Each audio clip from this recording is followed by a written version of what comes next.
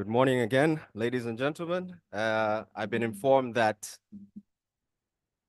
our VIPs are coming up and we'll begin our program shortly. When they arrive, I will request that we stand, and we will also have the national anthems of Tanzania and the East African community.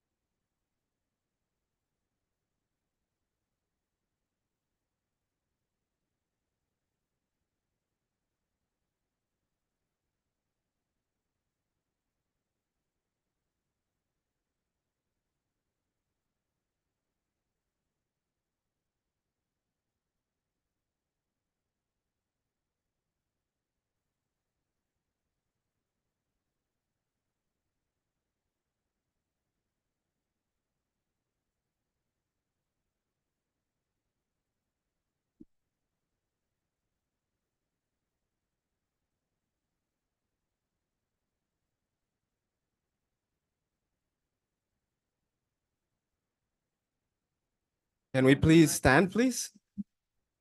Thank you.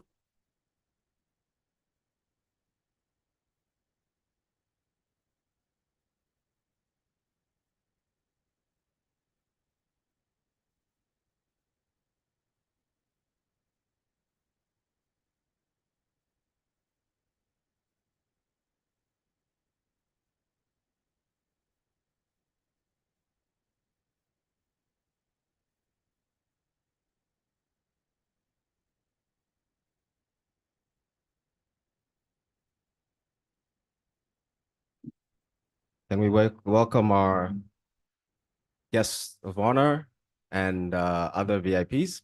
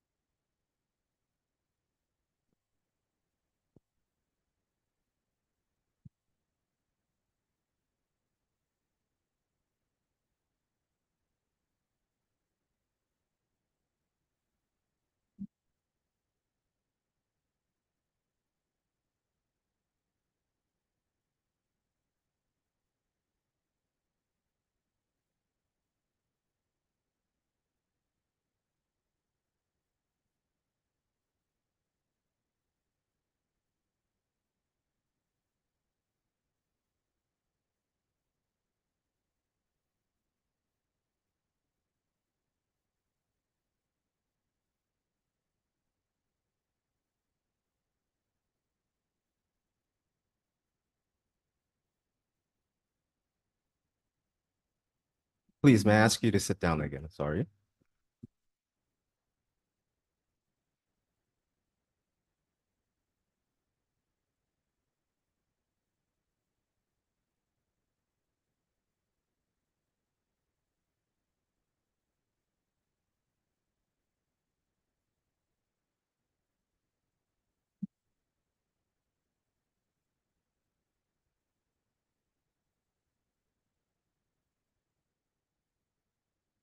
May I ask that we all stand again, including our VIPs, for the national anthems of the United Republic of Tanzania and the national anthem of the East African community.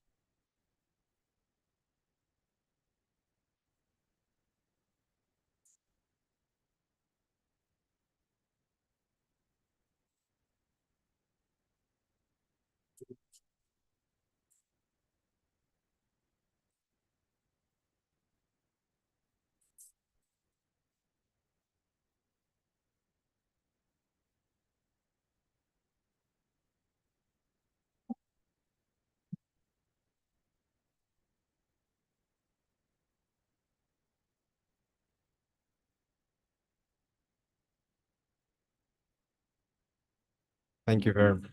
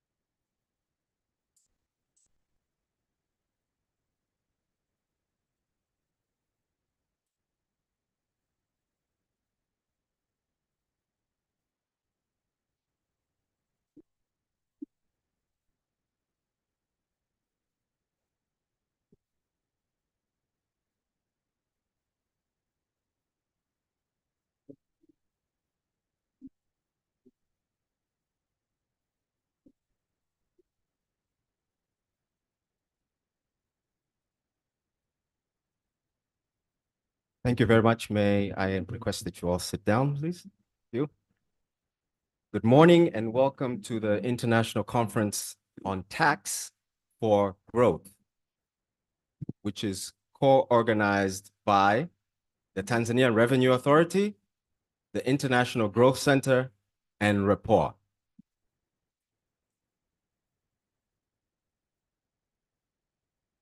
His Excellency David Connor, the British High Commissioner to Tanzania, Mr. Rishad Bade, Commissioner for External Finance, Ministry of Finance, Mr. Lawrence Mafuru, Executive Secretary of the Planning Commission, Mr. Ncha Hassan Ncha, Deputy Commissioner General of the Tanzania Revenue Authority, Professor Jonathan Leap, Executive Director of the International Growth Center, Dr. Donald Murray, Executive Director of Rapport, members of the Diplomatic Corps present, other dignitaries from Tanzania and abroad,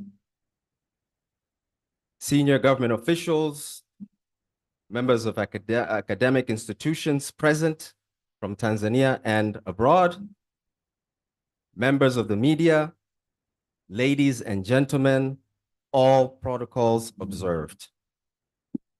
I would like to welcome you to this very important conference. And my job is just to ensure that things go smoothly and we stick to the key issue, which is discussing matters of tax relative to the growth of our nations. Without any further ado, may I take this opportunity to welcome His Excellency David Conker, the High Commissioner of Great Britain, to the podium to give his remarks. Karibu sana balozi.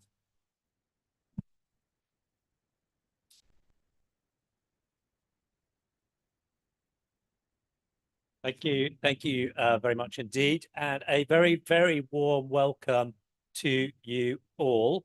I will, in the usual way, particularly acknowledge the presence of Mr. Rishabh Bade, the Commissioner for External Finance from the Ministry of Finance. We have with us the Deputy Commissioner General of the Tanzania Revenue Authority, Mcha Hassan Mcha. We have the Executive Secretary of the Planning Commission, Mr. Lawrence Mafuru, Professor Jonathan Leap, Executive Director of the International Growth Center. Warm welcome to you. Executive Director for RAPOA, the Tanzanian, very well-known Tanzanian think tank, Dr. Donald Mamari, and all of you, distinguished guests, ladies and gentlemen, Mabibi Mabwana. I know that a number of you have traveled here to be in Dar es Salaam for this event. So it is really, really great to see all of you, such a distinguished set of participants.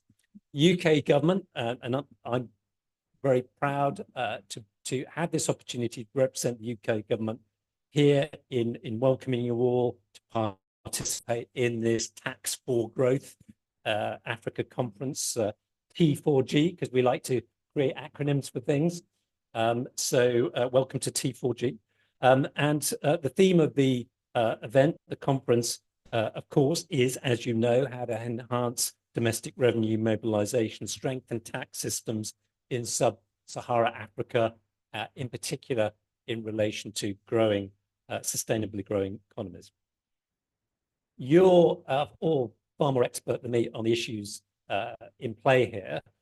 So I bring a lot of humility to what I'm about to say, but obviously taxation and the issues around it, of course, are central to any government's ability to deliver the key functions of the state, security, social services, infrastructure, functioning justice system, and many other functions. All of them need sustainable sources of funding. And taxation is, of course, central to the social contract that governments must build and nurture with citizens and businesses. So how taxes are structured, how they're collected, couldn't be more important. And as all of you know, stable, predictable, transparent approaches to setting and collecting taxes, difficult to define what they are sometimes and put in place, but we all know that when we achieve those, governments are able to build a positive social contract and encourage investment and growth. And conversely, we know that when governments don't achieve that stability, the predictability, the transparency, then we get the opposite. We know that closing the loopholes that enable tax evasion is vitally important and necessary, not least to maintain the confidence of honest, if you like, taxpayers, compliant taxpayers. But we also know that squeezing taxpayers and compliant taxpayers and compliant businesses for taxes they don't actually owe and were never told they needed to pay, we know that will always be counterproductive and act against the growth of the tax base. So the fairness and predictability, I can say this as a High Commissioner here. You know, when I meet people and they ask investors, business people, and they want to know more about the market in Tanzania, you know, one of the first questions they will ask me is, how does it work tax-wise? What kind of a culture, if you like, as well as a system is in place for taxation? So it's really, really important for countries to get this right and to think about the long-term consequences of things they do in the short term in relation to tax. In sub-Saharan Africa, you know, the statistics are interesting and important, and also point to some challenges. In a recent regional economic outlook by the IMF, sub-Saharan African countries overall were seen to lag significantly in their tax as a ratio of GDP, with median ratio of 13% of GDP in 2022. And that compares with 18% in other emerging economies and developing countries, and 27% in advanced economies. I think it might be a bit more than 27% in the UK, but anyway, that's the average for the median for advanced economies. So the next 2 days are a great opportunity for all of you as experts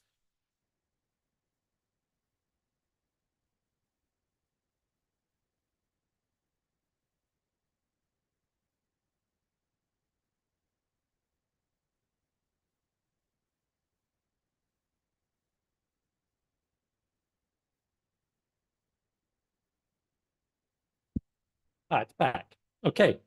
And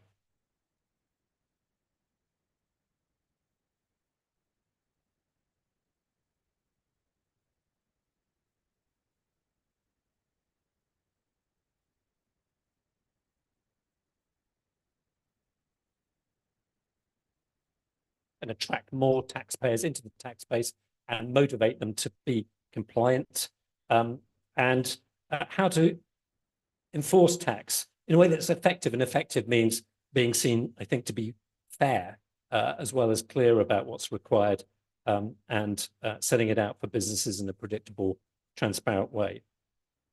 It's very good. It's great to see such a diversity of contributors in the audience from a range of countries. I think this shows the strength of the International Growth Centre model, if you like, on this issue of tax, bringing leading academics and practitioners together to work with policymakers to answer and address some of these challenges and questions. And if the answers were easy, we wouldn't need to have conferences like this. So the answers in some cases are genuinely difficult and require a really a detailed exchange and candid and frank exchange of views on the evidence base, as well as what works in practice. So I'd like to thank all of those involved in the organising the conference.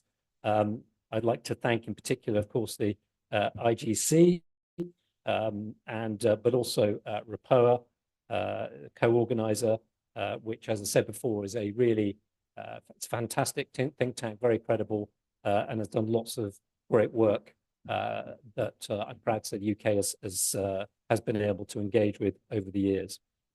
So the UK government is a proud funder of the International Growth Centre, a long-standing partner in supporting improved revenue collection across the region, and that includes working with the UK Revenue Collection Agency, HMRC, who provide technical assistance on a range of areas, including branding, transparency, automation, and IT security.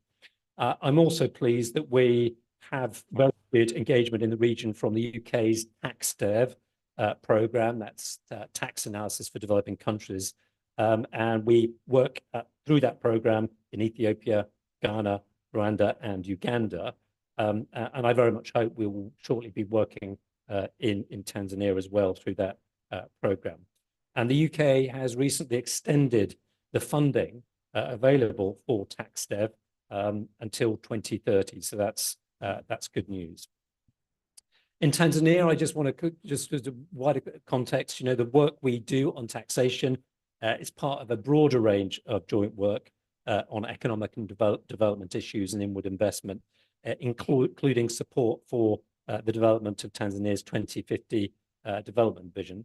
And the wider work we do bilaterally was given further impetus last month by the signing of something called a Mutual Prosperity Partnership Agreement between the UK and Tanzania during the visit of the UK's Minister for International Development, Andrew Mitchell. And that partnership includes engagement and cooperation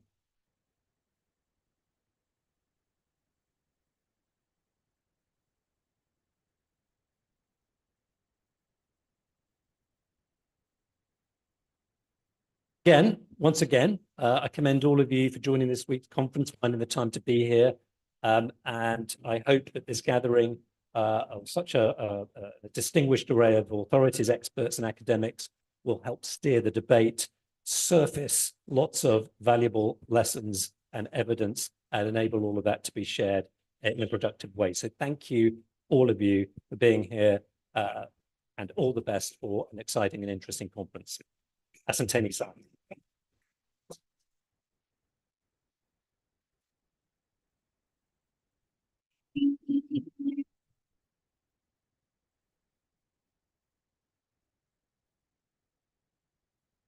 Thank you very much, High Commissioner Conker. Right now, we will have remarks from the organizing organizations, and may I please start with Professor Jonathan Leap, the Executive Director of the International Growth Center. Karibu.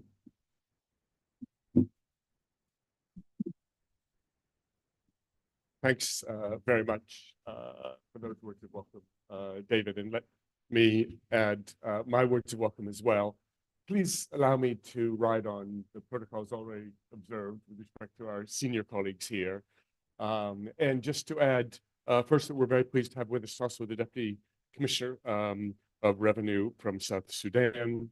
Very pleased to have with us many of the heads of department from the TRA, and equally pleased to have with us many of the economists from IGC offices across Africa, as well as all of our distinguished guests here today.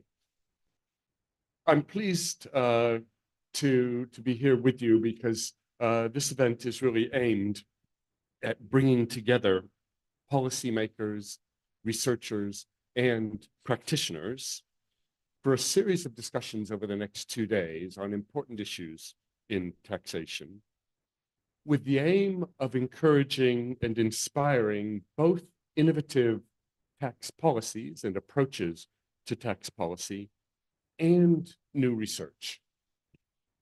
And this dual aim is very much the role of the International Growth Center.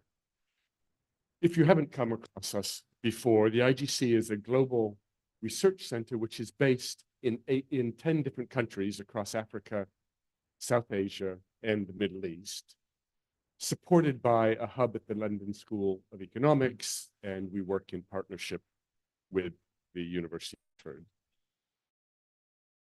Established over 15 years ago, 2008, and our model combines a long-term in-country presence in the offices, as I described, an international network of leading academic researchers. The objective is to create partnerships, and wherever possible, long-term partnerships, learning partnerships between academic researchers and governments and policymakers, with the goal of stimulating demand-led research on policy issues of genuine importance and often urgency to policymakers, with the aim of generating innovative new ideas, of bringing to the table new robust evidence, and of helping to generate new and innovative policy solutions, all with the aim of promoting sustainable and inclusive growth. And as we were talking about earlier this morning, we think about what sustainable and inclusive growth means in very concrete terms, in that the core of that is increases in the productivity of individuals and of firms. And so we ought always to be bringing policy discussion back to those issues. How are we increasing the core drivers of growth? So the overarching aim of this conference is to stimulate this policy research dialogue, and in particular, to encourage the researchers who are with us to listen closely to the policymakers, and the policymakers who are with us and practitioners who are with us to listen closely to researchers, and really to try to generate a sort of deeper and listen-focused dialogue around many of these issues. The aim is to generate both better research that will be more useful to those of you who are directly engaged in policy, but also to ultimately to generate through that better policies. And I think it's worth remembering that research can be helpful to policy in a number of different ways. Perhaps most obviously, empirical research can shed light on what policies are working and what policies maybe aren't working in quite the way that was intended, and help policymakers fine-tune policy interventions in a way that will make them both more effective and less costly over time. Research can also generate new conceptual frameworks, new ways of thinking about policy challenges in a way that can open up new classes of policy solutions. So sometimes research gives us a new way of conceptualizing a problem that then throws up the possibility of using new and different policy instruments. This conference also does something else which is very special for us at IGC. That is, it marks the launch of a new policy initiative, which will be called Tax for Growth. The IGC's core structure has historically been based around in-country programs, as I said, with the objective of maintaining a long-term partnership with governments in country. But we have, starting about 5 years ago, supplemented these country programs with thematic initiatives. And the most developed of these are the initiatives in cities around urbanization challenges called Cities That Work, and then around state fragility, and that's our State Fragilities Initiative. We've also now launched an initiative, soft-launched an initiative on firms and productivity, which is concentrating particularly on the issues and the challenges facing small firms. And we're delighted with this conference formally to be launching an initiative on tax. This initiative will be is being established under the leadership of Tuiboi Suwale, who is here with us, in the very back, the academic leadership of Anders Jensen, Professor Anders Jensen, with whom you'll be hearing from in the course of this, in the course of today. Those of you who've come across IGC before might well say it's about time we launched an initiative in tax. Since our founding in 2008, we have initiated over 300 research projects on tax across almost all of our IGC countries of engagement. And these projects have generated important conceptual and empirical contributions to our understanding of taxation in developing countries on many of the issues that we'll be discussing in these 2 days. We've had a particular focus on tax enforcement and tax compliance, and particularly in the context of both the value-added tax and the property tax, but the research has also ranged more broadly. These collaborative projects have included close work with the revenue authorities in Uganda and Zambia, and we'll be hearing examples of that research in these days, but also with the tax authorities in Rwanda, in Tanzania here, in the Punjab province of Pakistan, and with a variety of municipal authorities, Kampala, Freetown, Kenema, and elsewhere around property tax. The goal of this new Tax for Growth initiative is to support tax administrators and policymakers in generating effective policies to make taxation work for development. Working in partnership with tax authorities, we believe researchers can help strengthen tax policy in 3 ways in particular. First, by helping to diagnose the underlying causes of the challenges that tax authorities face. Second, by helping to design interventions and innovations that can help address those challenges, and innovations and interventions that are technically feasible and backed by robust evidence. And third, by helping to evaluate these interventions and innovations to enable tax authorities to understand better how they're working in practice and how they might be fine-tuned to be made even more effective. So the Tax for Growth initiative aims above all to promote research policymaker collaboration that deepens our understanding of tax challenges in developing country context, while generating policy recommendations that are not only robust and innovative, but also actionable, accessible, and tailored to the local context. In our sessions today, we'll focus on 3 crucial issues. We'll start with the fundamental question of why tax matters for development. We'll then focus on tax enforcement, and then finally on issues of value-added tax. I'm delighted to be here and to share with you as we explore these issues today. Thank you very much.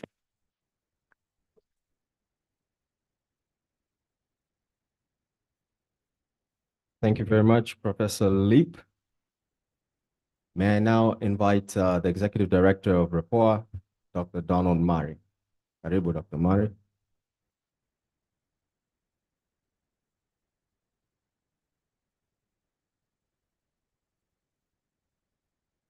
Thank you very much, Stephen. May I also write on the protocols observed by the previous speakers. Good morning. It is indeed with a great pleasure and privilege to welcome you all to this international conference on tax for growth here in Tanzania. I would like to start by thanking Tanzania Revenue Authority for agreeing to co-organize this conference, which shows their commitment to engage with other stakeholders in the exchange of knowledge and experiences in the quest for continuous improvement in tax administration. I also thank the International Growth Center for trusting RAPOA as a co-organizer of this conference, because for us, economic growth is the cornerstone of sustained efforts to improve the welfare of citizens. And it is impossible to achieve economic growth without adequate domestic revenues that are needed for providing economic and social services. I believe, Professor, that this collaboration will continue in research undertakings and exchange of knowledge going forward. The world has experienced the multiple shocks in the last 5 years, as you all know, which includes the financial crisis, the COVID-19 pandemic, geopolitical conflicts, and climate change. We know that the multilateral development banks, development financial institutions, development partners plays key roles in providing the needed finance and in helping attract private sector investment, along with many other instruments such as the blended finance and guarantees, which have continued to leverage additional private funds. However, the onset of those multiple shocks has led to decline in availability of global financial resources over time. And if we look at the data on the trends in the flow of official development assistance, foreign direct investments, and remittances, they will really tell you the impact of these multiple crises. They are all on the decline across the globe.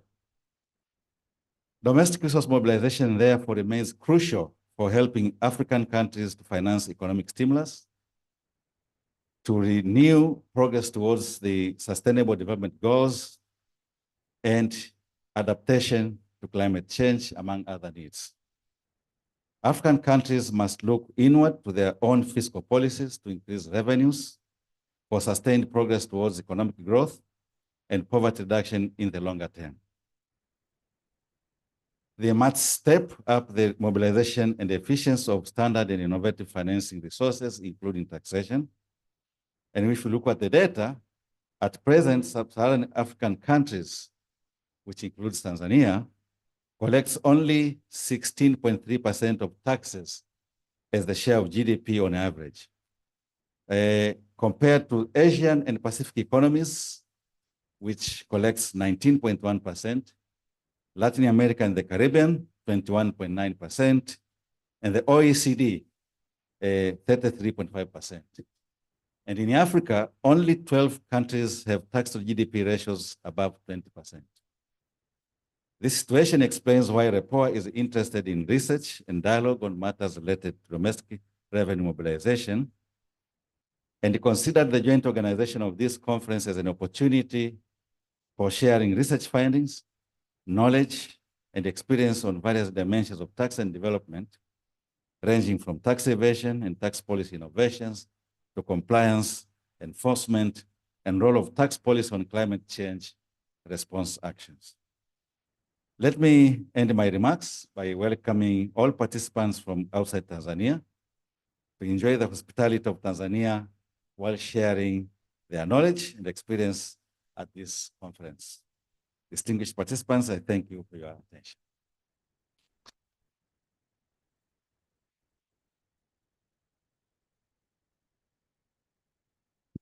Thank you very much, Dr. Mari, for your remarks. It's now my distinguished honor to welcome the Deputy Commissioner General of the Tanzania Revenue Authority, Mr. Ncha Hassan Ncha, to give his remarks as well as introduce our guest of honor.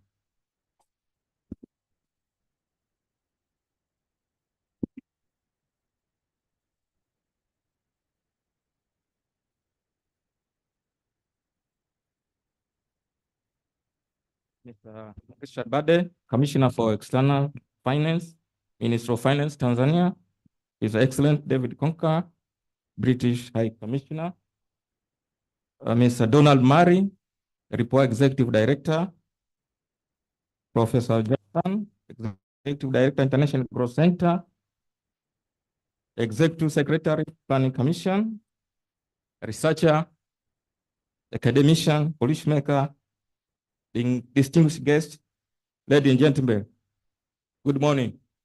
Habari asubuhi. It is my great pleasure to extend a warm greeting to each of you gathered here today.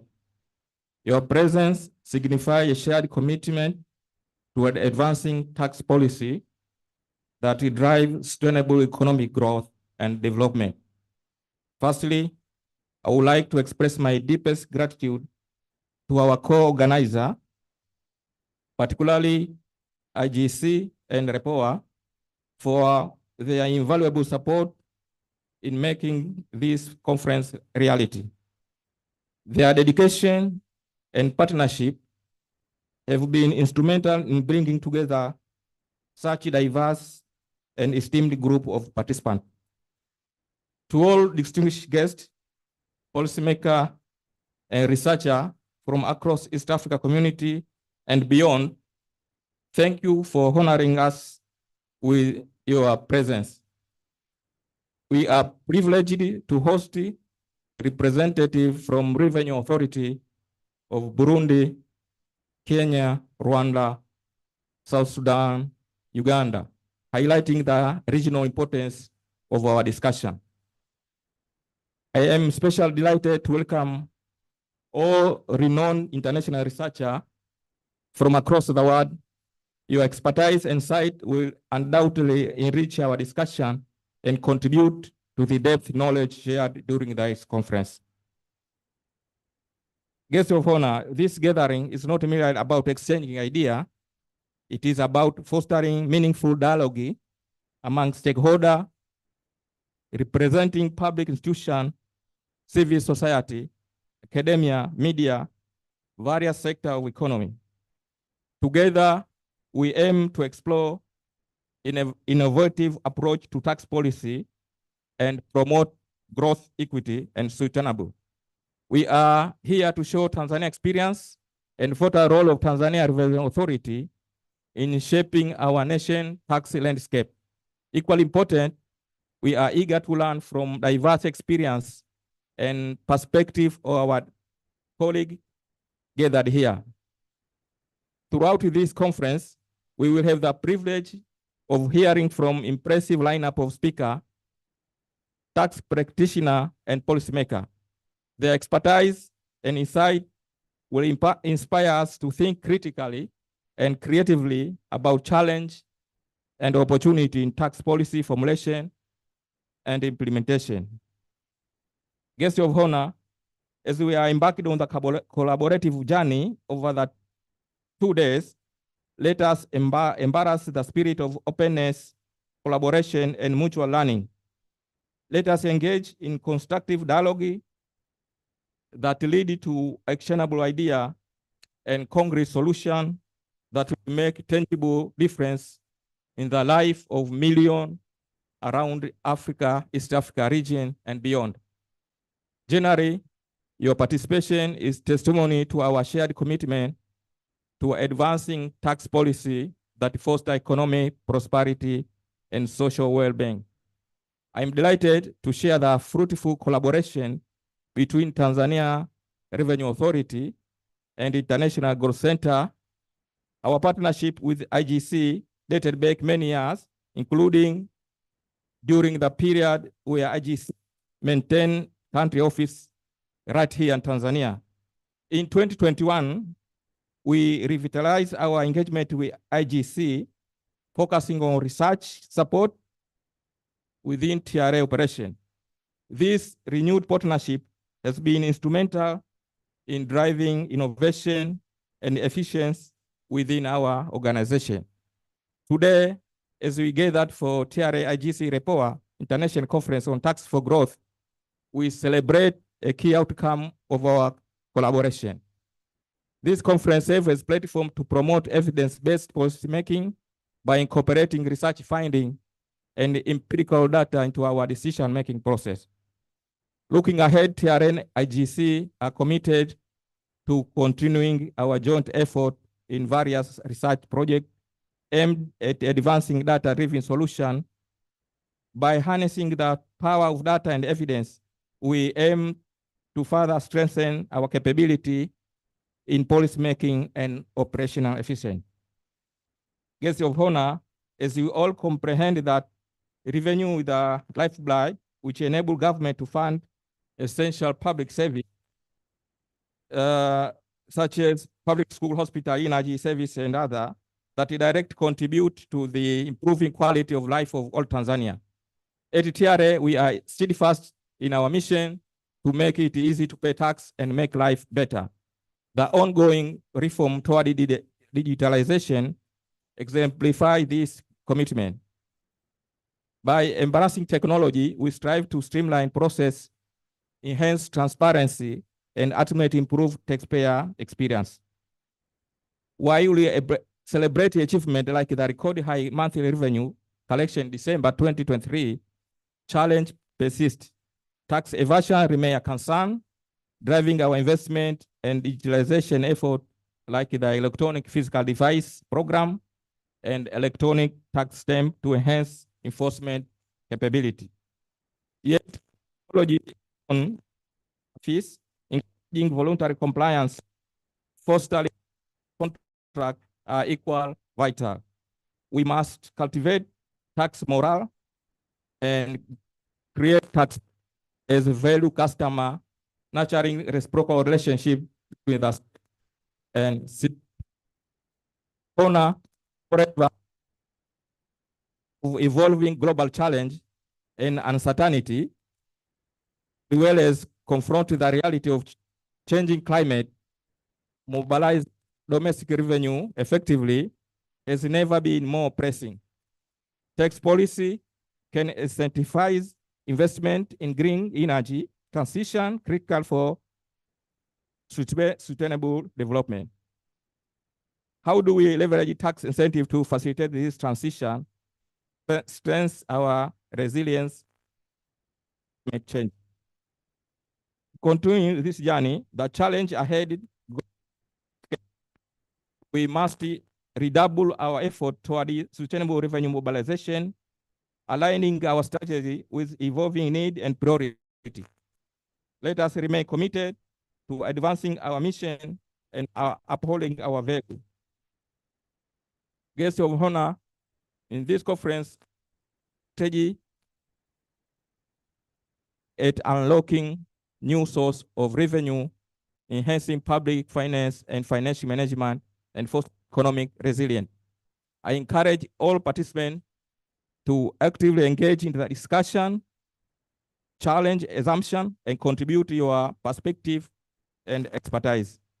In conclusion, let's carry out the momentum of generating this conference. Let us remain committed to leverage research and data as catalyst for transformative policy action, promote inclusive growth and sustainable development of our country. I am confident that by working together with dedication, creativity, and determination, we can overcome the challenge ahead and build a more sustainable and prosperous future for all. Once again, welcome to the conference and thank you for your participation. Asanteni sana.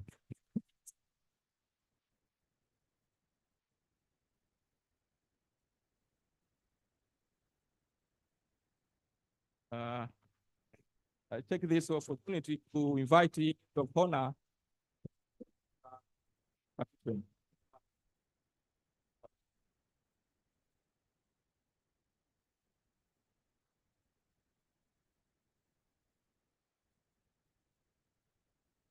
Excellency David Conker, Ambassador of British High Commission, Professor Jonathan Lip, Executive Director of IGC, Lawrence Pafuru, Executive Secretary of Planning Commission, Mcha Hassan Mcha, Commissioner General or Deputy Commissioner General of Tanzania Revenue Authority. I've also seen the Commissioner General of South Sudan Revenue Authority, Dr. Donald Imari from REPOA, distinguished guests, members of press, Excellencies, distinguished delegates, esteemed colleagues, ladies and gentlemen, good morning. Ladies and gentlemen, it's my pleasure to be here today. I'm immensely grateful for the opportunity to attend this important event of the official inauguration of the TRA IGC International Conference on Tax for Growth, or T4G. I'm here on behalf of the Minister of Finance, who could not be here due to some other pressing matters of equal importance. I therefore would like to take this opportunity to thank you for invitation and to attend and to address you today. As part of the Ministry of Finance, it's actually both my privilege and responsibility to engage in critical discussions such as these that shape the future of our nation and the broader region of the sub-Saharan Africa. Ladies and gentlemen, taxation, we have heard from various speakers here, is of very key importance to us and is a foundation for economic growth.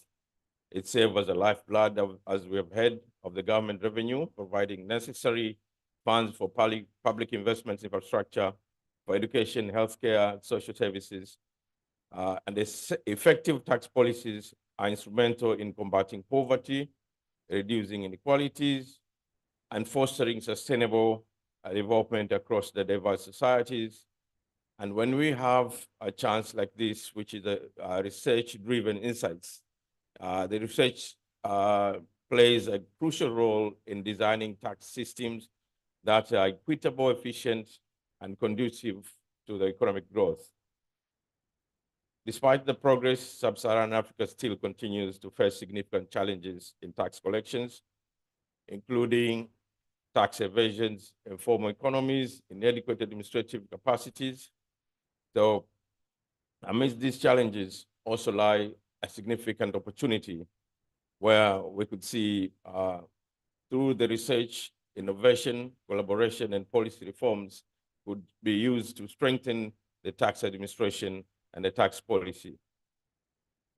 Ladies and gentlemen, Tanzania has taken a significant reforms in the recent years, particularly in trying to modernize the tax administration, enhance compliance through digitalization and the capacity building, and also through international cooperation. For example, with the IGC, we've heard here, TRA has worked closely to further develop electronic fiscal device dashboard, which a good reform, administrative reform that provide a vast trove of administrative data that is useful for the government to understand the structure of the economy and where the possible tax leakage could happen. Ladies and gentlemen, I'm aware that the Conference for Tax for Growth brings together leading researchers and policymakers to discuss questions relating to enhancing domestic resource mobilization, as I've heard it here from Dr. Mari and others, and strengthening tax systems across sub-Saharan Africa. But what is particularly exciting about this conference is the range of topics that are covered. We are looking forward to hear quite a powerful research presentations on compliance and the various tax presentations on the social contract that brings the bond between the citizen and the government on accountability on tax revenue collections and the use of the tax proceeds. but more important, research such as this creates a spirit of curiosity and a constant improvement on our systems. So the research I've heard from Professor Jonathan here is they've done quite a number of research that inform policymaking, and these policies, they feed in to the research, and the policymakers also benefit out of this research to strengthen the tax administration and the tax policy reforms. But at the same time, this is a chance where the researchers can get to hear from the policymakers of what they have that could be researched upon. So this is a great opportunity, and I look forward to it. As you know, many developing countries facing challenges in collecting taxes, while tax is important in state building. I would like to thank Tanzania Revenue Authority, RIPOA, and IGC for this opportunity, and for all those who came here to exchange ideas so we could find some of the solutions that are not easily to be made if we work on silos. Allow me, therefore, to express my gratitude to our distinguished speakers and panelists who have graciously accepted the invitation to share their insights and expertise. We are honored to have them here today. I would also like to thank all the participants who have traveled from different corners of the world to attend this conference, and to senior policymakers and senior officials who are present here. I urge you to work closely and take a full advantage of this conference. Ladies and gentlemen, on behalf of the government of the United Republic of Tanzania, I wish to extend my sincere gratitude to the government of the United Kingdom through FCDO and British High Commission for supporting our development goals. But in particular, FCDO is one of the key funders of IGC. So we are here today with the support, and the British High Commissioner has been here today with us to show the support and the solidarity in trying to get a solution for the really needed domestic resource mobilization. And I want to confirm the Tanzanian commitment in fostering this partnership and making sure that we value all the knowledge sharing, technical assistance, and capacity building, and we will effectively use all this into our reshaping of our tax policies and tax administration. Let me conclude by stating that this TRA IGC RIPOA International Conference on Tax for Growth is expected to provide a great opportunity to all of us to link as peers, policymakers, researchers, academicians, with the need to achieve our shared goal to realize the full potential of taxation in mobilizing the necessary resources for sustainable development of our economies. Thank you all for the attention, and I look forward to seeing an active participation, robust discussion, and exchange of ideas in these 2 days of this conference. I thank you so much.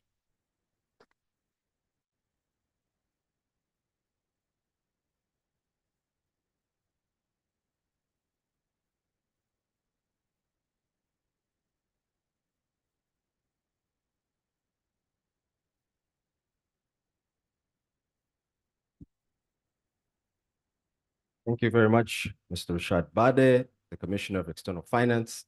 Thank you for your opening address, as well as representing the Minister of Finance. We will have a quick photo session. May I request that you stay seated, and we'll try and get the first 2 tables to come up for the picture, the one in the middle and this table. I hope the space.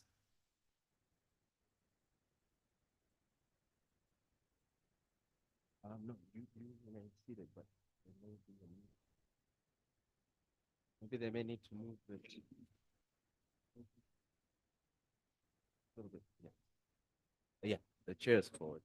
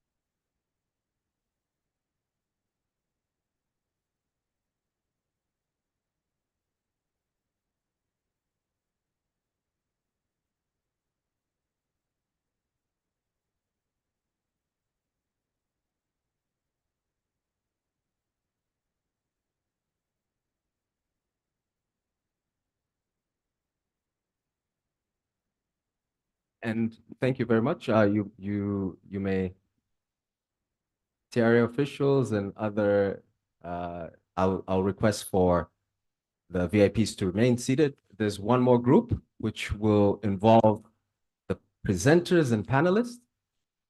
Ushers, please. Can you? So all the panelists and presenters, as well as IGC and RAPOA. That'll be the last group, and that will allow us to let our VIPs exit the stage. So we set the stage for the first presentation.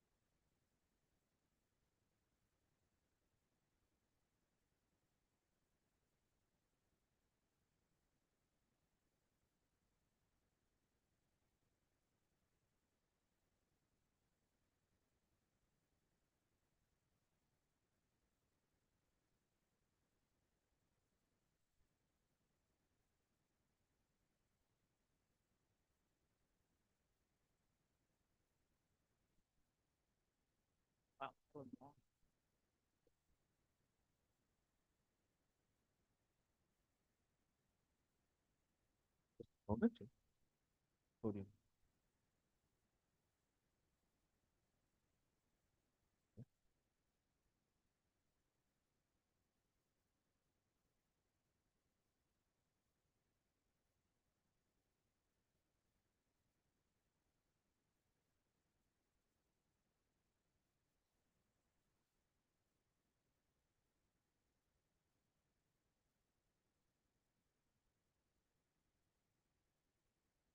Thank you for your patience. May I please invite Mr. Lawrence Mafuru, the Executive Secretary of the Planning Commission, to offer the vote of thanks. Karibu, Mr. Mafuru.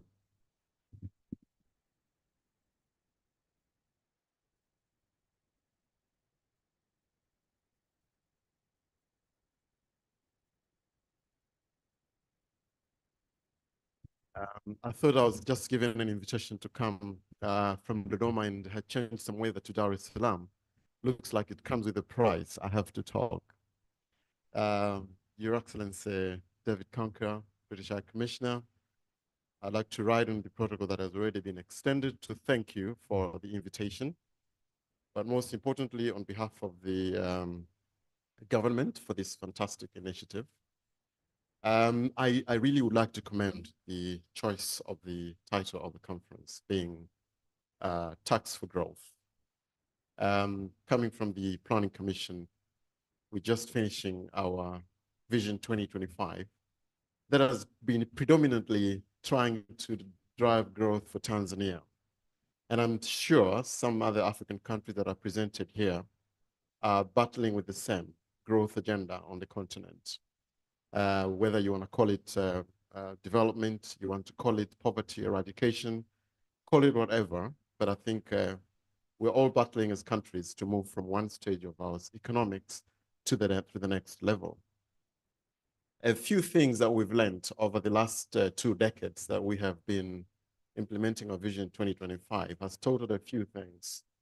The first one is that we lost about 10 years of our Vision 2025 when it started because we were not sure of where the resource envelope was going to come from.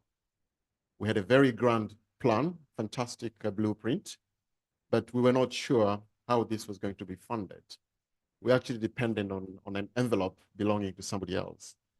And as fate would have decided, the resources were coming, but at a pace of the resource provider, not necessarily at the pace that we desired. So we've been learning some lessons that for us to be able to achieve our development agenda, we seriously need to be able to be in control of our resource envelope as well.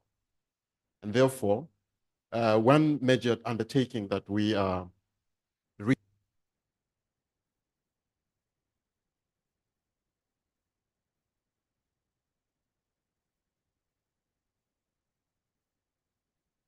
we have some level of certainty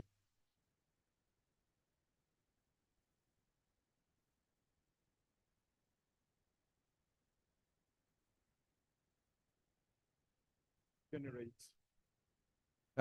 domestic revenues or domestic resources. And that's why an initiative like this, deep diving into how can we increase our tax levels or tax contributions to the economy becomes very important.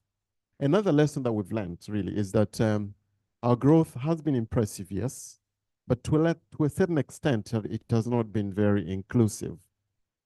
It simply means that we've done a few things, but I think we haven't done more as opposed to what we planned. And if you really deep dive, the answer will be we didn't have enough resources to cover everybody and make sure everybody is included.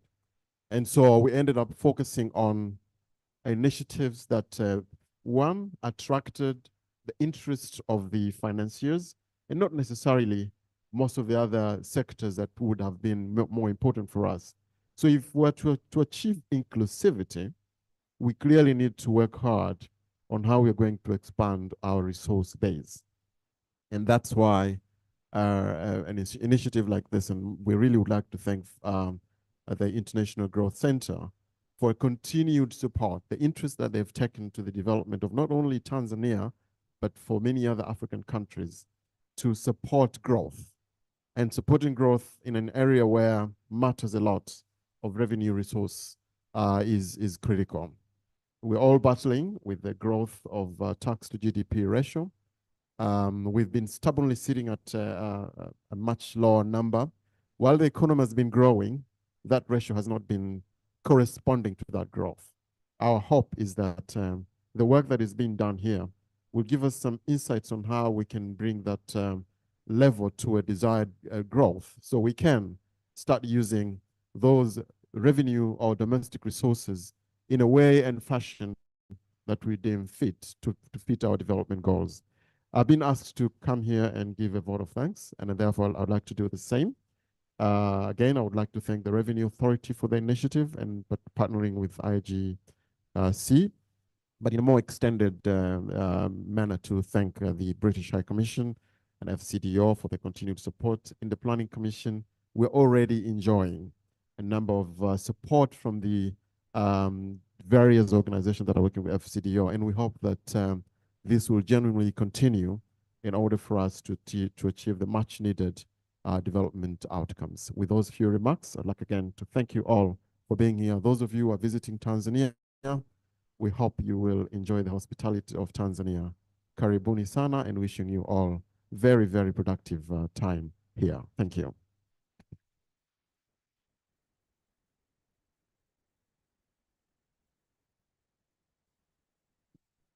This marks the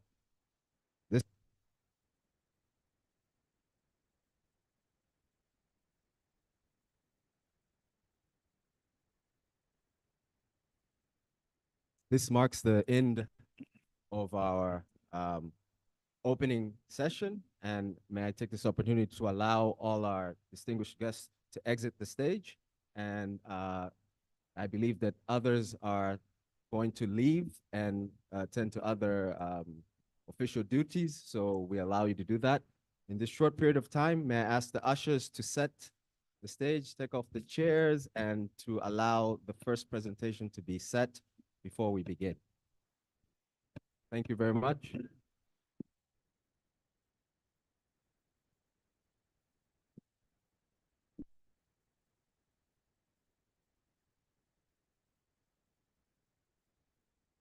There are also some interviews that will be conducted. Ushers will direct you. Some of our guests will be asked to provide some interviews.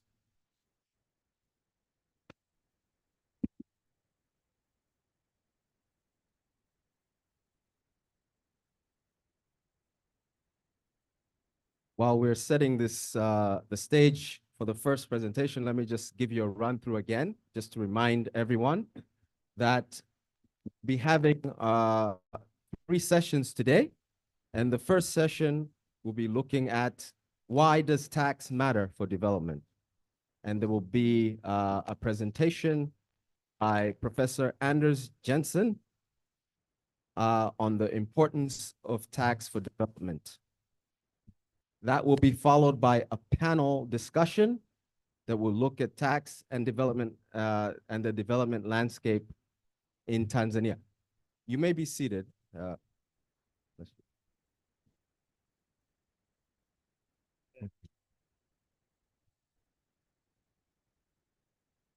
And then we'll have a brief coffee break after that. And then we will have our second session. We'll be looking at making tax enforcement work. And that will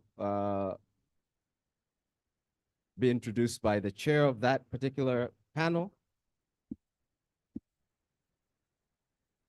Can I have some ushers from the hotel? The podium is about to fall.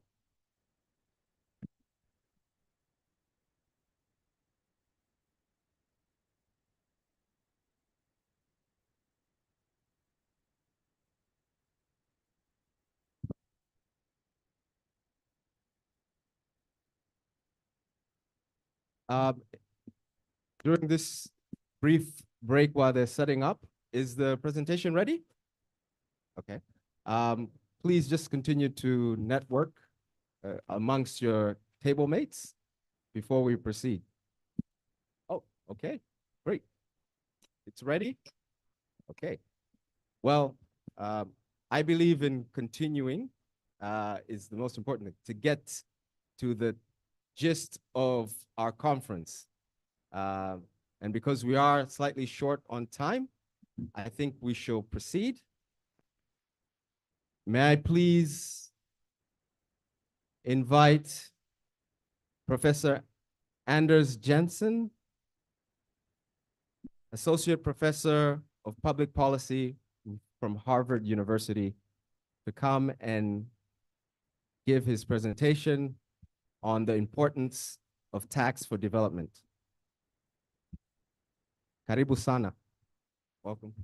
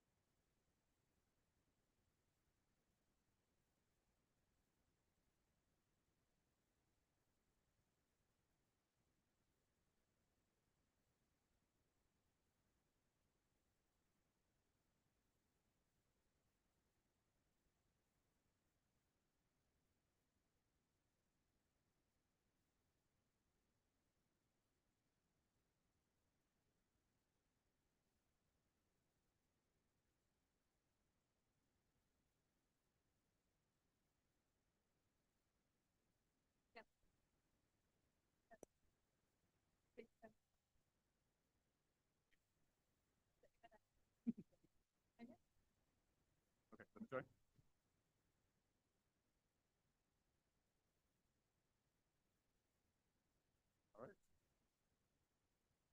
All right, everyone. Thank you so much for the invitation to talk. My name is Anders Jensen. I'm an associate professor of public policy at Harvard University. I'm also an affiliate at the NBR, and I'm also an academic contributor to both the state program and the Tax for Growth initiative at the IDC. And before I start, let me just say it's an honor to be here amongst so many of you, and I look forward to the presentations that are gonna come throughout the 2 days.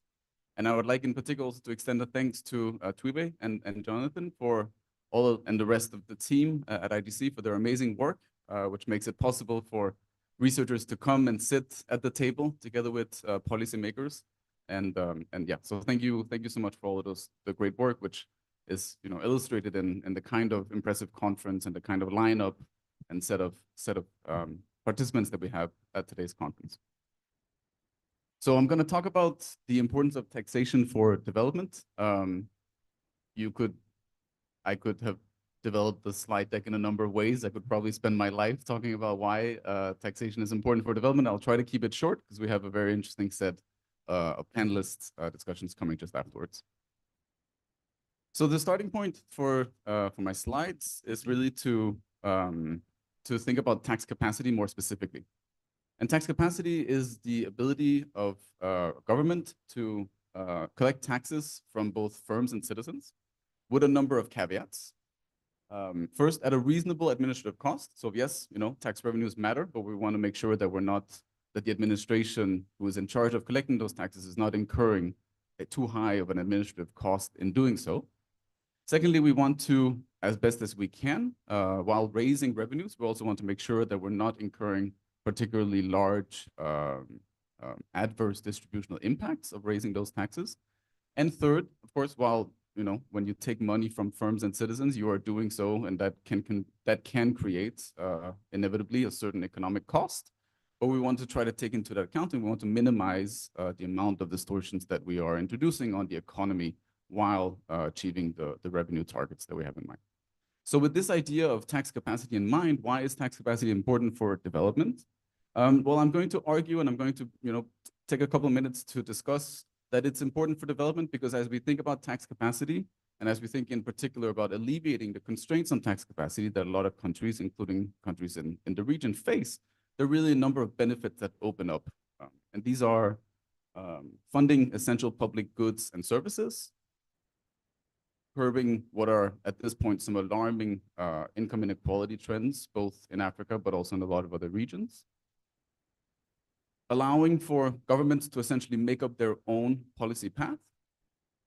And finally, strengthening as we call it, the social contract between the state and the citizens. And I'm going to take the next couple of minutes to just kind of dive a little bit into more detail around each of these four sort of benefits, if you will, of improving tax capacity. Okay, so as has been alluded to in a number of ways by the distinguished speakers that have come before me, of course, one of the main objectives of a tax system is to raise enough funds that can sustain and that can fund important public goods and services. And I think it goes without saying, particularly in an audience like this, I don't need to convince any of you that public goods and services are a sort of crucial input for development. And this is for a number of reasons. It includes the fact that as the government raises revenues to in turn spend on public goods and services, it can enhance the productivity of firms and citizens in a very large number of diverse ways. And that in and of itself is, of course, an important input for growth. At the same time, while this is true, it's also true that a lot of countries around the world today face constraints on their ability to raise this meaningful level of taxes that will fund these essential public goods and services. And let me just skip ahead to a graph that in some ways, again, has been alluded to by a number of the speakers that have come before me.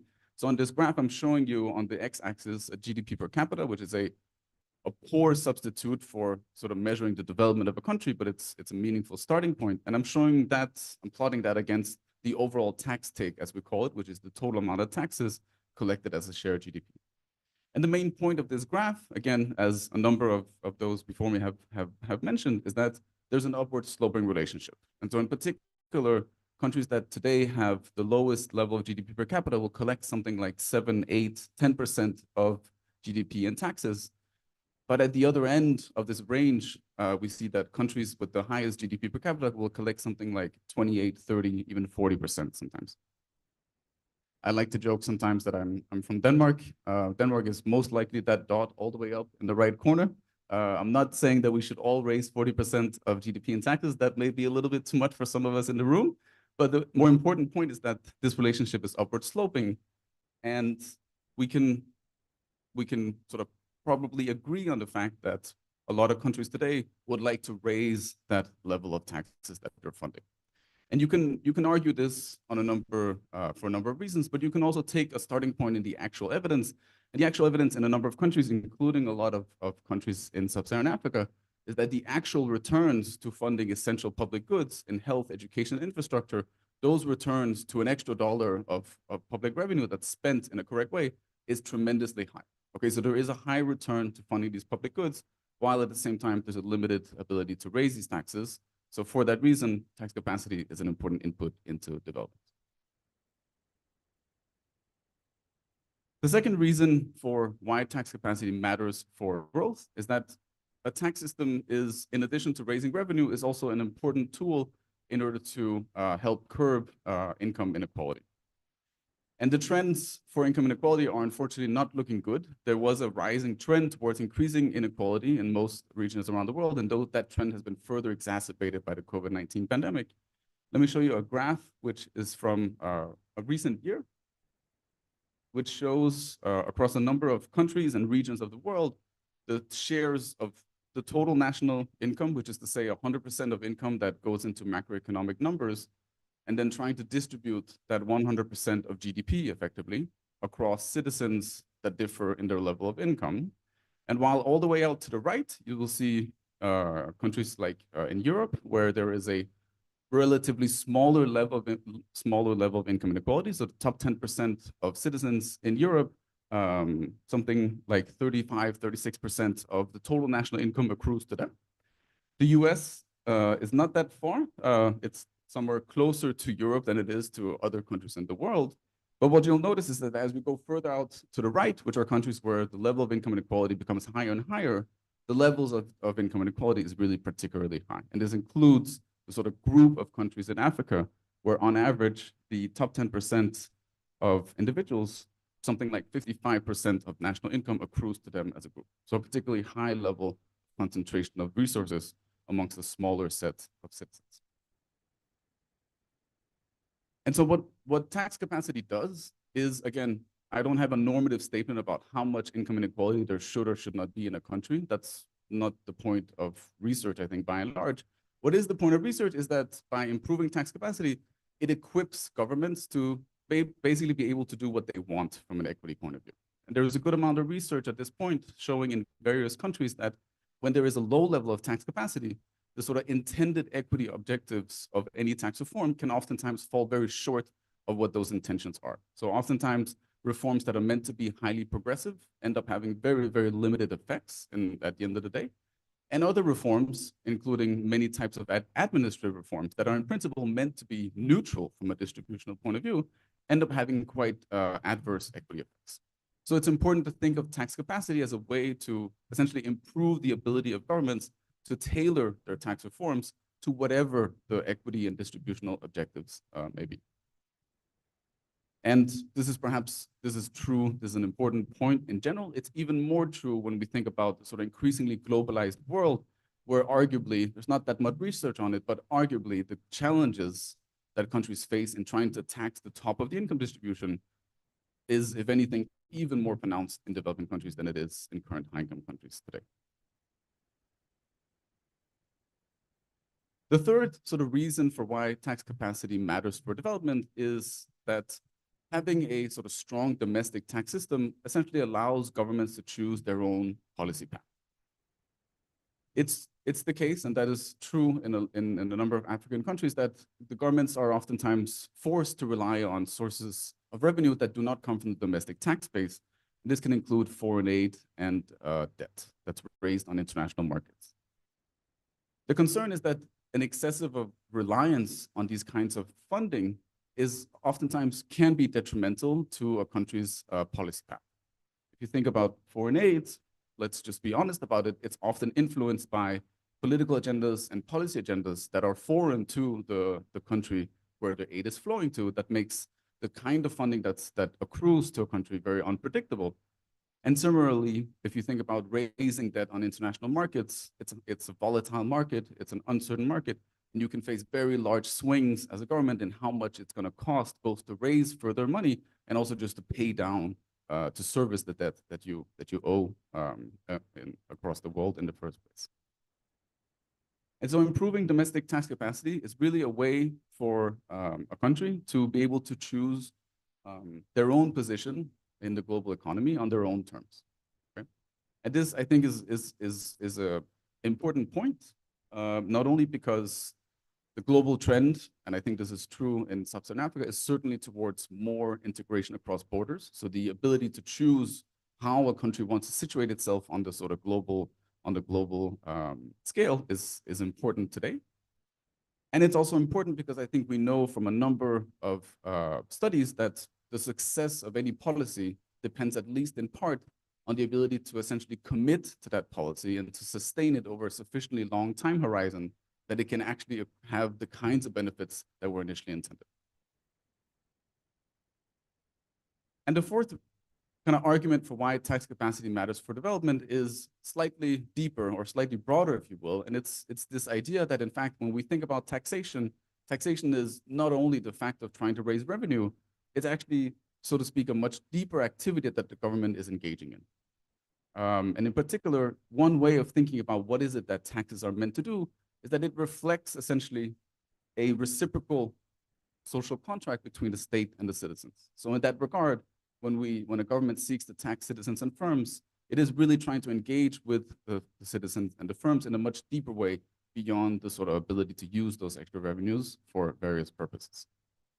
And when you think of it like this, when we improve domestic tax capacity, we sort of open up the potential to improving a large number of additional outcomes that matter in the broader schemes of things for sustainable development, including government accountability, stimulating participation and the engagement of citizens to care in the first place about what it is that governments are doing with the revenue that they're collecting, and fostering possibly the emergence of what we call voluntary compliance, the idea that citizens and firms are interested, sort of without any regard for financial incentives, to participate in the growth of government because they consider that there is a notion of reciprocal returns that will come from it.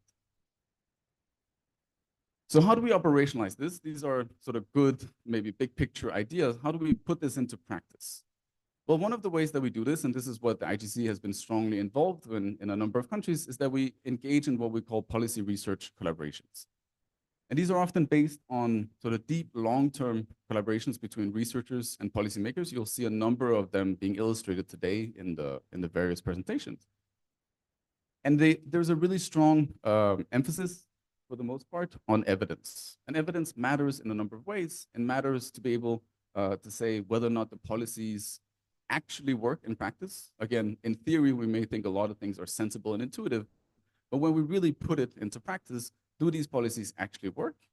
When we create evidence, we can also say something more precise about exactly how well, from a quantitative point of view, do these policies actually work? And also importantly, exactly why is it that these policies work as well as they do? So these policy research collaborations, by putting an emphasis on evidence, are able to say something precise about these additional questions that in turn are important input for thinking about how evidence is used for policymaking. And a number of researchers and tax authorities have gotten together and engaged in these kinds of research collaborations. And it often takes the form of first sort of diagnosing what is the current issue, what kind of data exists, or do we need to collect additional data to better understand what the key constraints on policy are. Then secondly, thinking about designing and testing what are some potential policy innovations that can help address these concerns. And third, enabling better policymaking by sort of providing continuous support for governments to implement different types of tax policies. This is a graph that shows across all countries today in the world, the number of countries that are currently engaging, if you will, in these kinds of policy research collaborations, and where the use of what's called administrative data, which is the kind of microdata that the tax authority collects on a routine basis for the purpose of not only collecting taxes, but also distributing transfers. And it shows that there is a generally broad coverage of policy research collaborations in countries around the world, but there's also room to grow. And there's a number of countries that are still sort of on the edge of opening up, if you will, these kinds of collaborations. And one of the objectives of this conference is, of course, to try to stimulate further these kinds of collaborations across the world. And just to finish off, let me just highlight some of the policy research collaborations that the IGC has been supporting and providing funding for. Some of them you will see today. There are many more. I'm going to list some of them here. There are many more to be found on the Tax for Growth website as well. So, both today and if you go and read on the website, you'll learn more about electronic fiscal devices in Zambia, digital tax stamps in Uganda, technology for local taxation in Ghana, VAT reporting behavior and technology in Rwanda, personal income taxation in Zambia, customs evasion in Uganda, voluntary tax compliance in Tanzania, social contract and redistribution in Mozambique, cross-border profit shifting in South Africa, but more generally in countries around the region, and public disclosure schemes in Uganda. And this is just an example. It's truly tip of the iceberg for the ways in which the ITC has contributed to policy research collaborations. And it is more broadly, I think, one of the main aims of the Tax for Growth initiative, and that I hope will sort of come through in today's, in the conference today and tomorrow, that Tax for Growth really helps support sort of continuous evidence building for countries in sub-Saharan Africa. Thank you so much, and I look forward to our panel discussion that Nada will chair.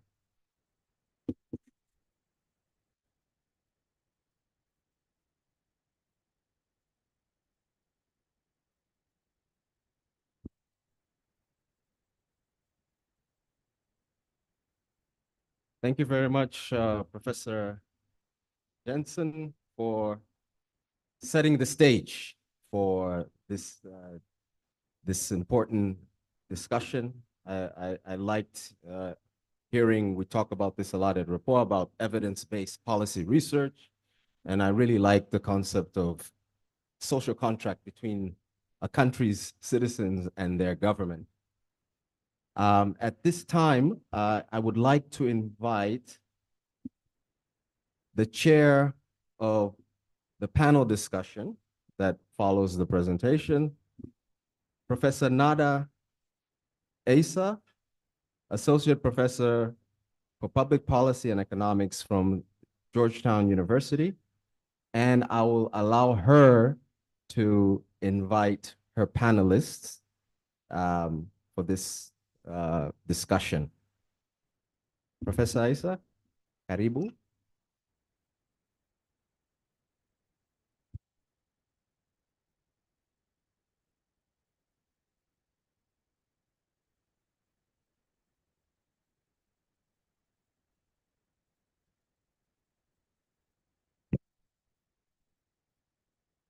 Okay.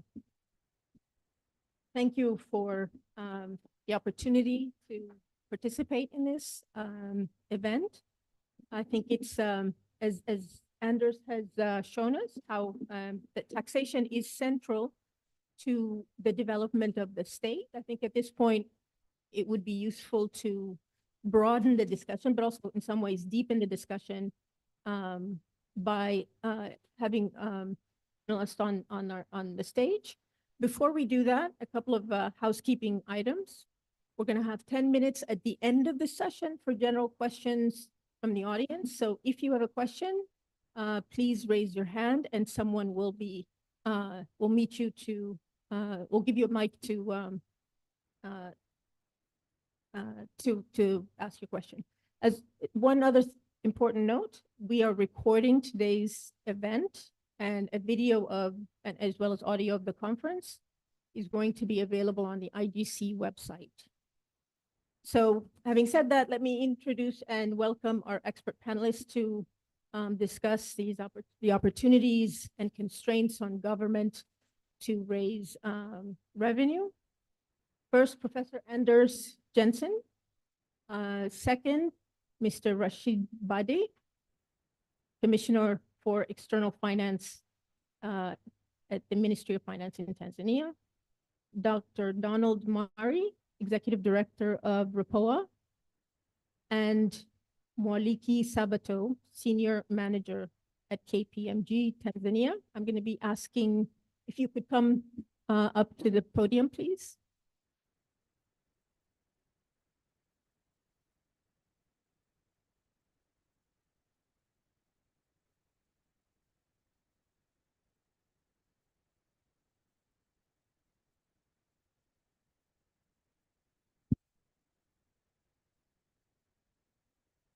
So I'm going to be posing questions to each of our speakers before we get into a general discussion and allow the audience to participate.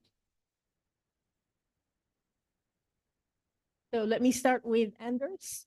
Anders, your presentation was important for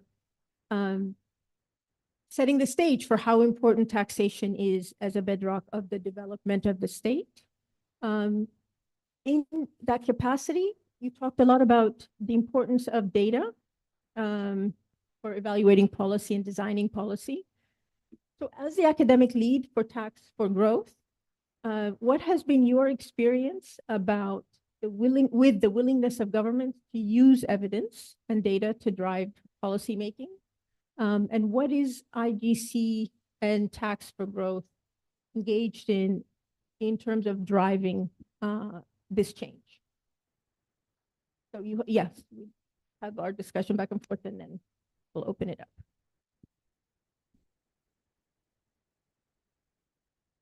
Yes, okay. Thank you so much. No, that's a great question. It's obviously a very important question. I think so a good example perhaps of how researchers and policymakers can get together to create insights comes from the country where at least I'm from, not where I grew up, which is Denmark. So Denmark is a good example of a strong collaboration between researchers in public finance and the tax authority and other units of government. There's a very sort of well-established process at this point for researchers to be able to engage with data, administrative data, sort of confidential proprietary data that the government collects on a routine basis. And I think what I want to highlight is that today, this is a well-established process. It's almost something that researchers in Denmark and around the world sort of take for given that this kind of data is available. But something like 15, 18 years ago, it was unheard of. And actually, I think if you asked both researchers and policymakers at that point, are we going to have these kinds of collaborations? I'm not so sure many would have predicted that we would indeed. So what happened in Denmark and what has happened since in a number of countries over time is a sort of very gradual process. And I think that's one of the things I want to highlight, that researchers sort of appreciate that administrative data is, sensitive data, it's fragile data for a number of very valuable reasons. And so the importance is really to just get the process going, have it slowly evolve, learn over various iterations about what are the best kinds of collaborations to set up. They can take various forms. The graph that I showed you that highlights a number of governments around the world that have engaged in these kinds of data collaborations, they don't all do it in the same way. There's no kind of one shoe fits all sizes. So it's a process. And I think the most important point is to get that process started, to kind of learn by doing and to try to improve it as we go along. And again, this is not to say that it has to take one specific form. Various countries have different legal infrastructures, different technological setups that all determine the best ways for researchers and policymakers to get together. But at the core of all of these collaborations is the actual ability for researchers to access this administrative data in some form. And I think that is sort of course, also essential to these collaborations. One other question, which is, the data is important, and the construction and access to these data are important. What other investments would you say should be done to expand tax capacity? Yeah, that's of course also a great question. We're going to see a number of presentations today that I think highlight sort of individual policy initiatives that have worked to various extents. So I'll emphasize a couple of additional points, perhaps. The first kind of investment is the one that I just mentioned, which is for the tax authority, the Ministry of Finance, and government more generally to sort of invest in the kind of environment that allows researchers both from within the country and also across borders to be able to sit at the same table with them, both for high-level discussions and for the ability to use data. So that's one important investment, I think. Another important investment is to sort of take care of the machinery, if you will. So oftentimes when we think of tax policy, we think of what you can call the statutory dimensions of tax policy. How should we set the marginal income tax rates? Exactly what should be the standard rate of the VAT? And these are all, of course, incredibly important details of policy, but there's this whole big machinery in the background, which is the administration of those of taxation.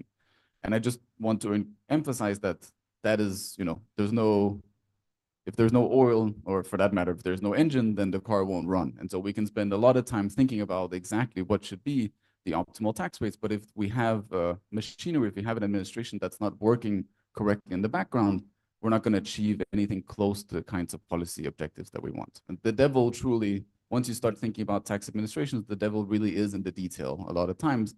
And so it's a second entire area of investment to just take care, handle data, but also personnel, handle the processes of collecting taxes in an efficient and sort of open and transparent way. And then I think a final investment that I would think is important, and one that I think we, as researchers, we should be contributing more evidence on, is the sort of outward-looking engagement with the consumer, the firms, the citizens. You know, in private markets, you would say you have to know your customer. And I think the same is true for a tax authority. There are, of course, many ways that tax authorities are currently communicating with citizens and firms, but there's a small but growing amount of evidence suggesting that those kinds of communication, the exact messages that go into communication and the content of that communication is just not particularly well suited to what citizens and firms actually want to hear about and what they want to know more about. And so if we care about, you know, voluntary tax compliance, we care about the social contract, we have to take seriously the ultimate sort of customers here, which are the firms and citizens that are meant to pay these taxes. And so I think there a lot more investment, in fact, could be done to very carefully think about ways in which the tax authorities are communicating with their customer base. Thank you. So we will hear from citizens as well as firms or business today, but let me start with the government side. And we have, thank you, Commissioner Bade, for participating. So the question for you has more to do with the exposure of these developing economies and the risks that they face. The last few years, as was mentioned earlier, has shown us how volatile the global economy can be. What has been the impact of these events in Tanzania, and what has the overall economic situation looked like as a result?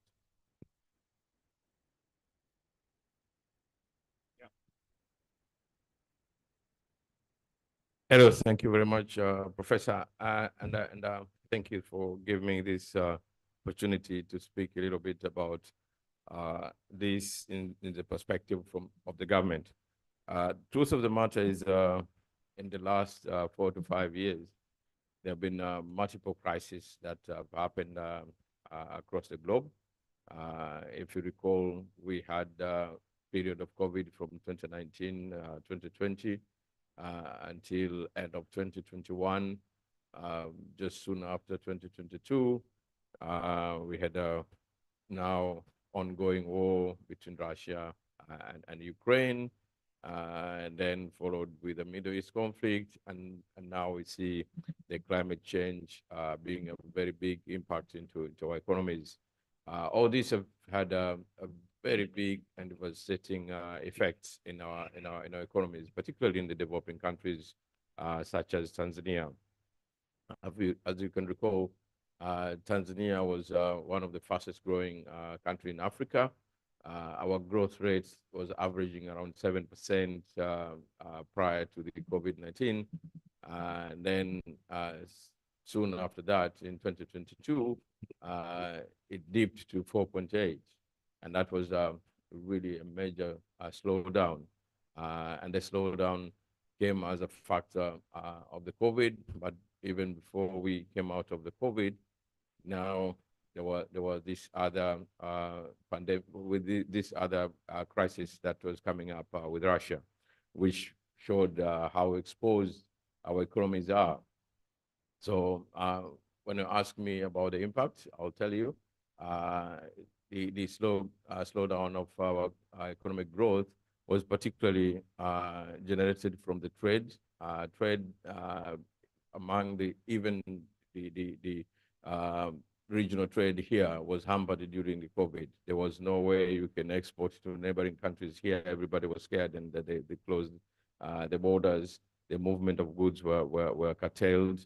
And then at the same time, we find that even in the international market, there were some challenges in terms of exportation and importation as well. So trade was heavily impacted. But soon after, with the crisis of Russia-Ukraine, we saw a sharp rise in 2022 on the cost of energy.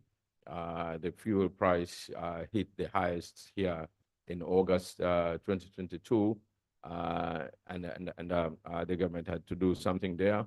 So when the energy price goes up, always affect the whole economy.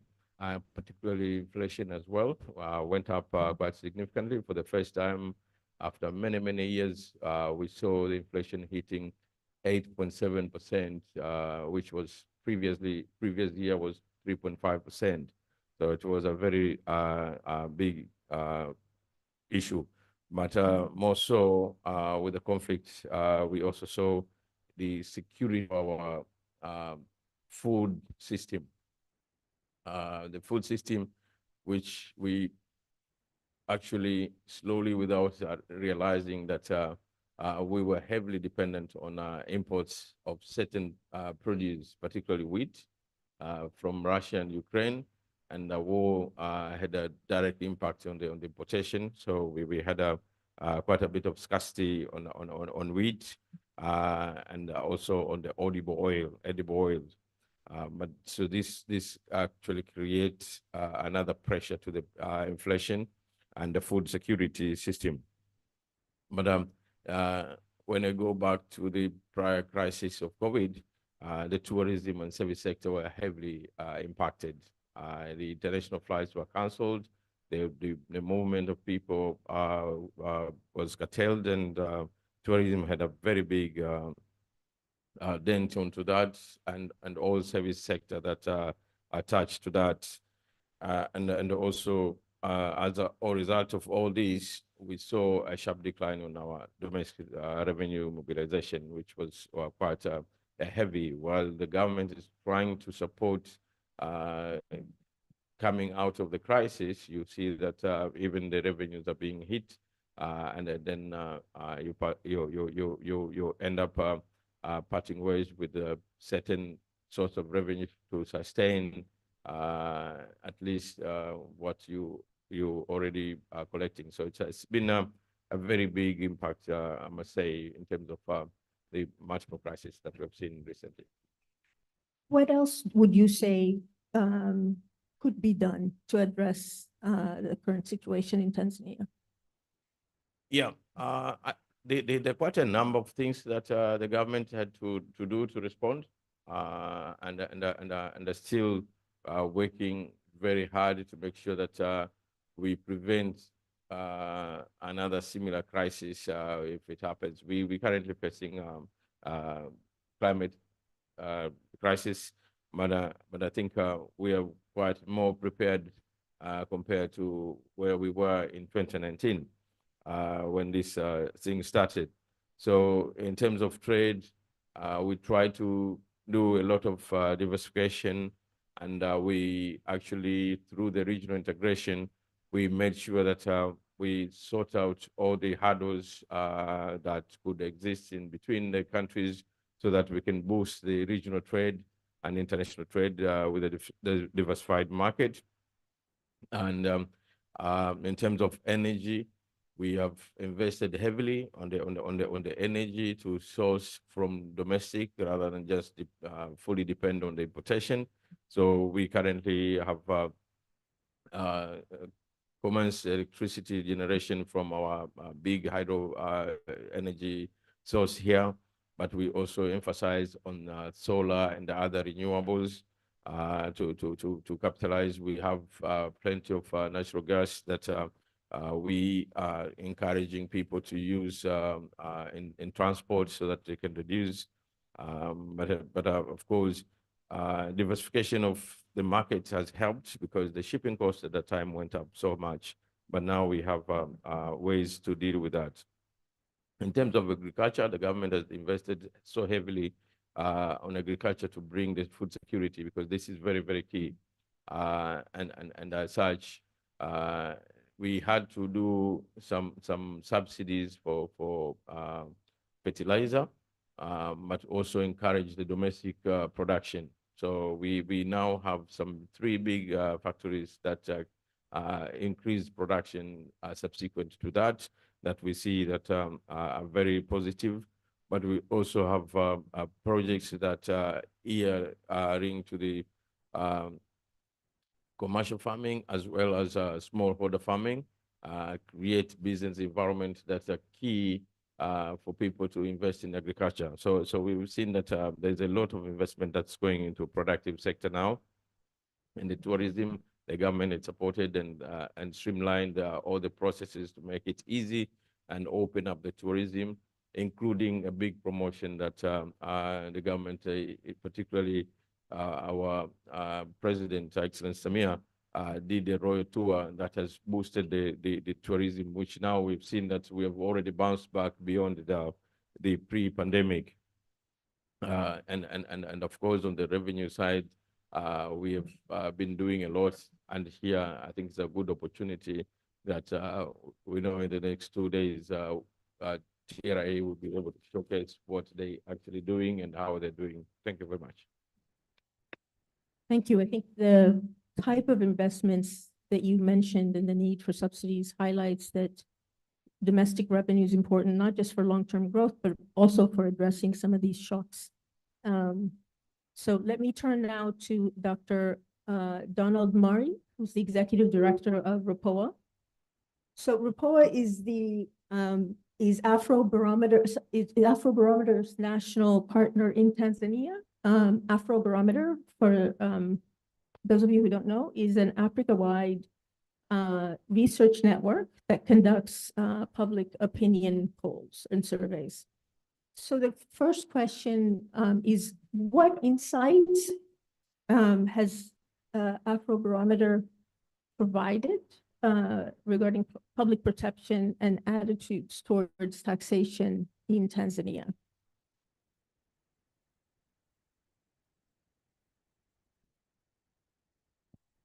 The Afrobarometer, as you correctly say, is a wide network. It's an Africa opinion, or rather perception survey, that really asks the citizens to share their views on a variety of policy areas, governance, corruption, delivery of services, and trust in certain public institutions, including the media, and so forth. Now, for Tanzania, the question that I asked for the entire barometer for all countries regarding taxation, I think 2 main questions are: the one regarding the trust in key public institutions, including the revenue authorities, and the second one is the perceived corruption. And if you look at the data for Tanzania, date back, say, 2014, we've been doing this for Tanzania since 2001. So we now have done 9 rounds, and this year we are preparing to do the 10th round. In 2014, 37% of those interviewed perceived TRI to be engaged in corruption. In the year that followed, 2 years after, we did another survey, 17. This perception has declined to 14%. And we did another one in 2021. The perception had reduced to 9%. So there have been a lot of improvements in the perception of corruption within TRI. If you compare, in 2022, we did another survey that showed 12% of those interviewed perceived TRI to be engaged in corruption. So it's a significant decline since 2014, although we see a small margin of increase in that perception between 2021 and 2022. However, if you compare average of those interviewed in the 35 African countries that participate in the Afrobarometer survey, which shows that on average, 38% of those interviewed perceive respective revenue authorities to be corrupt, compared to Tanzania with an average of 12%. So this really gives an opportunity for TRI to strengthen its message on the importance of paying taxes because of the perceived improvement in the corruption. But in terms of trust, if people were asked how much do you trust TRA, and by the way, we ask a lot of other public institutions, the police, the judiciary, PCCB, and others. So in terms of trust, 72% really have said almost somewhat they trust TRA. So this is an opportunity for TRA to ramp up it's a public education campaign at the time that the trust of the citizens is very high to encourage voluntary compliance. That change over time in Tanzania is striking. In the polls in Afrobarometer, what's important is not just the numbers, but it turns out that in many African countries, the tax authority is the least trusted entity compared to police, the executive, legislative branches. What has been done here in Tanzania to generate this dramatic change in trust of the revenue authority?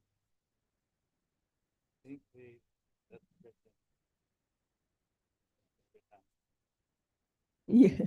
Who had also been the Commissioner General of TRI in the past, but I think there have been a lot of reforms over the last 15 years, a lot of reforms to strengthen tax administration. There have been a lot of taxpayer education. There have been a lot of systems development, digitization of the tax payments, but also the efforts to really curb corruption. There have been a lot of prosecutions for public corruption. So really combination of those efforts have led to that change in perception. And you can see also the numbers. The revenue collections seems to be, if you look at the trend, they're increasing over time. So that really shows that there could have been some elements of corruption in the past that have continued to be sealed as the reforms progresses that have translated into that perception. But maybe later the Commissioner Biden would speak more about it. I think that would be quite useful. So let me turn now to Mwaliki Sabato, who is from KPMG, to give us a sense of what's happening in the private sector. So it would be useful to hear about how the private sector in Tanzania feels about the current tax environment. Are there elements that you see that could be improved, elements that actually do work well? Thank you. Thank you for that question. Or maybe I start with what Dr. Mali was speaking about. Why is TRI the least trusted? It's interesting. But I guess it's because nobody wants to pay taxes. It's not funny. So when it comes to, absorbing the profit that the CEO has made during the year, and you want to absorb a portion by way of taxes, many people try to avoid.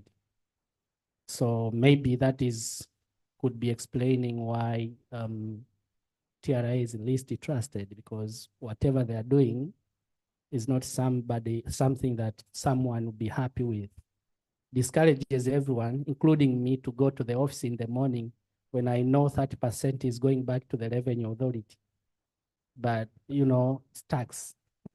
But in terms of what is working well, I think the revenue authority has done significant, commendable work in terms of going close to the taxpayers, be it taxpayer education,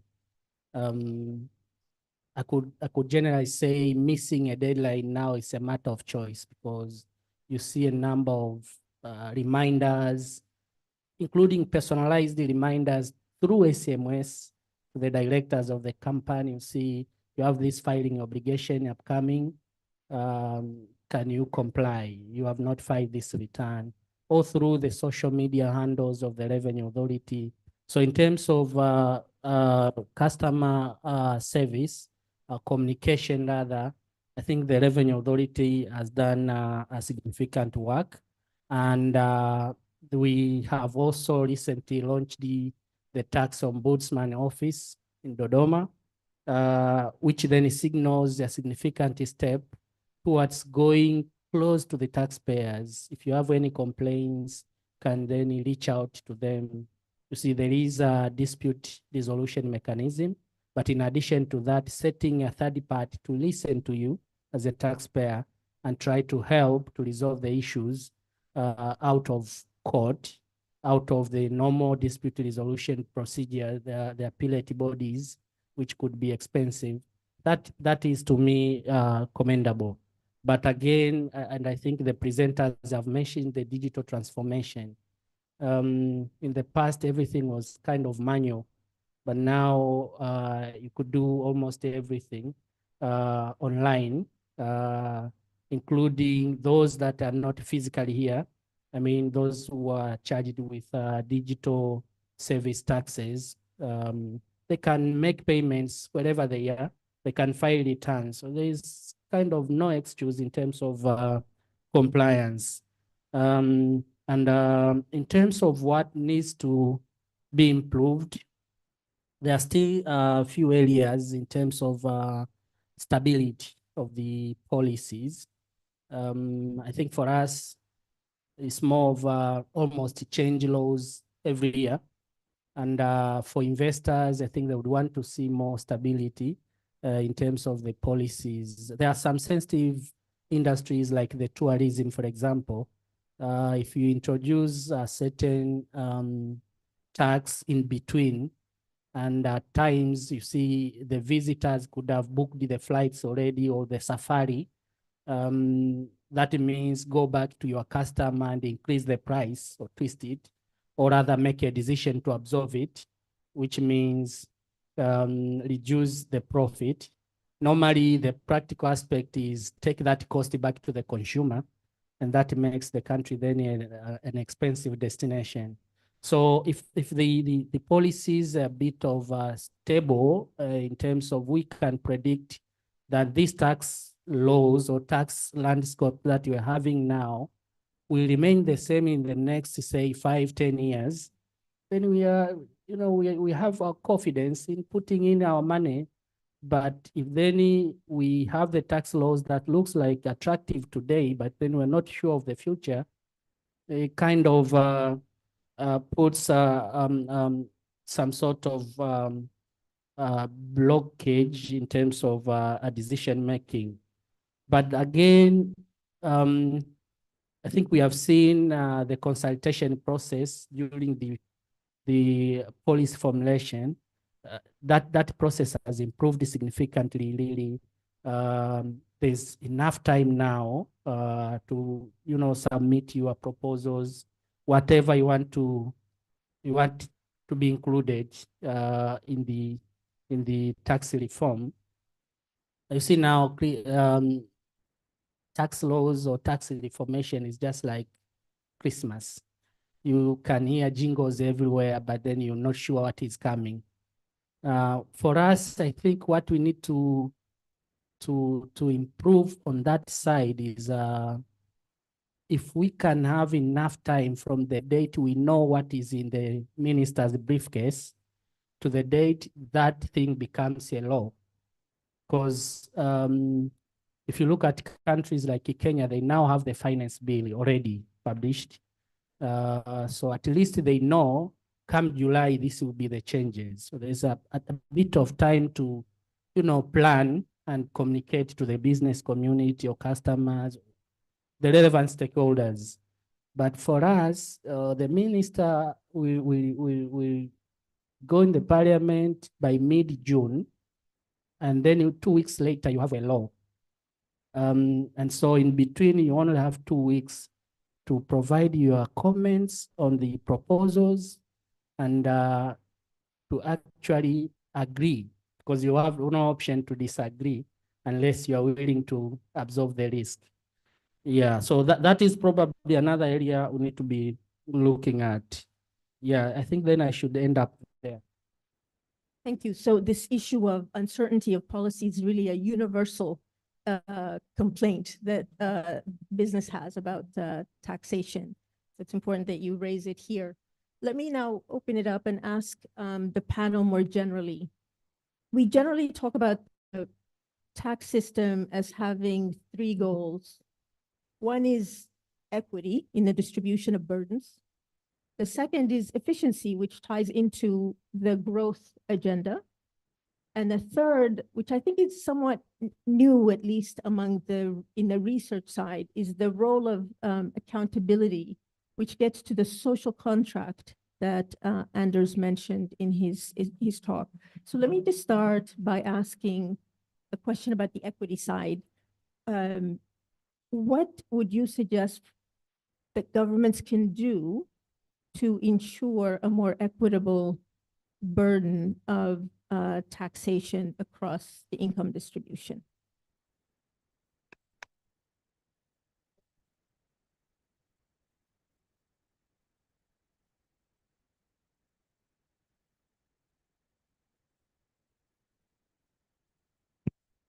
Hello? Yeah, it's working. Yeah, thank you very much. I think, thanks for the question. And in terms of equity, we always like to see from the policy perspective, but from administrative perspective, but more important, even on the expenditure side of the government, the public spending, because the tax rates, we try as much as possible to make sure that they bring the equity through the taxing according to the income and according to the benefit. But some of the taxes, we all know that they tend to be regressive. So the regressive part of it sometimes can be avoided, sometimes cannot. And when it cannot, then you need to see how actually are you correcting it. One of the key way is through the public spending, and I think this could also add up to what Dr. Mari was saying at that time in terms of perception, because the perception in terms of corruption and everything also has something to do with the equity. If your tax policies is not equitable, or if your administrative is not equitable in the sense that it does not really understand the business. You know, I think we've heard here that when it comes to collecting taxes, you have also to apply certain methods, like in the banking sector, we're talking about know your customer. So you may end up using the same policy to another person without regarding on the economic activities and everything. You find that it's automatically becoming unequitable. But the government have many ways to correct, and one of the correction is how the money is being spent.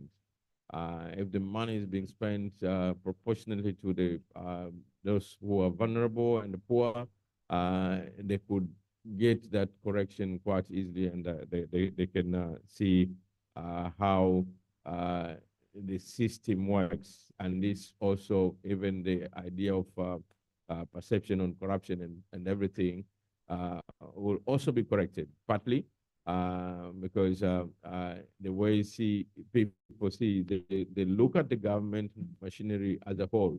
Today, we're talking about Revenue Authority being the least trusted. But the truth of the matter is, this is also has a reflection to the government. If the Revenue Authority is not trusted, what about the government? how could the government be trusted and not the revenue authority? So it's a whole combination of system that we need to make sure that we correct all and educate the public correctly so that they get consistent messages to understand. Thank you. Thank you. I think indeed that's an important area. I think I'll have 3 points here. The first one is the importance of dialogue between the government, the private sector, civil society on tax policies and tax administration. It is important that everyone understands each other's concerns and challenges. I remember a professor teaching me those days in the MBA program, the concept of a day in the life of a customer. If a manufacturer wants to understand how the customer uses the products, so we can do something similar. A TRI working with the private sector to understand how they're working, how they're manufacturing the products, what are the key expenses, the key expenditures, how the resources are, and where real business costs are and where the profits are expected, so that they can really understand where they could assess the taxes, so that this element of fairness comes into question. The second area is of course, continued taxpayer education, especially small firms really don't understand much about the issues around taxes. What is the real tax base? What's the tax point? How are they assessed? How can they pay their taxes better? At what point? I think that's something that they should continue, but also trying to demonstrate the progressivity of tax. That those that earn higher, those that are in the higher tax bracket, higher income actually pays higher taxes. I'm talking about the effective tax rate, not just the tax rates that are applicable. And finally, the issue of transparency, and Commissioner Bade here spoke about it. Transparency in the public expenditure. I think it's very important that it is demonstrated that these taxes are spent judiciously, fairly, and really targeting the real needs of the citizen. That encourages people to be more compliant voluntarily. And this is, I recall a concept that Professor Paul Collier and Mick Moore had coined and have actually researched on it, the reciprocal obligation. People pay more taxes voluntarily when they see the improvement in the delivery of public services. A friend from Denmark here say the case in point. I think most Nordic countries, I've seen Olaf here from Norway, the tax rates in these countries are very high, but people pay taxes voluntarily because the level of services, the quality of services that they are provided to the people are very high. There is a survey called that measures the happiness index. I think the Nordic countries have the highest happiness in those, much as they pay more taxes, but they're still happy.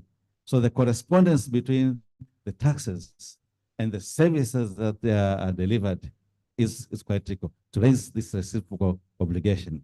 I think my panelists here from Denmark will confirm if I'm wrong or I'm correct. Thanks. Yeah, thanks, Dr. Mali. I think even Professor said it's a social contract, apart from just raising taxes. For me, equity, I'll be looking at it from 2 sides. I think there's the horizontal one where you want to say if 2 people are earning similar income, then they should pay similar taxes, or the vertical where you want to say whoever is earning more should pay more, and whoever is paying less, is earning less should pay less. Now, if you want to look into the vertical equity, then I think you need to adopt a progressive tax rates and more of ad valorem than fixed rates, because that then covers the pay as you earn mechanism. But in terms of the horizontal equity, it's fair if you now diverse the tax base. Do you want to tax income? But what if we do not have income, we invest? Do you want to tax investments? What if we just decide to consume, then you probably want to tax consumption, income, properties, tax everything, because then everyone ends up paying taxes at least. Because if you just tax income, then we end up investing, and that has a distortion in the economy. I'm not an economist, they're here, they will attest to that, but I'm sure if you just go in one line, you may be trying to achieve the equity principle, but then moving into another issues. Yeah. Thank you. That's a great question. I have 2 points. I think they're maybe a little bit more on the research side. The first point is I think equity as it relates to taxation in many countries around the world is truly one of the most important areas of research. And I say that because it's one of the areas where we know the least. And it all goes back to data once again. And it goes back to not taking for given what we perhaps know from the experiences of other countries, of high income countries, and really taking a sort of bottoms up, starting from the bottom approach and building on a country by country basis the evidence for equity. So just as an example, it's not particularly virtuous to highlight your own research, but I have been engaged in research for a while now on consumption taxes in developing countries. And one thing that we find is that when you take great care in measuring what are the sources of consumption for individual households, say in a country in Africa, you realize that due to the kinds of differences in consumption patterns between higher income households and households that are less well off, for example, related to the types of stores in which they purchase their goods, you can actually oftentimes end up with a consumption tax that is fairly progressive. And this is because a lot of poorer households will shop in the kinds of more traditional stores where value-added taxes are not levied in the first place for legal reasons, or that are able to evade taxes on the margin. And that kind of insight is an insight that comes from, again, just taking a starting point in the actual context of a country.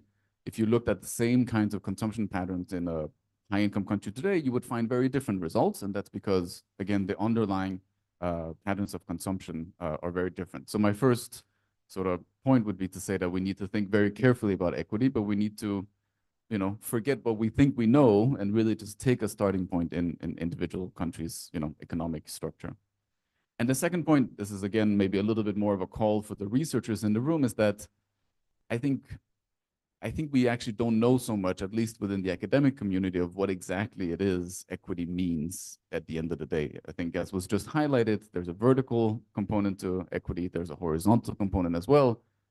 I don't know if it's a surprise to see to say this, but within the academic community, we don't know much about the relative contribution of these two dimensions. We don't.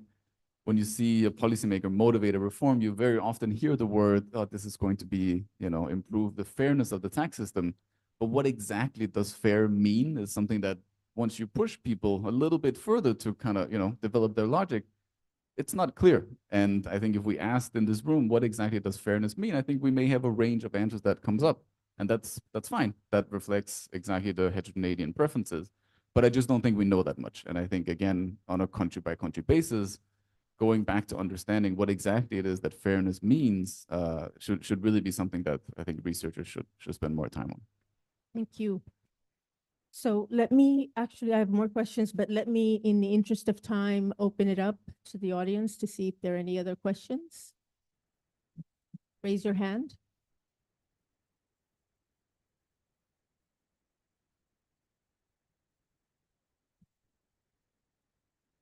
Hello. My name is Emmanuel Maliti. I'm from the private sector. I have 3 quick questions. The first one is to IGC. How do they combine the research program with capacity building to TRA, so that after the end of this research program, TRA can continue conducting research thereafter? My first question. My second question is, how does IGC establish its research agenda in terms of specific collaborative processes with the national stakeholders? Basically, in summary, say the level the level of ownership of the research agenda that IGC is conducting in Tanzania or in any other countries. My third question, I don't know where will that be directed to, but I'm trying to figure out whether there is any initiative at the national level to have some sort of annual or semi-annual business environment survey to track progress in the fiscal policy and other policy arenas that have implication on the private sector or business environment. And we all know that we used to rely so much on the World Bank doing business survey, which collapsed or was stopped about 2 or 3 years ago. Thank you. I think we'll collect.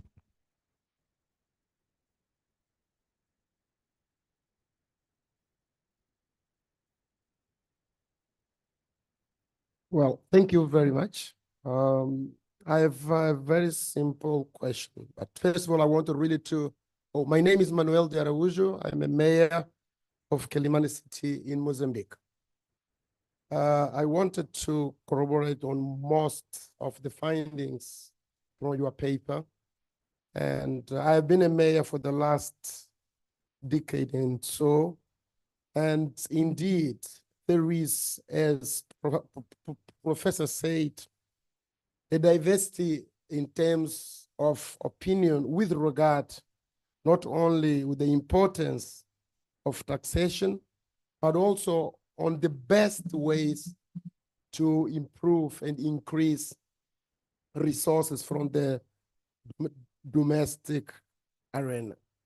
My question to Professor, as I said, is very simple. I wanted to ask, what will be your advice and what will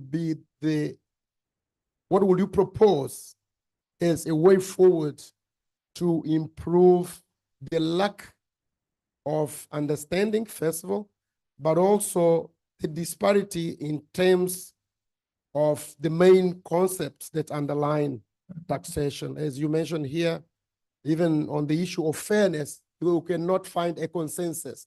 So what agenda, what are the steps that could be taken both by academia, by think tanks, universities, but also from the local government so that we can move in the right direction in terms of deepening not only the knowledge, but also the steps that we need to take in order to achieve the result we are aiming for. Thank you very much.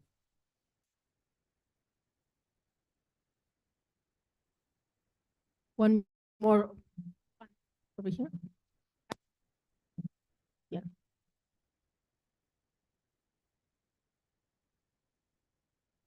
Thank you.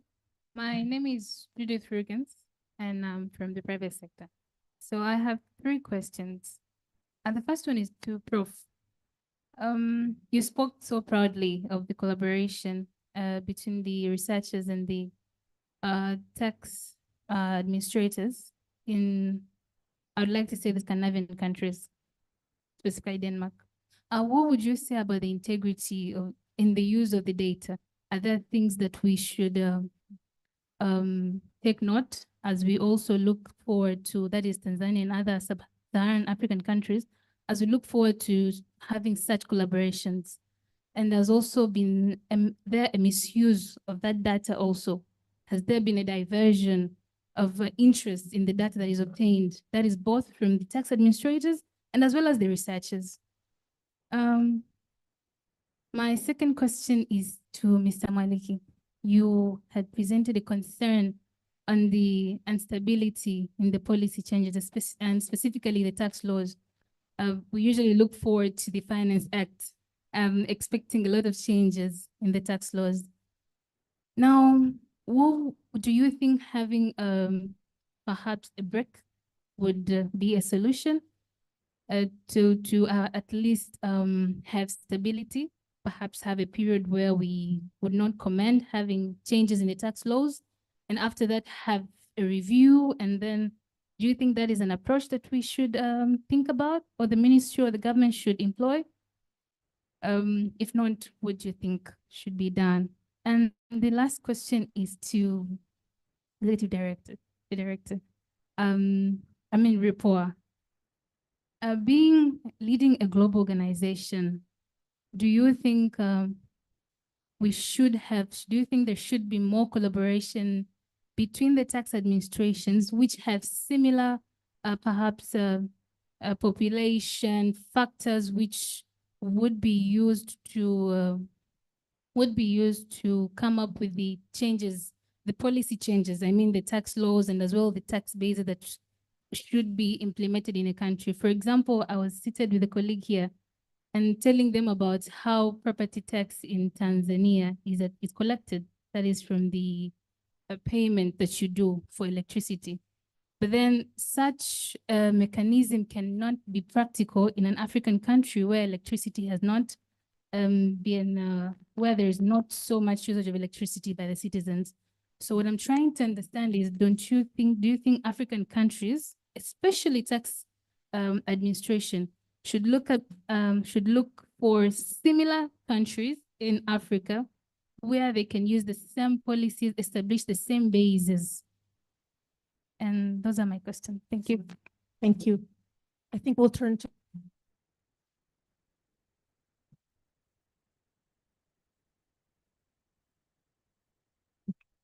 Okay, so yes, why don't we start with you? Yeah. You want to take that? Sure, thank you. Thanks for the great questions. Let me take the questions that I attribute to myself across the people who ask questions. So in terms of capacity building, I think those are great questions. Let me highlight some things that these policy research collaborations in general feature, not just from the point of view of what ITC tries to emphasize. In terms of building capacity and ensuring that the seeds are planted for tax authorities to be able to continuously conduct research, sort of regardless of the presence of researchers. There's sort of two main ways I think this is achieved, and it could be done better in a lot of ways, but there are two main ways in which this is being done. The first is that at the level of the sort of research team, so to speak, there's often at the same level both junior or senior researchers from the tax authorities, oftentimes from the research and planning departments, but oftentimes from other departments within the tax authority that participate in the active actual research itself as co-authors, so to speak, to the researchers from academic universities. So this is one way to ensure that capacity is built, because we come together as researchers to look at the data together, to develop empirical strategies together, and to write the resulting academic research. And another dimension of capacity is that there's often, not always, but there is oftentimes training that is done in parallel to these research projects. And this will be training that can take the form of sort of learning more about data methods that is being used within academia, but also learning sort of best practices about how to handle data, how to think about these enormous data sets that tax authorities often use. So it's kind of twofold. It's actual joint co-production of the research itself between academics and practitioners, and then the sort of parallel building of capacity through different training programs. The question from the mayor, I think was a great question. I don't have a particularly good answer, but I will highlight that the notion of taxpayer education, which I think is one way in which we can further kind of enhance citizen engagement, is just, to me personally, a crucially important topic. And it goes back to what I said earlier about knowing your customer. Actually, outside of economics, but in other areas of social sciences, there's a good amount of qualitative research on how to design taxpayer education programs. One of the findings from a number of African countries that comes out of this research is that people that participate in taxpayer education programs, again, don't necessarily feel like it's a two-way street. They often feel like they are being put in a room and then they're just being forced to answer questions that the tax authority has. And I think one dimension of taxpayer education programs is to make it more a sort of two-way street, whereby not only can the citizen come and learn more about taxes, but it's also an open space where there's the possibility to deliberate about what taxes is all about. And then on the question of integrity in data, I think that's a great question. I think it's absolutely important to acknowledge the risks that are involved in the use of administrative data in policy research collaborations. So this is not at all a question that should somehow be sort of pushed to the sidelines as we try to set up policy research collaborations. As I mentioned earlier, the exact way in which different countries have ended up setting these policy research collaborations differs. And this is in part because what exactly the integrity of use of data means can vary across settings, not only for legal reasons, but also for more, moral or cultural reasons. So I don't think there's one right answer to this, but I will absolutely echo the importance of integrity, and I will call your attention to a review paper that's on the website for Tax for Growth, which discusses to some extent how exactly the variety of ways in which different tax authorities have set up these kinds of data labs or other avenues for sharing administrative data with researchers. Thank you. Maybe we should just go down.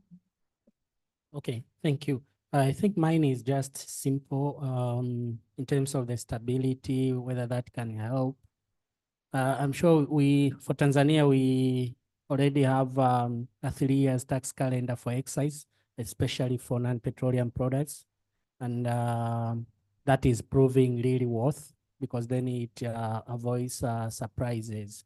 But I know for sure the instability is also driven by other factors. You see, the government has strategic projects that is running, and domestic funds is really essential because external funding is really fluctuating, and it cannot be reliable really. So mobilization of domestic funds becomes an inevitable issue. So I know sometimes instability is caused by those other factors. And so maybe a call for the researchers in the room is, when we cannot meet our budget in terms of collection, what else should we do? Do we increase taxes? Do we change tax rates? Do we look for alternative sources? Or maybe we target new taxpayers.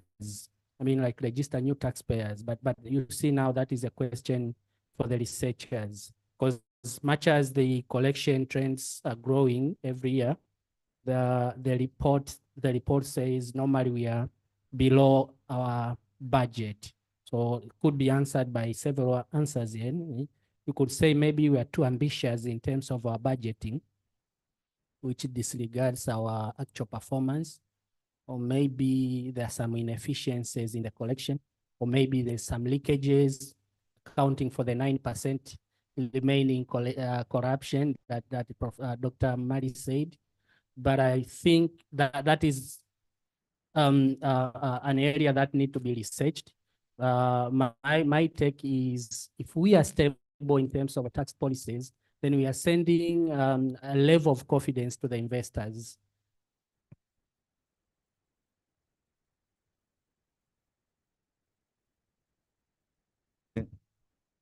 The question that I want to address was directly to me, was the issue of collaborations in terms of particularly learning from countries that have similar socioeconomic characteristics. Of course, while that is true, it's also important to learn from other advanced economies, because innovation can be learned, can be modified to suit the peculiar characteristics of a country. So I think it's important to try and learn from the successful countries, as well as the comparator countries. But there are also some comparator countries that have done well in terms of domestic resource mobilization. It's important to try to learn from them to see what they have done better. What can we learn? What can we adapt given the laws, but also given the economic structures of Tanzania? It remains important. Dr. Maliti there raised the issue of the business environment. I think Commissioner Bade will speak about it, but I know at least there are some small surveys that we do. For example, the Executive Opinion Survey that informs the Global Competitiveness Report by the World Economic Forum. And we have done a series of small surveys covering the Nordic firms. But I think it is important also to continue to look at this business environment across the country, As a research institution, we're willing to work with government and the other partners who would want to support this kind of survey, because it is an important area that would attract investment. When we talk about promoting investment, foreign direct investment, economic diplomacy, is also about really addressing the constraints and challenges in the business environment. Okay, thank you very much. Yeah, just want to touch on one of the item there about the business environment, and we used to have doing business survey. These were surveys which were undertaken by World Bank, and I think we've been using those surveys to shape up our business environment. And as we all know that we, based on those and also based on research, we came up with a blueprint way back in 2017, 2018, to identify areas of improvement in doing business in Tanzania. Yes, it's unfortunate that doing business is not regularly published nowadays, and the World Bank kind of stopped that.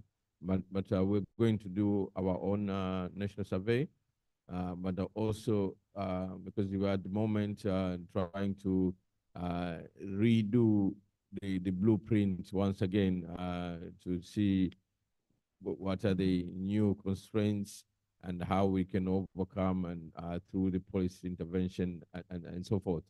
But more important, I think we have heard today, and I'm sure we'll hear more from research.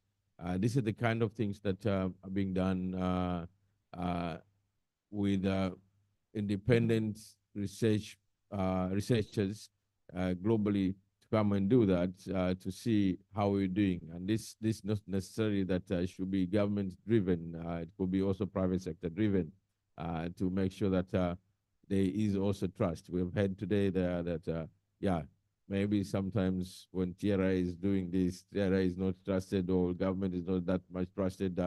But the thing is, this is opportunity where we use a third party to bring up research methodology that is agreeable internationally and do the research on doing business. We are committed to make sure that from the government side, implementing the reforms that are being suggested. That's it. Thank you very much. Okay.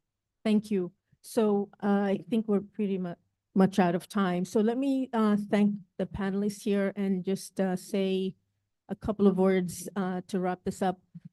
The first time that I was involved in an effort to bring together practitioners, policymakers, and academics was about 20 years ago. And what happened at that time was that we were mainly talking past each other. What we have today is a fundamentally different environment. And I think that has been in no small part due to researchers like Anders, but also IGC, its model of working directly with government, and the willingness of governments and revenue authorities to engage with academics. So this is just to say that this discussion today is truly a sea change. And I think that gives us hope for the future that we can continue to make progress on this agenda. We have a lot of work to do, but I think we are on a very good trajectory. So let me stop here and thank everyone for participating.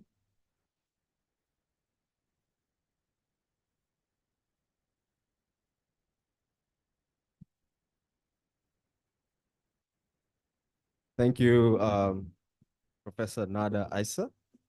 You've done a great job in chairing this panel. Another round of applause to the chair as well as the panel. And we'll allow them to exit the stage. We will, first of all, I was informed that you might be hearing some static in the microphones and so forth. I've been informed that this is due to a geomagnetic storm. Apparently it's happening globally, so Apologies for that. So I've just been informed. There will be a quick 15-minute coffee break for everyone, as well as allowing you to have a health break. The restrooms, I believe, are outside. The coffee is right behind you. So can we reconvene at 12 o'clock sharp?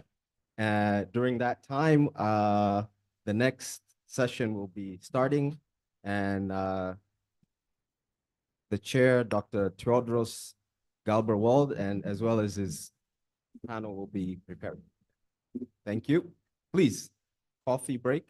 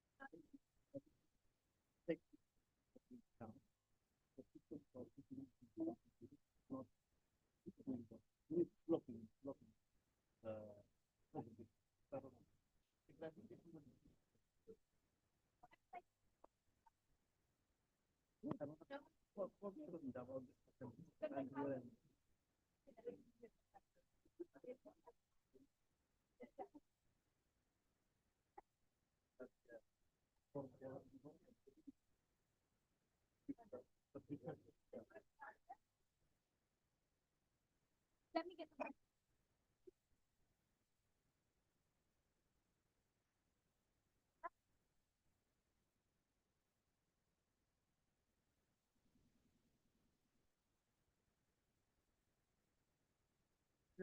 Yeah, okay.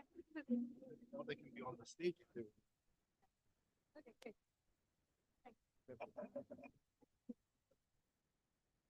Huh? All good. Thank you so much. Yes, very glad to get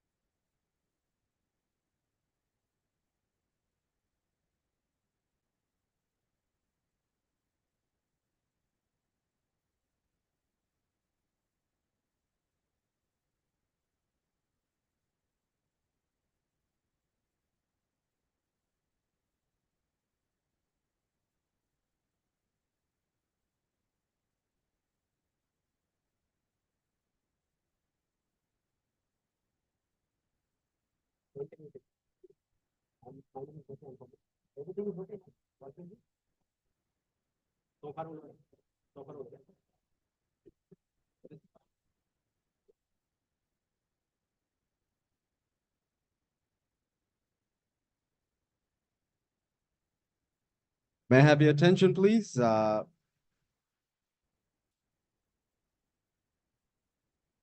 We will be beginning our session on making tax enforcement work in 5 minutes. So please, in 5 minutes, if you have your coffee or some of your snacks, just take them to your table so that we can continue with today's program.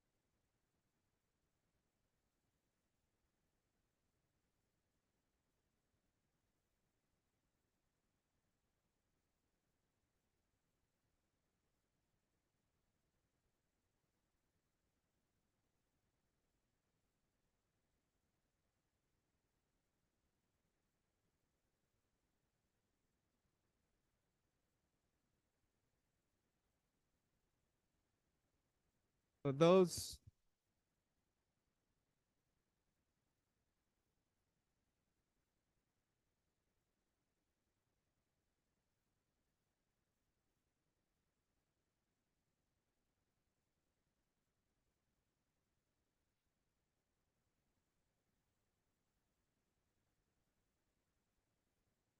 May I have your attention, please?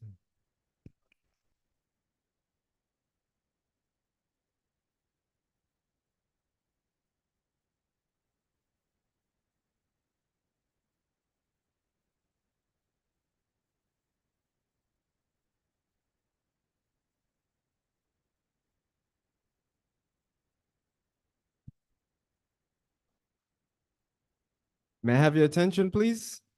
For those that already have their coffees or teas or other refreshments, can you please return to your seats, your tables?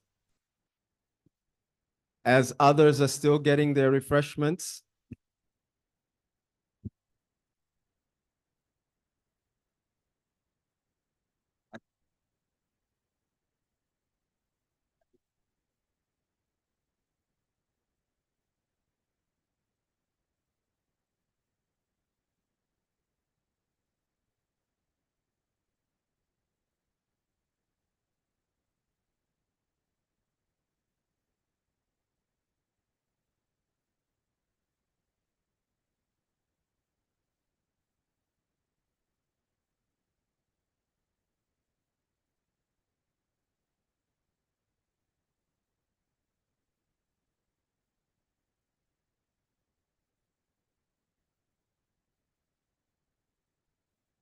May I please request the ushers to start ushering people back to their respective tables and seats so that we can begin our next session. We understand that there's limited space for the refreshments, and we apologize for that, but we request that those who have already gotten their coffees and teas and other refreshments, please return to your respective seats. We can continue with the networking later.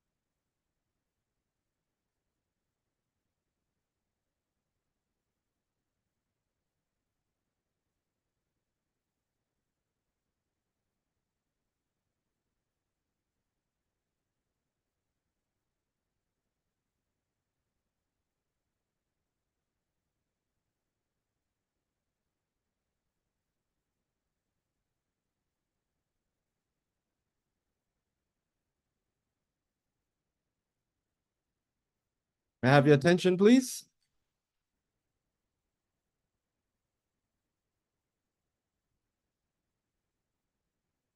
Okay, thank you very much.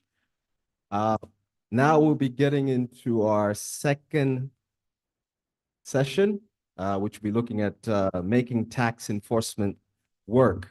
And I would like to introduce the chair of this session to do the introduction and so forth. May I welcome Dr. Teodros Gobrawalde to the stage, to the podium. Thank you. Thank you very much. Hope everyone had their coffee and have settled. I'm really excited to chair this second session on making tax enforcement work. I would like to borrow a phrase from what Anders said earlier, that it's not just the policy and the direction we're going, but also the engine. That's very important. And usually the devil is in the details, he was also saying. So we have now 3 details for you. The first would be presented by Professor Nada Issa. I'm not going to introduce her. She was the chair for the previous session, but as a professor at Georgetown University in Washington, DC. And every session that I will be every presentation will be followed by a policymaker's reflection or discussion in a typical IGC manner, where we have a policymaker reflection for every rigorous research that we do. So, and then we'll have a Q&A after the discussion. The discussion is going to be, the discussant is going to be Mr. Nicholas Musoke, who is a supervisor of research at the Uganda Revenue Authority.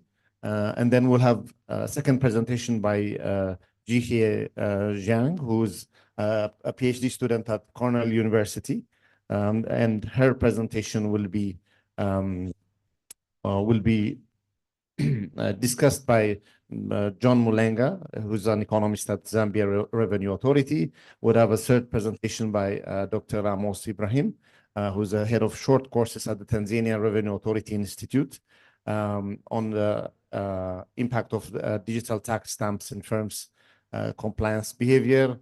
I will be introducing each speaker consecutively. We'll have also a discussion for that presentation by Dr. Jen Papalika, who is, who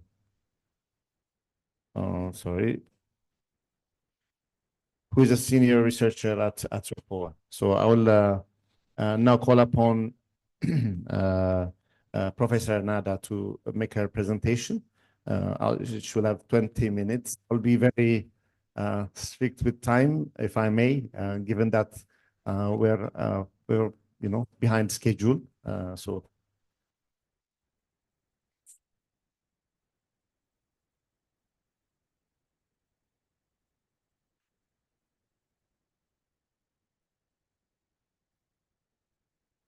Great, thank you again.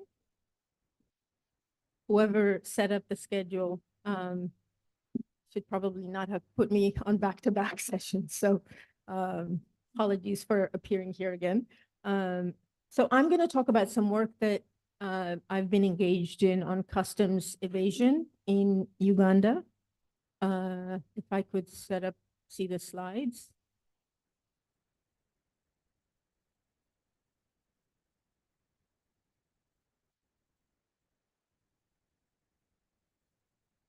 Okay, there we go. Thank you.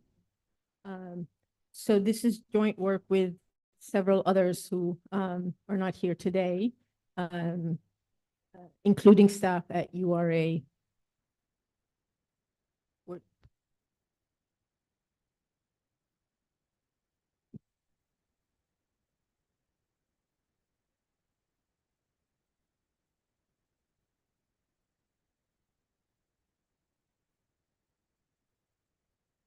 Is it not on?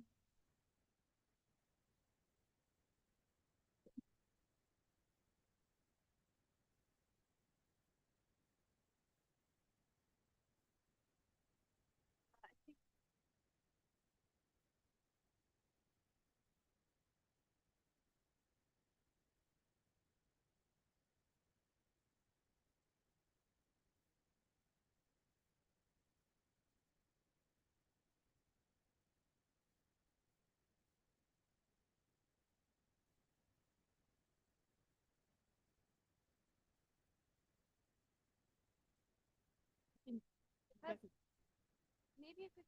Yeah, tell them to change It slides. hasn't been the best day for Bluetooth. Okay, okay, that's fine. Okay, thank you.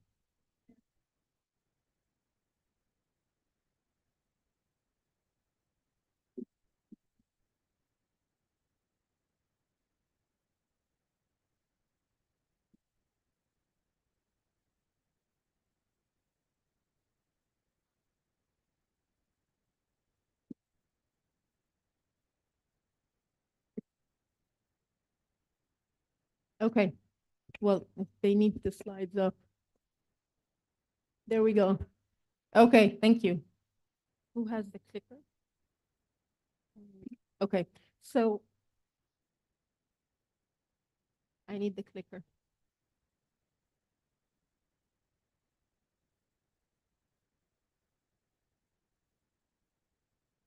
Okay, so I'll start until I get the clicker. So customs tax evasion is an important element of understanding overall evasion in developing countries because trade taxes make up a disproportionate share of revenue in many developing countries. In fact, it represents kind of the early stages of development. If you look at developed economies, the share of trade taxes is usually very, very low. In Uganda, what we find is that trade taxes or import taxes make up about 40% of total revenue. However, we find it's an area where at least the perception is that there is rampant evasion. And there's a nice quote from the East African that says, "Trade fraud sucks the lifeblood from Uganda's already struggling economy." So raising revenues domestically cannot be done without thinking about evasion in customs tax. Next, can we move on to the next slide because it's not working again.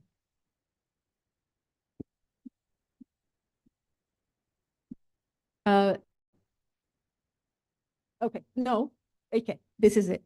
So I'm going to start by presenting work that we have actually currently engaged in and on basically completed in Uganda, and then I'll talk about kind of the next steps.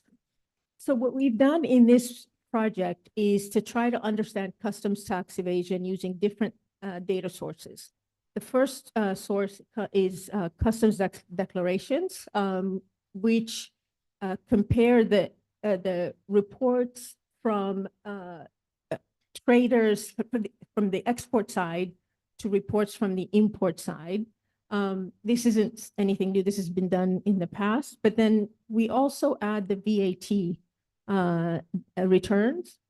And here what we can do is compare for a given shipment and a given trader, the customs that's paid at the border with the claim that that trader makes as a credit on the other side. So what you pay at the import site can be claimed as a credit in the VAT return. So we can actually see how much is actually paid versus how much is declared to have been paid by that importer.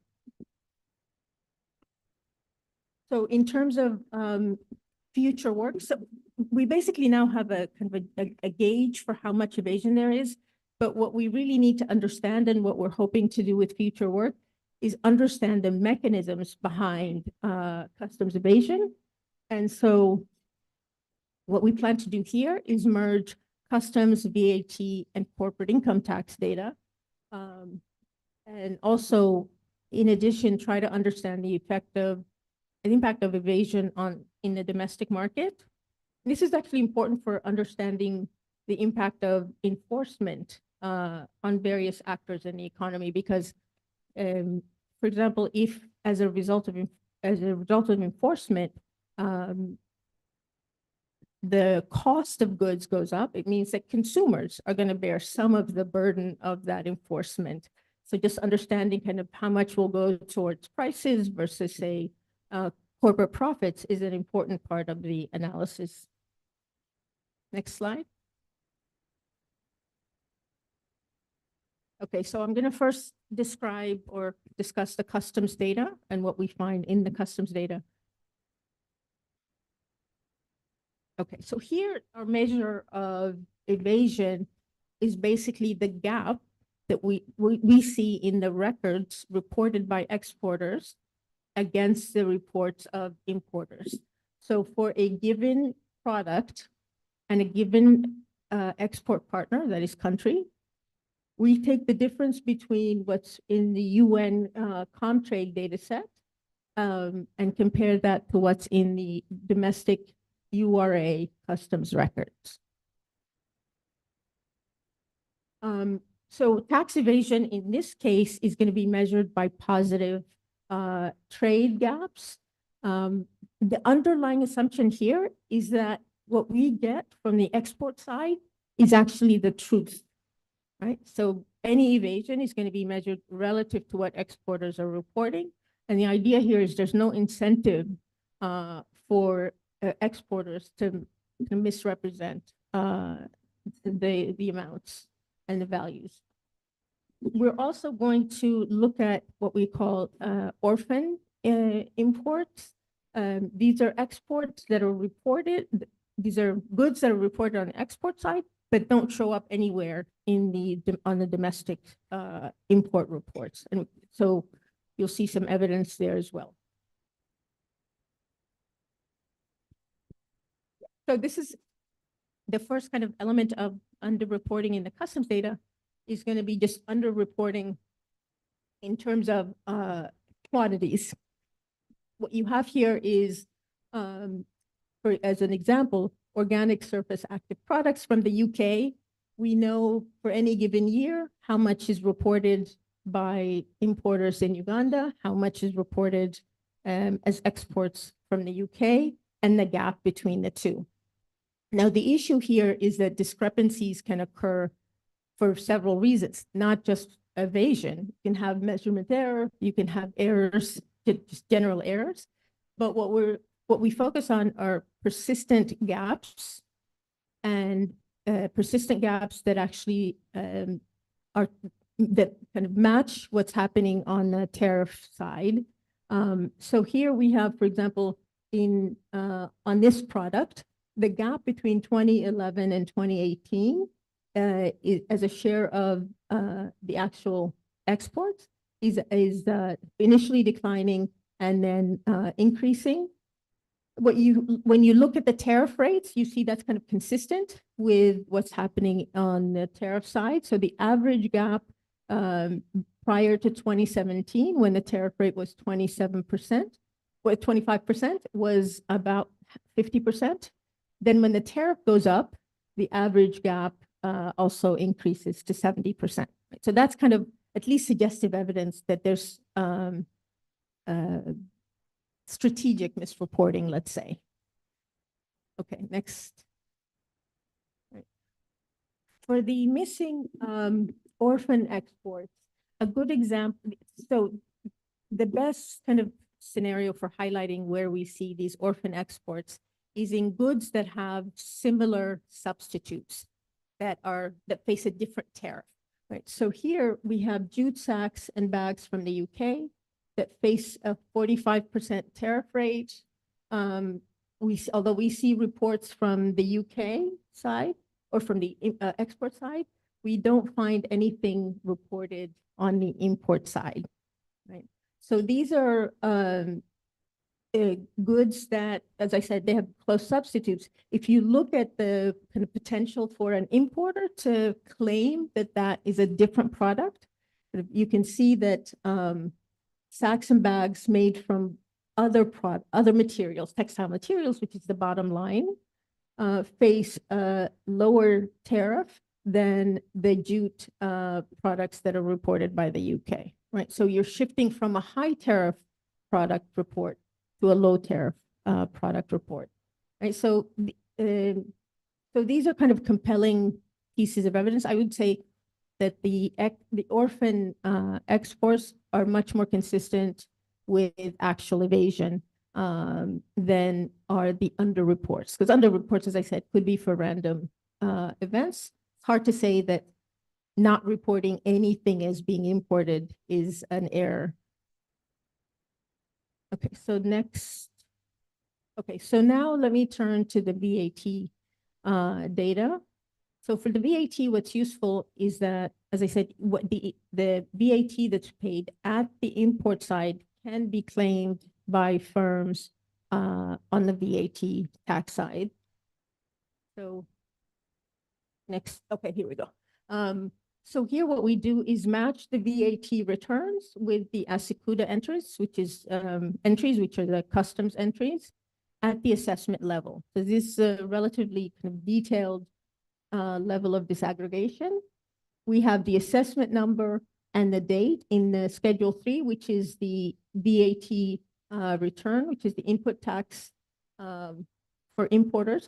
And so we can, as you see here on the table, we have the assessment number, we have the assessment date, we have the description of goods, right? And we can just match that from Schedule 3 on the VAT side to the Asacuda report.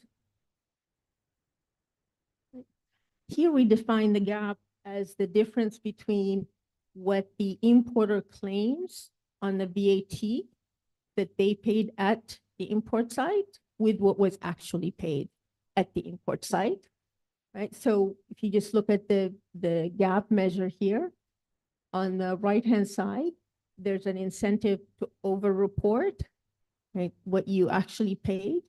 Right? On the other side, there's a kind of an incentive to underreport. You don't want to pay as much on, or you claim that you have fewer products that are subject to the VAT at the import site. So as I said, the Schedule 3 VAT is a credit reported by the importer for an assessment at a given date. And so we have the VAT liability at the same level in the customs data. Here, the VAT, also the VAT gap is also consistent with random errors. But what we argue is that there's no kind of rationale for the VAT paid at the import side in VAT on imports reported in Schedule 3 to be systematically different from the corresponding value in the customs data. However, without actual kind of data on the individual consignments from the export side, it's hard to distinguish evasion from errors. So we can present suggestive evidence, but we can't conclude that there is evasion here. Right, so here's an example of suspected evasion. On the left-hand side, you see the data from Asacuda, customs data, for assessment number A19069 in 2020 month 3. Right? You have the duty that's paid and the VAT that's paid. On the right side, we have declarations in the VAT schedule for that same assessment in that same month. And comparing the VAT on the Asacuda to the VAT on the assessment side gives us a kind of a gap between the two of about 7.9 million Ugandan shillings. Right, so we can basically track all of these gaps over time for a particular shipment. So this is actually a level of detail that we hadn't seen broadly in this literature. So I'm going to put those two together and talk about the fiscal cost, at least what we can estimate in terms of the fiscal cost of import tax evasion in Uganda. So we do this kind of from 2010 all the way to 2019. What you have is the blue in the column is underreporting at customs. The red are the orphan imports. The green is the overclaiming of the VAT. So if you just take 2019, for example, the total fiscal cost between, sorry, I should say the VAT and customs duty is about 3.5% of total revenues, right? So not a very large amount, but not trivial. The thing is, you can see kind of over time, there's been quite a bit of variation in that in the fiscal cost, and we're still trying to explore kind of what's behind some of that. Okay. So let me kind of just say a quick thing about actually skip this slide. Right. So I think that it's important, at least in terms of understanding these gaps, to kind of get a sense of what are the factors that are behind it.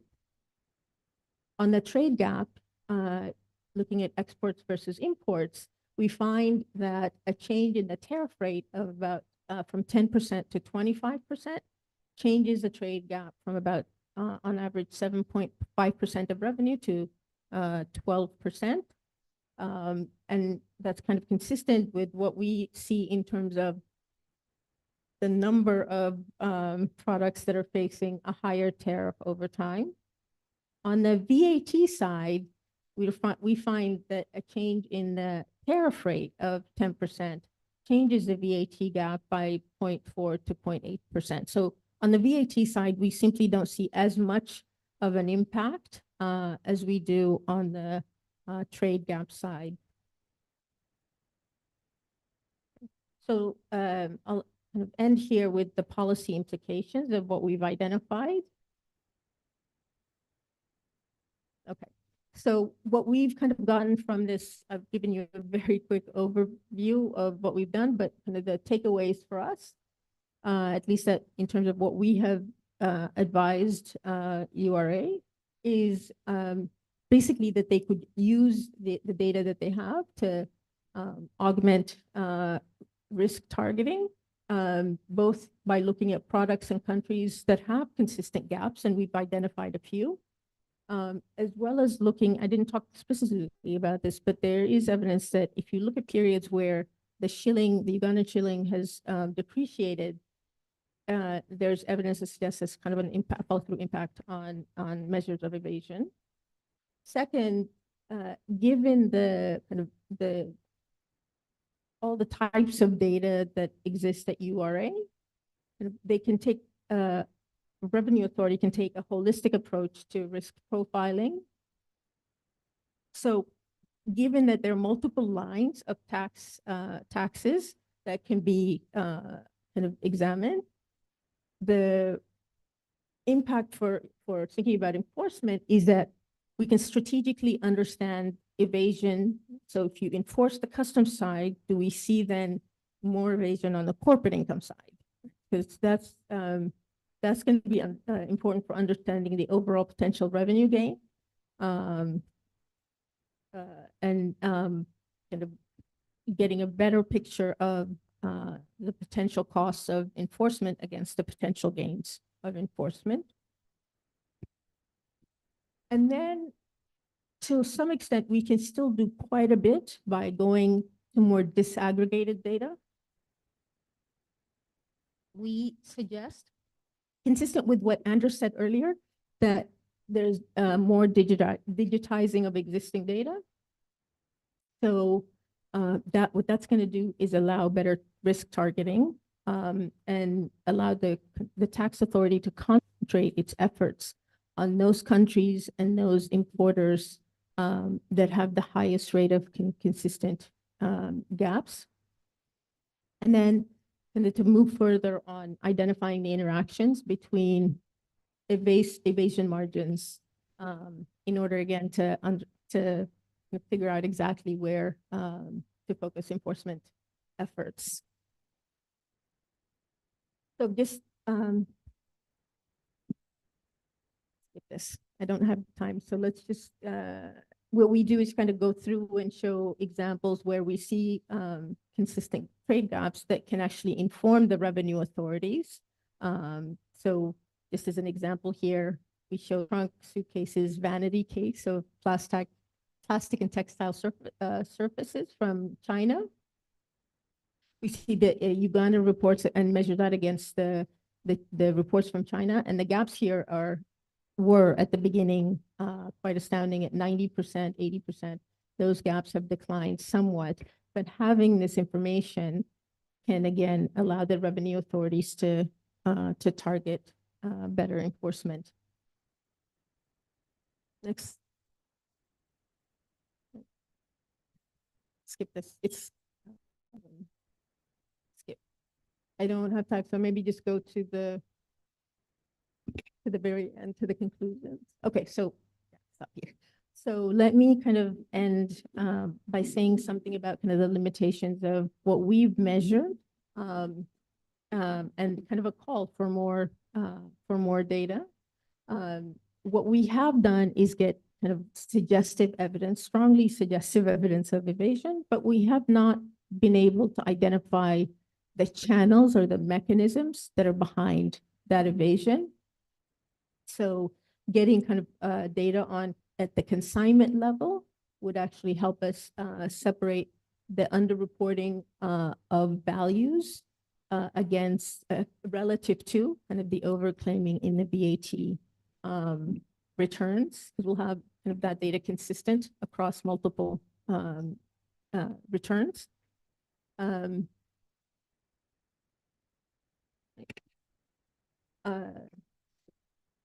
right, so let me just conclude now.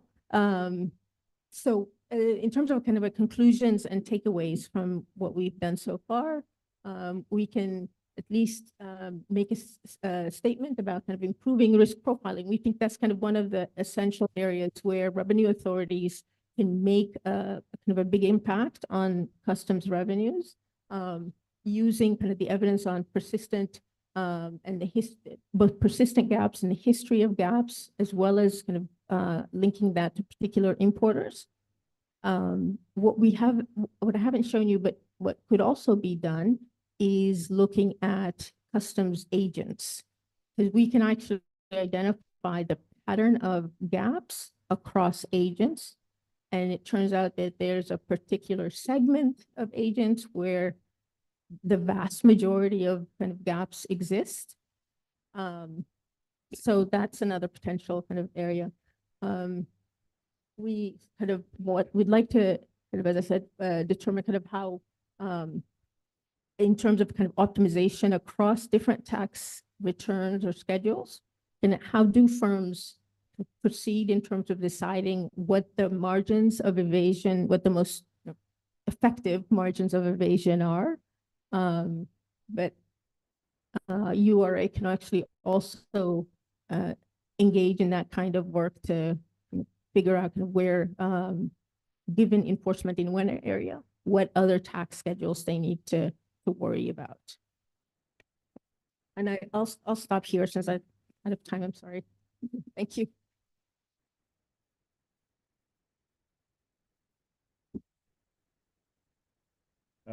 Thank you, Professor Nada, for keeping to time as well. I know that it's very difficult to go through a paper with such details in such short period of time. Let me now ask Mr. Nicholas Musoke, who is a supervisor of research in the Ugandan Revenue Authority, to discuss the paper.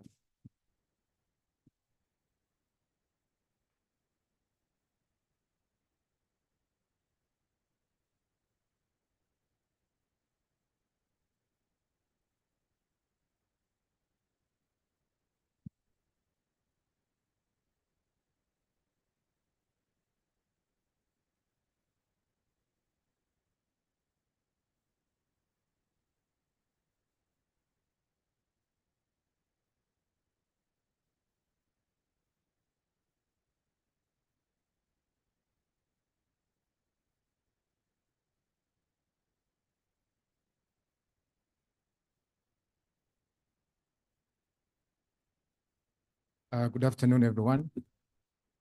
I am Nicholas Musoke, a researcher, a tax administrator from Uganda Revenue Authority. So I try to create a bridge between the academic and the policymaker and the administrator.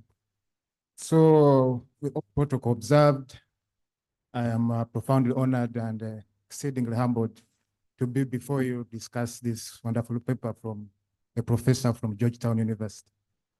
So as Professor Nada said, this paper has used data. I remember a colleague, a participant was talking about how we are using data and ensuring integrity of the data which we are sharing with academicians and other researchers. And this is an example of the products of what we have from the data which we have made available to the researchers from the Uganda Revenue Authority. And from what we have observed is that customs is having a challenge in realizing its revenue. Currently, we are operating at 87% of our target from customs. And this is almost at the same level during the COVID-19 era, where customs were also operating around in the 80s. And it boils down to issues of tax evasion and under declaration of their consignments. Right now, almost 60% of our enforcement efforts are towards handling tax evasion and under declaration of customs. So we put quite a lot of efforts in handling this issue of evasion. So from Professor Nada's paper, it has looked at import tax evasion, looking at basically VAT and customs. So even what they have shown is underestimate of the actual challenge we are facing, because VAT and customs at import level, they only contribute around 65% of the customs revenue. So the 35% is still not yet investigated, and that includes petroleum, it includes excise duty, it includes withholding tax, and some other customs revenues.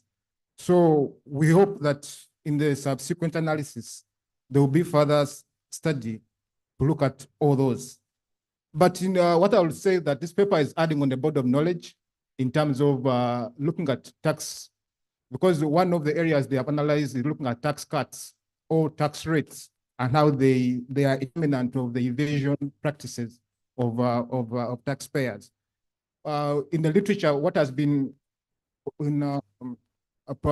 publicized basically has been on the domestic side bit of it. But we are seeing that they have attempted to look at how do tax rates changes impact the evasion behavior of taxpayers. And they have shown that it's mainly on trade taxes, that a 1% increase in a rate, it increases the evasion behavior of a taxpayer by around 0.9% on trade taxes. So it's a very good area for us to always look at. The other thing they've also looked at is the issue of the exchange rate depreciation. And now it also impacts the evasion behavior of taxpayers. What we have seen is that all of us here, the economists and all the like, that as the exchange rate depreciates, it makes imports more expensive. So taxpayers usually find it profitable for them to manipulate their invoices. And in that regard, we are seeing that because it has shown that when the exchange rate is depreciating, we need to be very particular on how we monitor some of the products that are being imported. There are proposed further areas of research, which we think are very vital. And what I would like to add is also for the researchers to look at the issue of AEOs, because they did not disaggregate to that level. The analysis was more of aggregated. They never went down to the taxpayer level, because we have a category in customs of AEOs, and the perception that those are the main, that are the most compliant taxpayers. But we would like to quite kind of like disabuse that assertion. Are they really compliant to the extent we think they are? So maybe the analysis will help us in that regard. But nonetheless, as a revenue authority, we have taken note of the paper, and we are trying to design our enforcement approaches on the findings they've had. We are coming up with the evaluation database to try to mitigate the issue of underreporting We are also trying to, because we have what we call the IFRIS, the electronic fiscal receipting and invoicing solution, but we're trying to link it to the ASCUDA system, because what she has shown there, people manipulating the assessment numbers from the VAT and from the custom side. So when you have IFRIS and it is the revenue authority which is issuing the invoice, there's no way a taxpayer will be able to manipulate an assessment coming from the ASCUDA and from the VAT. So in a nutshell, that is what I think has been done from our side. Of course, notwithstanding the challenges which we are having, issues of funding, because all the initiatives we want to come up with require some bit of resources, both financial and personnel. But we are also on the political economy of it. If you have been reading, if you have been following the trends in our country, there's been a strike by traders trying to cajole the head of state, telling him to ban IFRIS. So we're also trying to manage all those political economic challenges within us as we handle the tax evasion, because these are stakeholders who also are very influential, some of them, but we are very happy about the paper and we are thankful. And we are looking forward to more and more collaborations. I thank IGC for the invitation. I see very many familiar faces, Professor Wasim, I've seen Priya, and the head of IGC, we've made so many occasions in Kampala. So thank you very much, and wishing you more and more deliberations on this.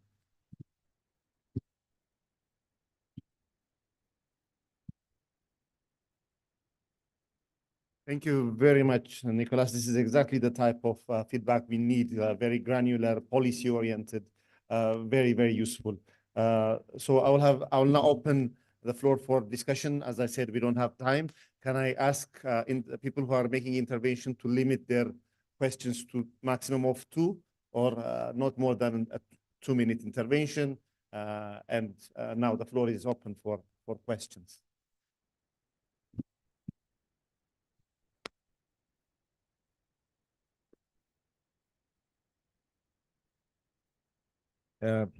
Thank you so much. Dennis Mukama from the Revenue Authority. So just really one aspect that we had something similar that we did in the RRA, and much as we did not focus a lot of our risk function is looking at the data between exporters and importers. We focused on the declaration, the customs and the tax, the domestic tax. There is one aspect that I thought that paper would also benefit from, which we found very extreme, is the aspect of the income tax, because the declarations in the VAT also speak to the income tax declarations, and there because of the allowable expenses in the income tax, so it inflates the allowable expenses. So I thought that is something that, in as much as the focus was on VAT, it would also benefit a lot if it expanded to the wider tax gap to include income tax. And we saw a lot as well, the arm's length principle, where people are claiming to export more to a certain country so that they expensed within the domestic tax. So that's a gap that needs to be looked at. I thought that was something that would be considered. Thank you very much. I think we have a hand there. Yes. Right. Thank you very much. I'm Philip Gabo from the Sierra Leone Revenue Authority. I was looking at the data for the VAT tax gap. I realized, I don't know, maybe I missed it, but it's like I'm seeing 2012 to 2017. I was wondering whether the researchers can further compare whether tax evasion has changed from that period to a more recent period, given all of our reform that Uganda Revenue Authority may have implemented over this period. But also I wanted to know from what Nicholas just indicated, whether by integrating the IFRIS, which is the fiscal devices, to the ASCUDA, whether that automatically pre-fill the declaration for the import VAT. Because once that is done, then that helps as well. That's what I wanted to clarify. Thank you very much. Yes, we have one question. Thank you. Thank you. My name is Ekuya Eniniwo Samoa from the Ministry of Finance, Ghana. Thank you for the paper, very insightful. I would like to find out about special taxes that are introduced to address some special needs, something like COVID recovery fund. And then after COVID, what happens? How, as government agencies, how do we manage the review of those taxes? Because most people end up evading the tax because they think that some are introduced to save a situation. So what happens after we recover? Thank you. Thank you very much. I think we have 3 questions, unless there is a very pressing one. By those hands. If I may just add one very quick, using my privilege as the chair. Usually during comparing the UN Comtrade data with local Asykuda data, there's a gap because the exporters report at FOB levels and the imports are reported at CIF level. So that insurance in flight could create that variation. And how did you address that is a question that we've been trying to do that as well. So let me just give Professor another 5 minutes to respond to the questions. They were very quick. Thank you. Thank you for the suggestions and the comments. They're really quite helpful. So I think the way we approached this project was that it was an initial kind of investigation of customs evasion that would serve to direct us to identify the areas that are worth pursuing. So in a sense, this was just the kind of the baseline analysis for us. I think that as we proceed and we're working with URA to get more granular data, this is really a somewhat aggregated analysis. I think our goal is to disaggregate as much as possible, and I think there are avenues at URA and other data sources that will speak to the mechanisms. I mentioned already that we are working on matching VAT, Asykuda, and corporate income tax data. We also have the pay-as-you-earn data. I think it's quite a challenge to think about what's happening across all these tax schedules. But I think that's, from our perspective, that's kind of where we need to go next. There's a question also about COVID and how to analyze what's happening post-COVID. Our analysis goes up to 2019. That's the data we have. And we are working to extend that data. So hopefully we'll be able to speak to that question at a later point. Let me just stop here because I'm happy to follow up after on more specific questions. Thank you. Thank you very much. Please let's give a round of applause for this particular presentation from Professor Nada. So then the next presentation is on firm relationships and tax policy innovation. It's an experimental evidence from Zambia, and the presenter will be Jihen Zhang from Cornell University. She's a PhD student. Let me invite her to make her presentation. I think the clicker is working now. Let's try.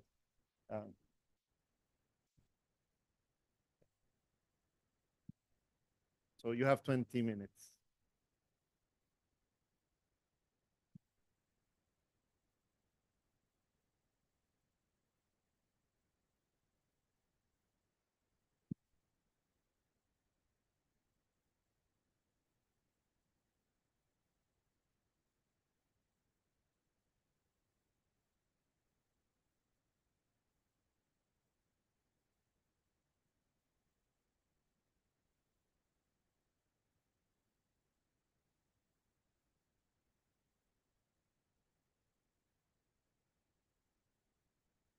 Let me try that.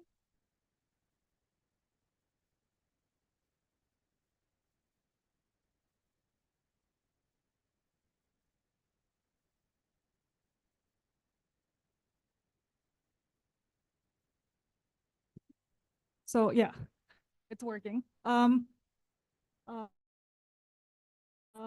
very honored to be here. I'm Jihe Zhang, PhD student from Cornell University, and it's a joint work with Brian Dillon from Cornell, John Mulenga from Zambia Revenue Authority, and Twiboy from IGC.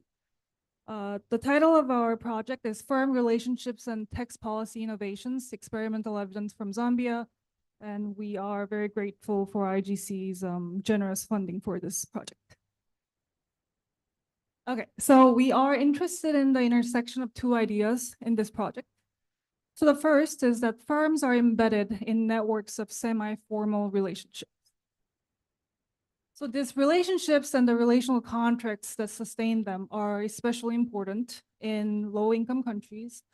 And the prior literature has documented that the supply assurance, demand assurance, and trade credit are one of the key benefits that arise from relational contracts. So we asked the question, that is collusion to avoid tax also an important component of firm-to-firm relational contracts?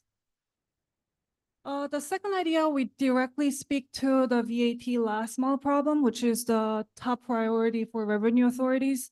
For the sake of time, I'm not gonna explain what's the VAT last mile problem, but I'm sure most of you know it by heart.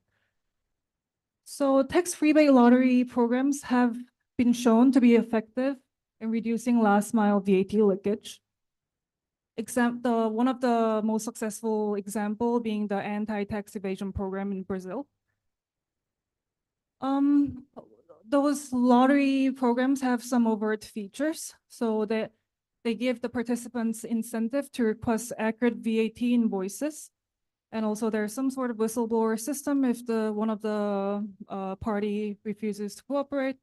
But also these programs take advantage of their other institutional factors, such as there needs to be near universal taxpayer ID, and participants usually have broad access to internet, and there is widespread use of mobile money and digital banking, which all allows there to be a good digital records of valid VAT transactions. Because of this reason, to date, successful rebate programs are limited to middle and high income countries, despite many efforts elsewhere. So what does this project do? In collaboration with the Zambia Revenue Authority, we designed and implemented a targeted tax rebate lottery program. So the target is the retail firms in Lusaka that are too small to register to be a VAT firm themselves, but are large and formal enough to have a fixed physical locations. So why do we target these firms? So because these are firms who have fixed physical locations and they probably have high purchasing power, we see high potential returns to plugging the VAT leaks by intervening with these firms. And also because these are firms with physical locations, intuitively, we expect lower administrative burden than an economy-wide program where you have to deal with all the consumers who are involved. So just to fix the idea before we really get into this study, we know that collusive tax avoidance is a known risk in these programs, and collusion is easier to sustain within a context of a relationship.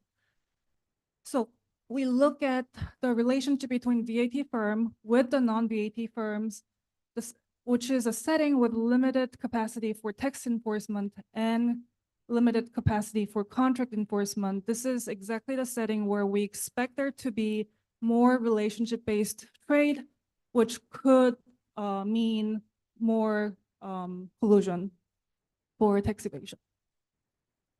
So what we do in a nutshell, we run an RCT with non-VAT retail firms in Lusaka, incentivizing them to request formal VAT invoices from suppliers. And we look at how responsive these firms are to our financial incentive and whether the responses are different by the strength of supplier relationship at the baseline. And then we fade out the financial incentive. We cross-randomize firms into tax moral messaging experiment, which is a second phase of our RCT called messaging RCT.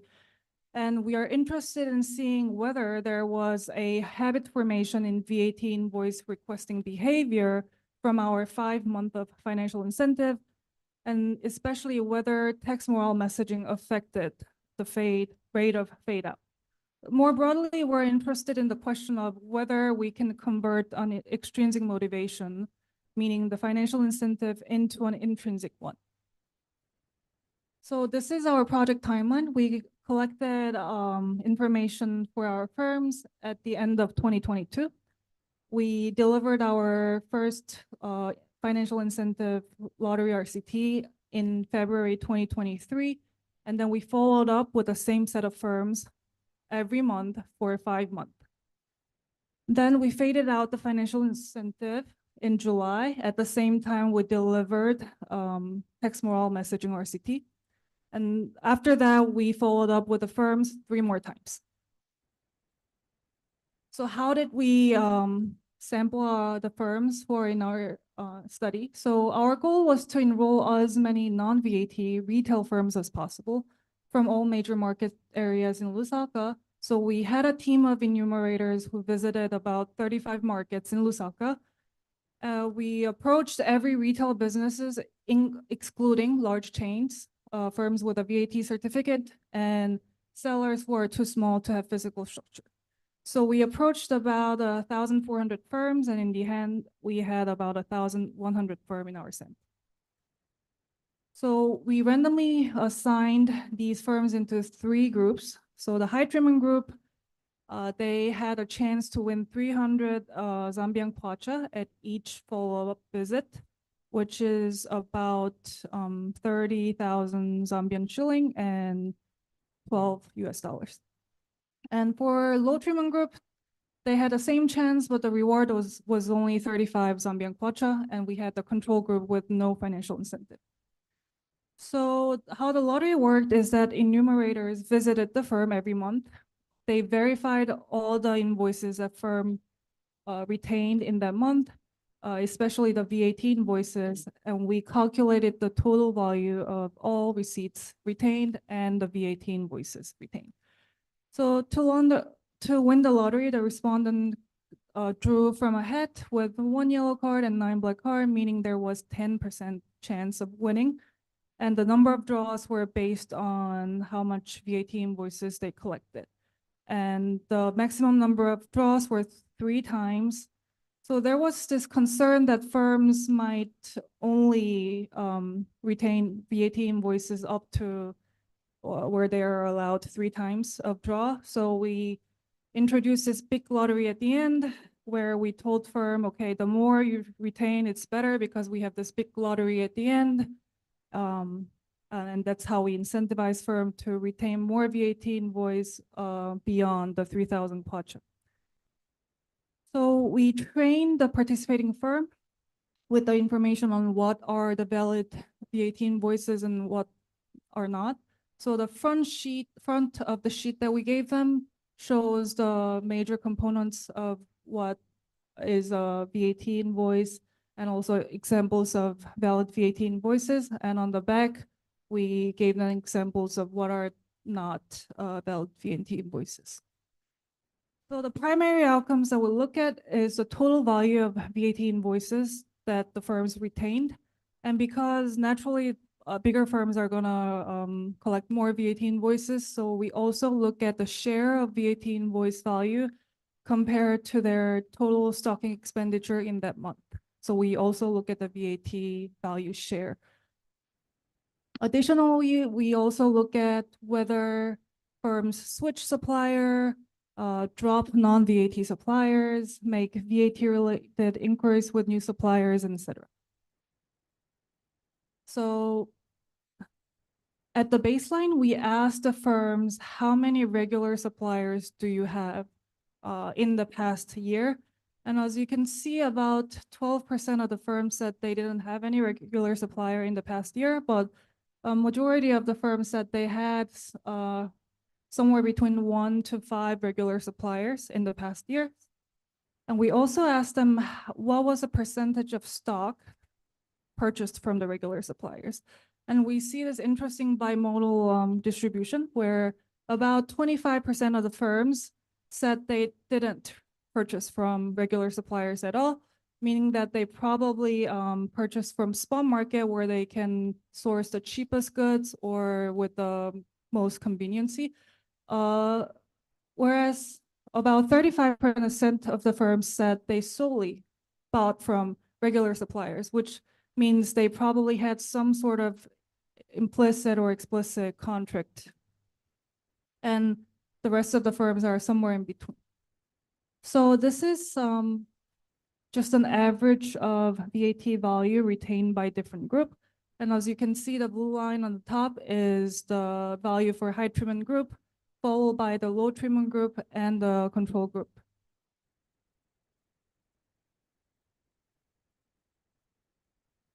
And this is coefficient plot from a regression. And you can see that considering all the other factors, the high treatment group collected about 600 Zambian kwacha more than control group. And this is statistically different from zero. And you can see the pattern is broadly similar for low treatment group. And if we look at the VAT share, not just VAT value, the pattern is similar. So we can see that the high treatment group collected the most VAT in terms of share to the stocking expenditure, followed by the low treatment group and the control group. So if we put this into a number, we can see that the average of VAT value retained by the control group was about 1,200 Zambian kwacha, which is about 120,000 Zambian shilling and $50 US. And you can see that the high treatment group collected about 60% more VAT value, and low treatment group collected about 40% more than the control group. And the pattern is similar if we look at the VAT share. So then we asked the question, okay, we can see that firms are responsive to our financial incentive. Are these effects different by strength of baseline relationship? So how do we collect relationship between firms? So how we measure them is first we look at the share of recent stocking from regular suppliers, if you remember that bimodal graph we just saw. And we also asked the firms whether they get any relationship benefits from the regular suppliers. We asked them if they get price discounts, trade credit, favorable delivery, and etc. So we constructed this relationship index based on these questions.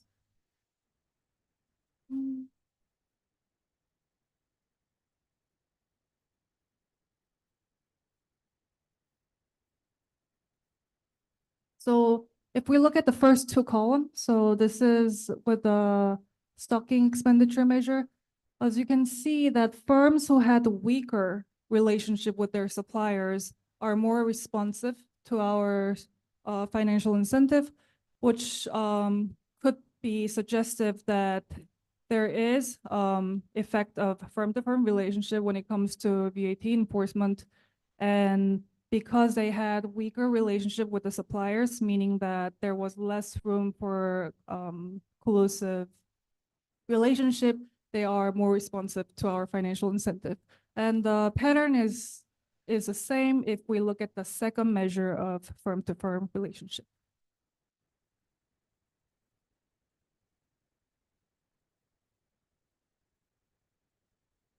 So we faded out the financial incentive after 5 months, and we delivered our text moral messaging RCT. So the treatment group received a message intended to prime non-financial reasons to be tax compliant, and the control group got a placebo message that contained only basic information.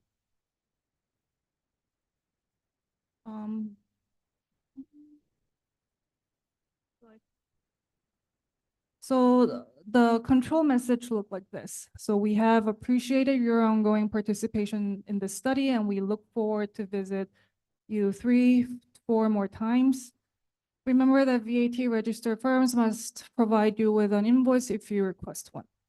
Whereas for the treatment group, we had 3 more paragraphs where we informed them that among the firms that are similar to them, what their rank was. So we told them, okay, you collected more VAT invoices than, let's say, 20% of the firms. And we also told them it is customary for VAT firms to request VAT invoice, and you should do the same. And we also reminded them that all this VAT tax goes into providing essential public services. And we see some effect of this RCT, but as you can see from the graph, the result was solely driven by the treatment, and the effect died down very soon, and it's the same for the VAT share. Okay, so then we asked the question whether do we see habit formation behavior from firms? The answer is yes. So as you can see, the value retained by all group crashed very soon after we faded out the financial incentive, but still the value for high treatment group was above all other groups. And that is same if we look at VAT value or VAT share.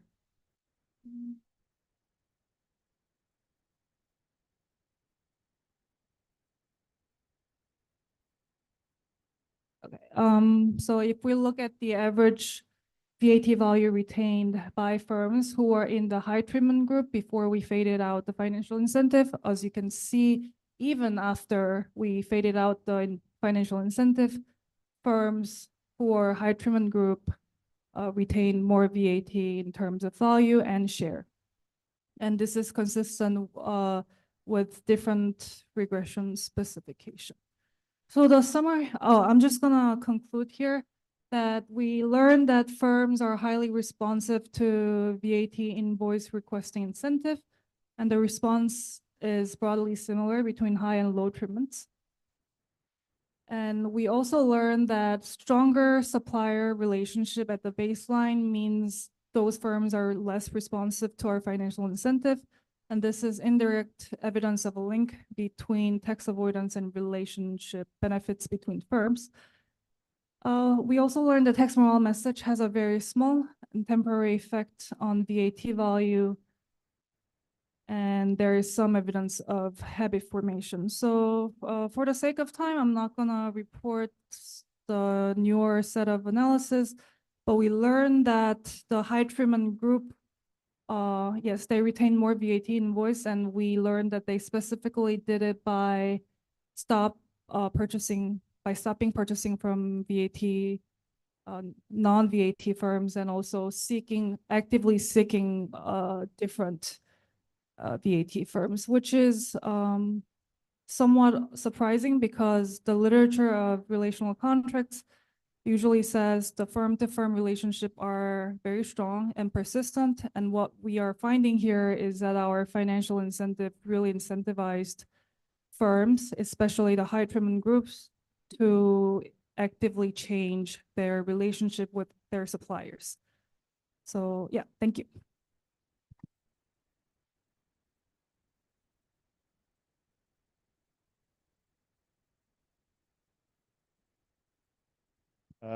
Thank you very much, Jihe. Now I'll call upon Mr. John Mulenga, who's the economist from the Zambian Revenue Authority, to discuss this better.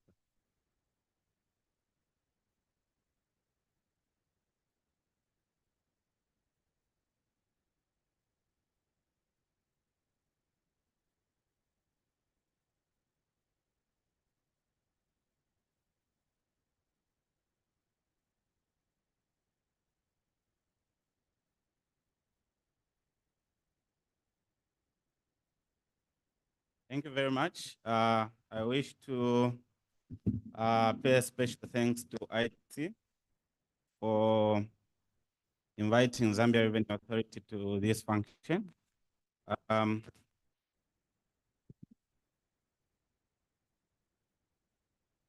Yeah, so IGC has been very supportive to Zambia Revenue Authority in the recent past, I think for the past 10 years or so. This is one of the projects that stands to have high impact in Zambia in terms of revenue collection. in terms of our background, VAT contributes to about 20% to total revenue. And while the mining sector is the major contributor to revenue, their contribution to their net contribution to or maybe I can be using the presentation. I can speak to it.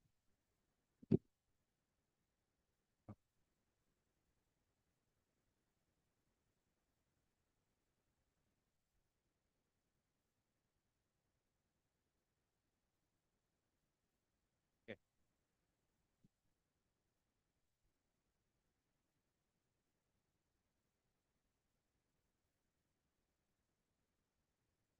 Yes, so the contribution of the mining sector, which is the biggest contributor to total revenue, is negligible in terms of net VAT, because much of the output is zero rated.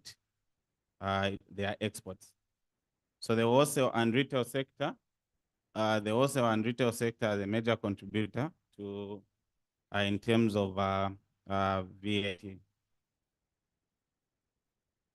Okay, so in terms of tax gaps, the recent tax gap that ZRI conducted in collaboration with the United Nations University pointed to gaps in the last 7 years. There was a year which reported gaps as high as 56%. But that has been declining, I think, in the recent 4 years. Due to some interventions, as will be highlighted later.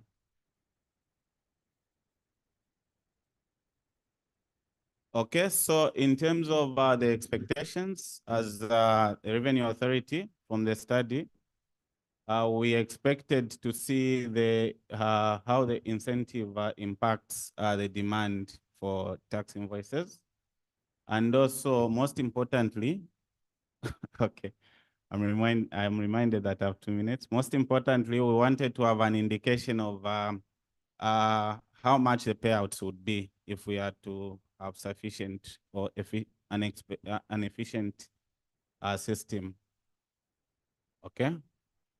Yeah, so in terms of the research design, we are confident that the design of the research is aligning well with what's happening on the ground.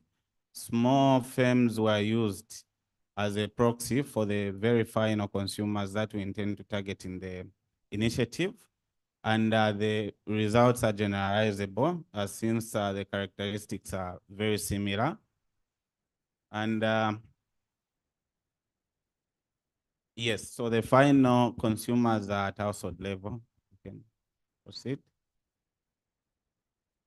Yes, so the takeaways, we are happy to see the impact of the incentive at different levels as presented in the last presentation. So it was particularly observed that not only did the initiative lead to increased demand for invoices, but it was also impactful in weakening the relationships that occur between firms. And the weaker the relationships, the higher the impetus by the firms to demand for invoices. As a result, that would lead to more compliance. Then another exciting result was, maybe you can just go back to the.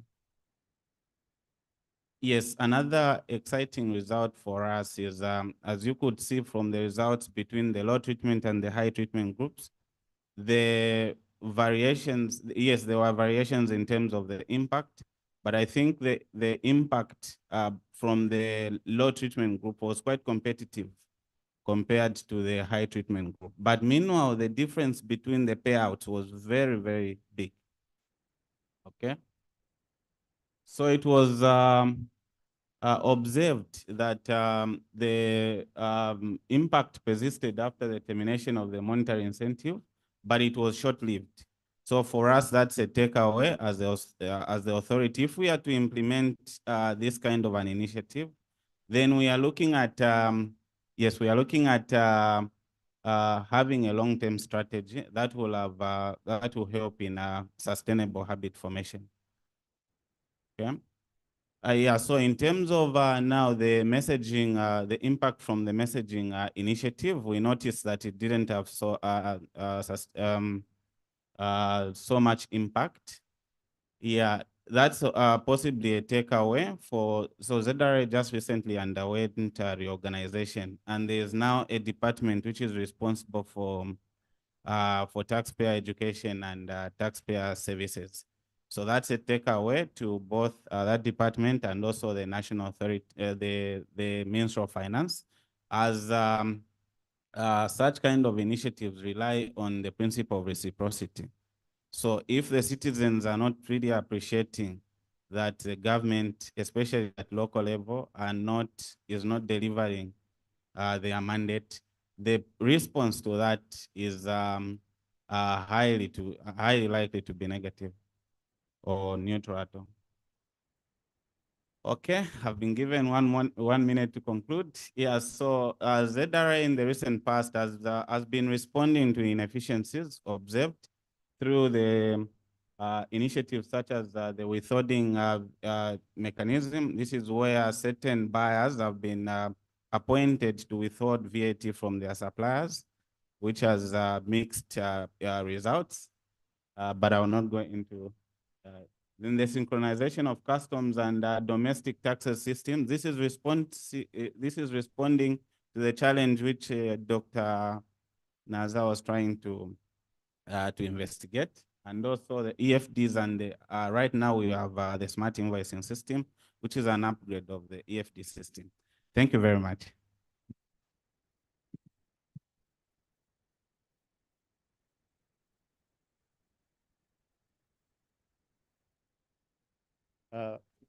Thank you again, John. Sorry for pressuring you with time. We are very tight on schedule, which is why I have to be a little bit harsh. So I'll now open the floor for questions and comments. We have about 5 to 7 minutes total. So I'll take, yeah, the floor is open for questions.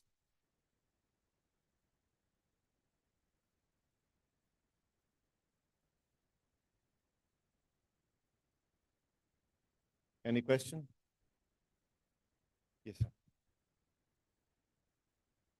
Yeah, thank you very much. Yes, I wanted to ask on the incentive that we are giving, the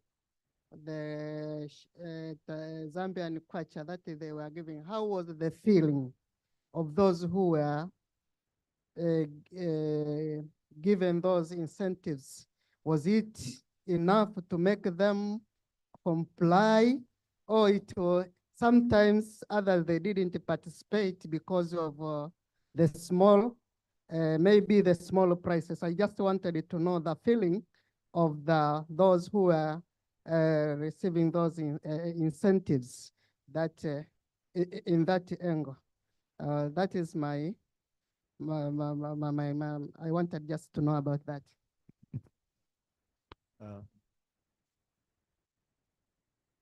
Any other question? Or Priya? Thank you very much. Very, very interesting presentation. I just had one question, which was, do you know whether this effect you're seeing of going to new suppliers, is that primarily amongst these firms that have the weaker relationships? Because if so, it may be that you're contributing to the literature that says that these relationships are so important. Only when you have a weak relationship that you're willing to move to a new supplier. If you have a strong relationship with your supplier, then even a financial incentive won't make you switch or change your behavior. I wondered if you saw that heterogeneity along that line. But thank you, very, very interesting. Thank you. Any other?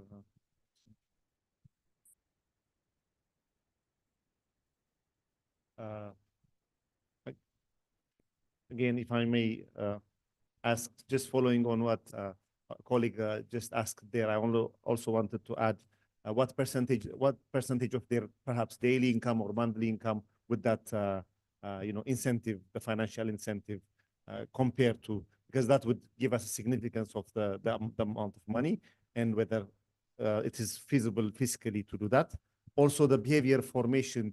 How long do you think, I mean, in the literature, if you can comment, how long do you think it will take firms? Because it's a very tricky thing. Behavior formation is a tricky thing. So 5 months, maybe not, but that doesn't mean that it's not going to work, but maybe 5 months is not enough. But in the literature, is there a time period that has been found to be effective or behavior formation was observed? Is there a question? Thank you. Thank you for all the questions. So to address the first question, so the incentive for a high treatment group was 300 Zambian kwacha. And what we observed from the data is that the median reported, so we don't have the exact revenue, but the median bin of revenue that the firms reported was around 4,000 to 6,000 kwacha. And also the median stock expenditure that firms reported for a month was about 5,000 kwacha as well. So 300 would be about, let's say, 5% of median firms' monthly stocking expenditure, which we think is pretty substantial. And for the low treatment group, it was only 35 kwacha, so significantly less than 300. But what we saw from our result is that, yes, the high treatment group were more responsive, but statistically, the result from high treatment group and low treatment group were not different. So it was broadly similar, which means that low financial incentive was effective in incentivizing these firms. Okay, to address the second question. So yeah, we don't systematically find that only the firms that had weaker relationship change their network. We see across the distribution, we saw the change in their relationship with supplier. And also to address the third question by the chair, what we see is that, so what we did is we asked 2 most important suppliers for each firm at 3 points in our experiment. So we could see whether those relationship changed and whether the quality of the relationship changed.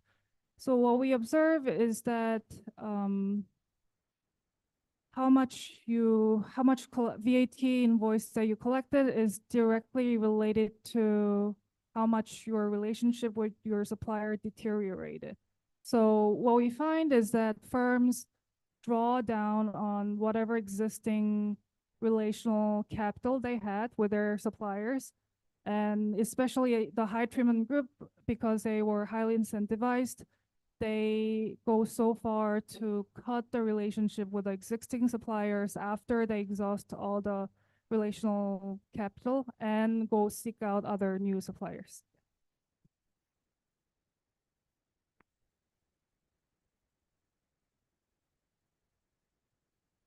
Thank you very much. Again, let's give here a round of applause for that wonderful presentation. So we'll now pass to the third and final presentation by, the presentation was on the impact of digital tax stamps on firms' compliance behavior. The presenter would be Dr. Amos Ibrahim, head of short courses at the Institute of Tanzanian Revenue Authority. Yeah, I'll give Dr. Amos 20 minutes for the presentation. Again, I'll be very strict with time, given that people may be peckish now.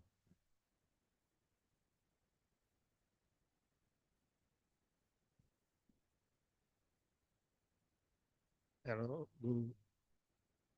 a very good afternoon to all. As I've been introduced, my name is Amos Ibrahim. I'll be presenting to you a paper on the impact of, we call in Tanzania, we name them as the electronic tax stamp on firms' behavior. The common name is a digital tax stamp. So I chose to put a name that is applicable in Tanzania.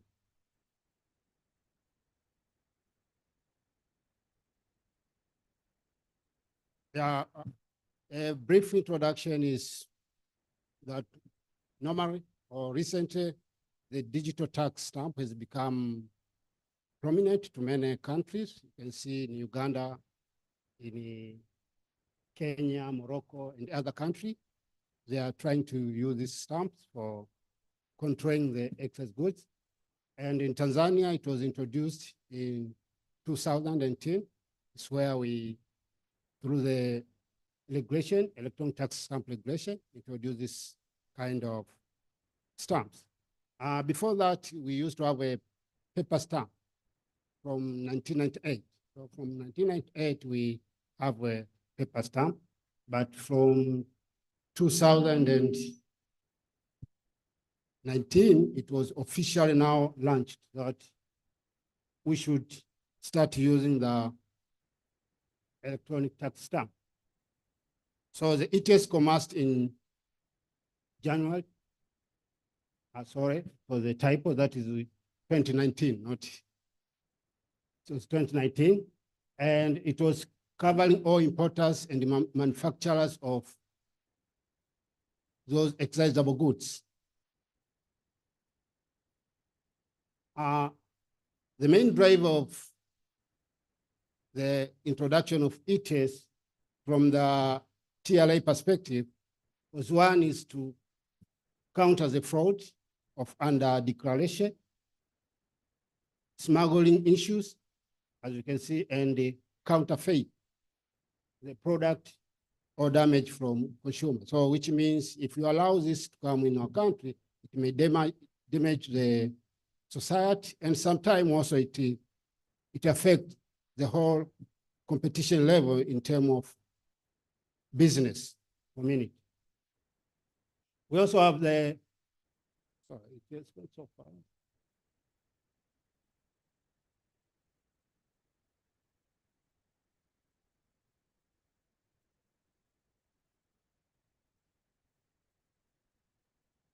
Yeah, trying to go a little bit. No. No, it's moving there.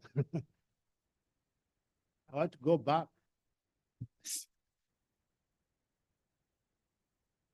Something is misbehaving there. Technology, actually. No, back. Still back. Yeah, I think someone is. Can you go back? Back again. A little bit back. Yeah, okay. Let's go now.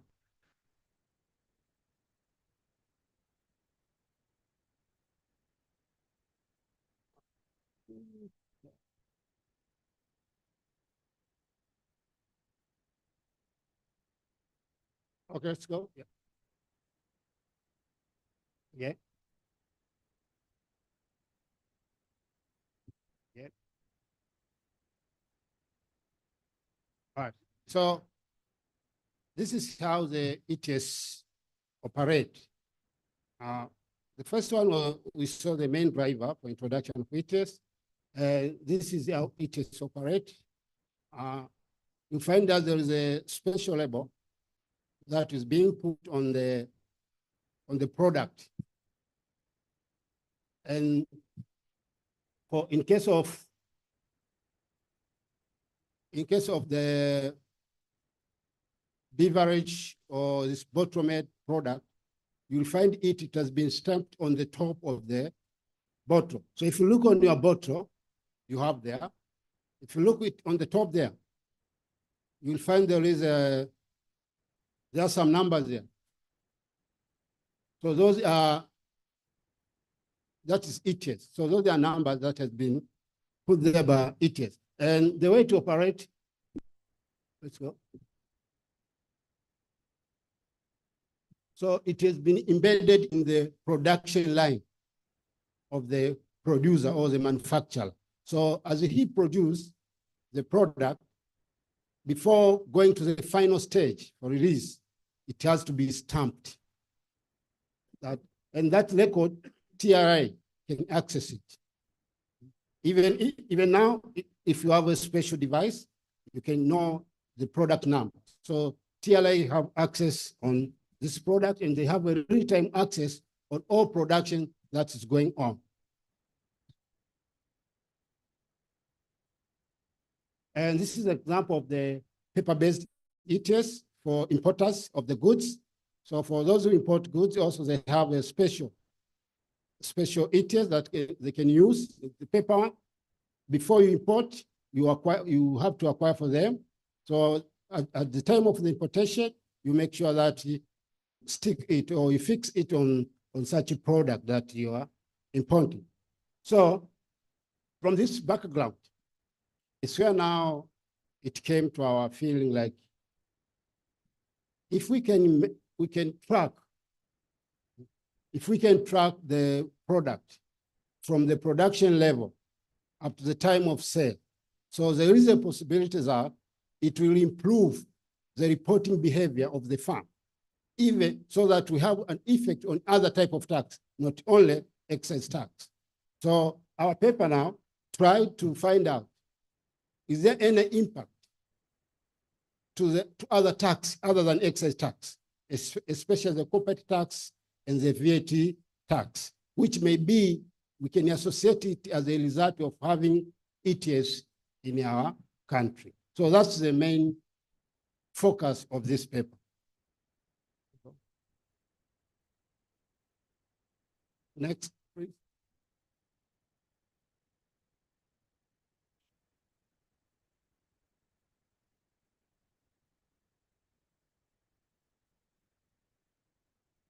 So this was the general objective of this paper, was just to examine the impact of ETS on a farm's compliance behavior. Next. And specifically, actually, we said, okay, let us have a look on the first object.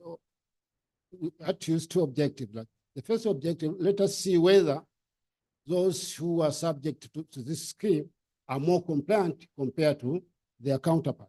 And then the second objective was to seek to understand the impact of ETS on those who are subject to the scheme of paying excise tax. So in terms of literature, our literature is focused more on the automations. So you can see we have go through the OSD. They try to see the importance of automation on the tax growth. And we have SCA also, they have technology as the important tool in the automation. And we also have Malik and others who try to find out that whenever you try to automate, there's a possibility that you improve the revenue collection in a particular country. So if you look at FANE, for example, in China, they tried to automate the invoices, and then you can see that it has an impact on VAT compliance. So in this study now, our empirical approach was to follow a different method. Now the challenge actually was to find the comparable firms. So in this study, actually, we confined ourselves to all firms from large taxpayer department, where we have about 600 firms there. But from those firms, we try to see how many firms are dealing with manufacturing and wholesale. So we found that there are about a total of 229 firms which are dealing with manufacturing and wholesales.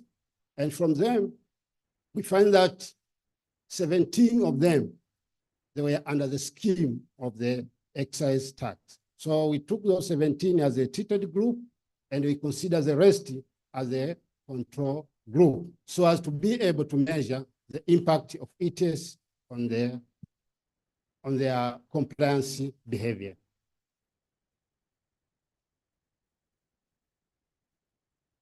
Next slide, please.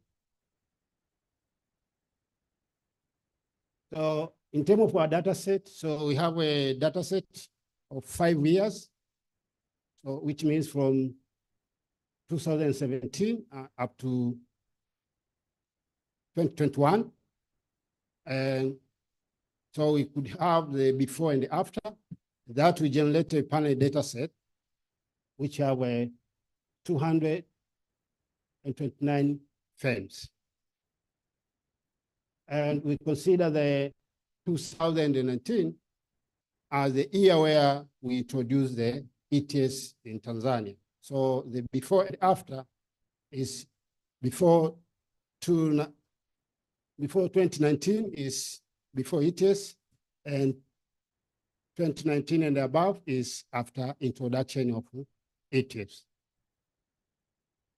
And then we follow the model which was pioneered by Baron and Nariton on his study. I think there. So, and these are the results. So our independent variables, a payment of value-added tax and a payment of corporate tax. So we wanted to see whether there was an impact after introduction of ETS.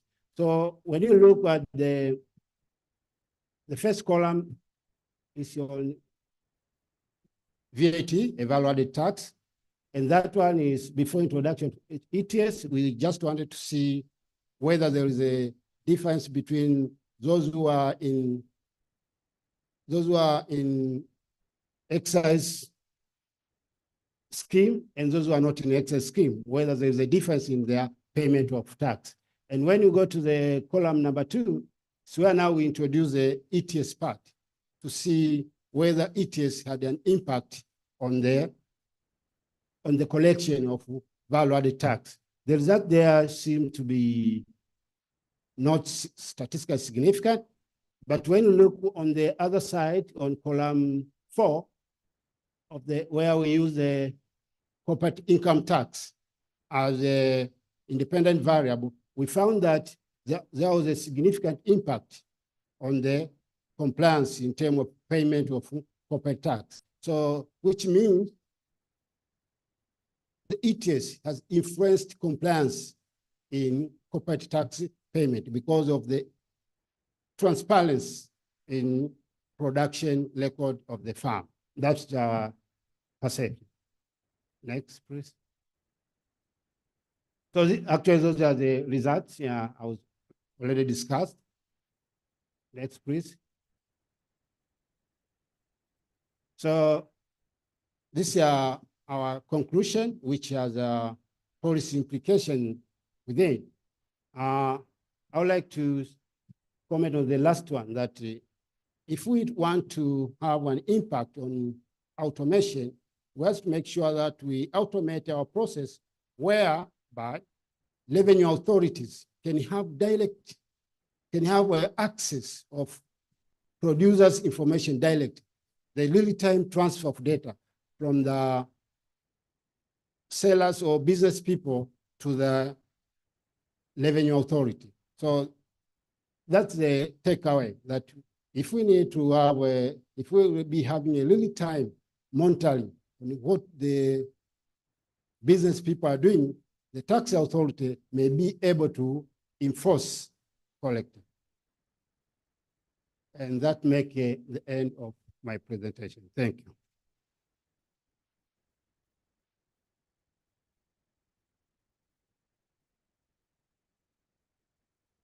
I think Amos deserves another round of applause for saving 5 minutes of the presentation.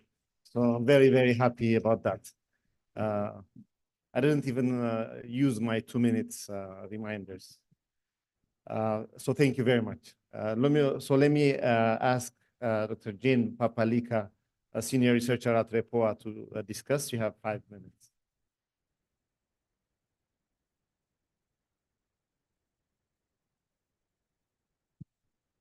Thank you, Ted. Good afternoon, everyone. On behalf of REPOA, I would like to take this opportunity to thank IGC for collaborating with the REPOA as a co-host in this high-level, I can say, conference. Congratulations, Dr. Ibrahim, for the brilliant presentation that you have made. It is quite insightful and very, very interesting in the context of Tanzania in particular, but the socioeconomic development. As a discussant?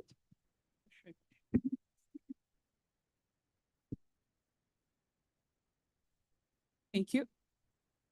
As a discussant, I will go through Dr. Ibrahim's paper that assesses the impact of digital tax stamps on the firm's compliance behavior in Tanzania.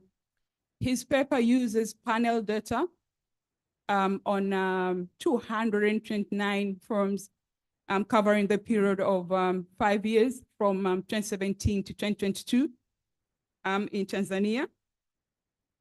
The paper also employs the DID estimation technique, the difference in difference estimation technique to assess the impact of digital tax stamps in Tanzania. Results show that firms are more compliant to excise tax than the VAT, the value added tax, and the corporate tax. But with the introduction of the ETS, firms the paper shows that firms are more compliant to the corporate and the VAT rather than the excise tax. However, I have a number of suggestions to make to enrich the paper. When I was reading the paper, I was somehow initially left wondering, especially in just to begin with the abstract of the paper. He didn't show the panel data like maybe I would have said. He would have said just like the way I'm saying that, just like the way I say, he would have indicated that this is a panel start, on 229 firms covering, a number of years. But that didn't come out clearly in the abstract. I think you should fine tune that, Dr. Ibrahim. And then also in the introduction, I couldn't see the policy significance of the paper.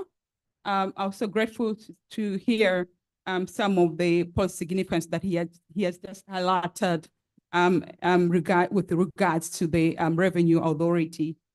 But it would have probably said maybe policy significance from the policymaker's perspective is to assist the government to raise more revenue that will be used to finance development and service debt in order to attain sustainable and inclusive development.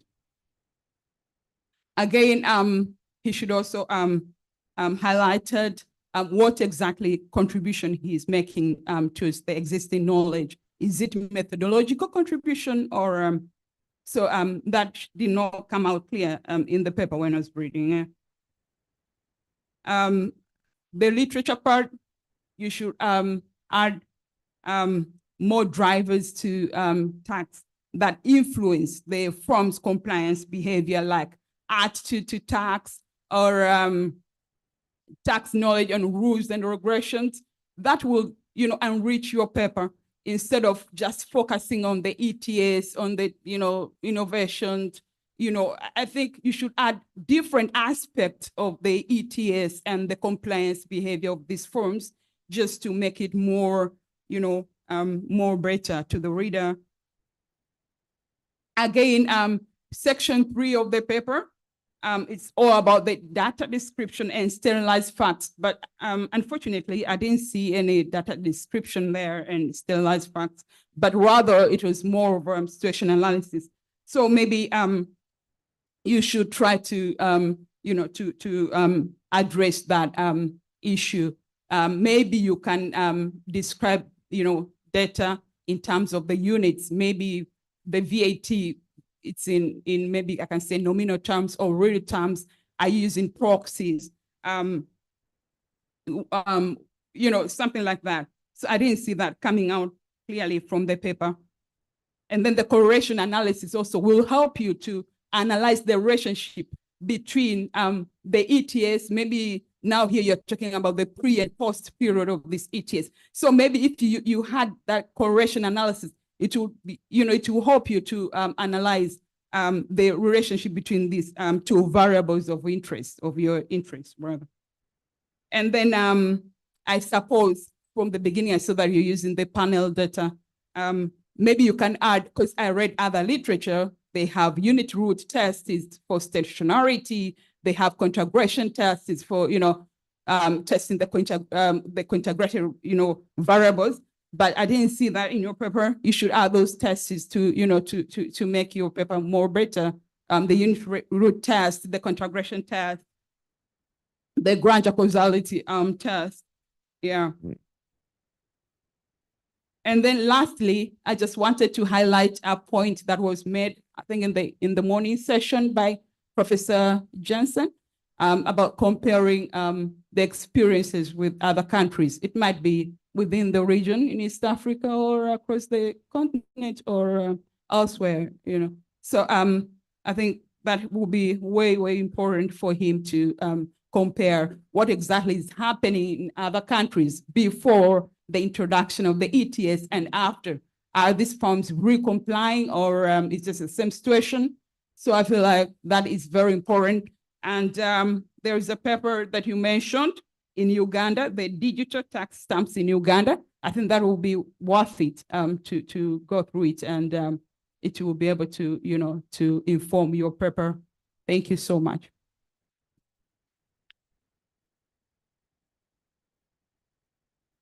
Thank you very much, Jane. Now, as usual, we have a few minutes for Q&A. I'll open the floor for questions. Yes, I have one. Yes. Right. Thank you very much for the presentation. Very interesting study.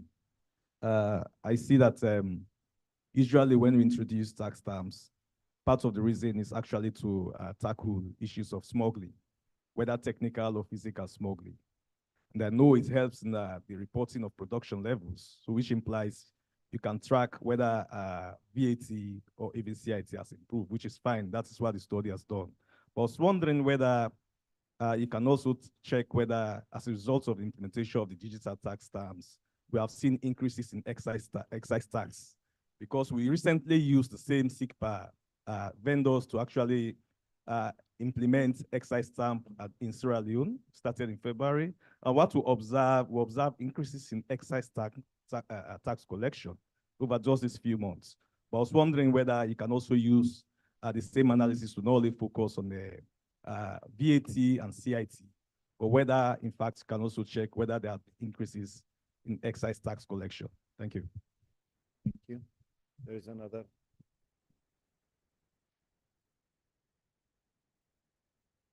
Thank you. Recently in Zambia, we were also attempting to introduce the digital tax stamps, but we seem to have to face resistance from the business community. They are saying that this is an added cost to them and so on. So I wanted to find out in Tanzania, how did you manage to have this implemented, at whose cost, and how is the response so far from the business community? If there was any resistance, or it was just by law and imposed on the businesses? Thank you. Thank you. That was a very, very good question. Anders? Yes, actually, I had two questions. The first is very much in the spirit of what was just raised. I was just wondering if you could speak a little bit more about very practically, like how this technology to print these codes was actually inserted into the production line. It doesn't seem like that's an obvious thing to do, so how much resistance there was around that. And then my second question, if there's any work that you've done or that others have done on how much of the production is fully covered under this kind of digital stamping, or if there's any evidence that some of the production now entirely takes place on a separate production line or something else to avoid having these digital stamps. Thank you. I think those are very good questions. Amos, I'll give you 5 minutes to respond. Oh, okay. Yeah, I would like first to thank my discussant for instead comment on my paper. I'll make use of them. Regarding other questions, because it's TLA report IGC, they are more practical in nature. So let me pass this question to Director of Research from Tanzania Revenue Authority, so that he can give us a real fact on the ground. I'm welcome. Very intelligent way of passing on but yeah.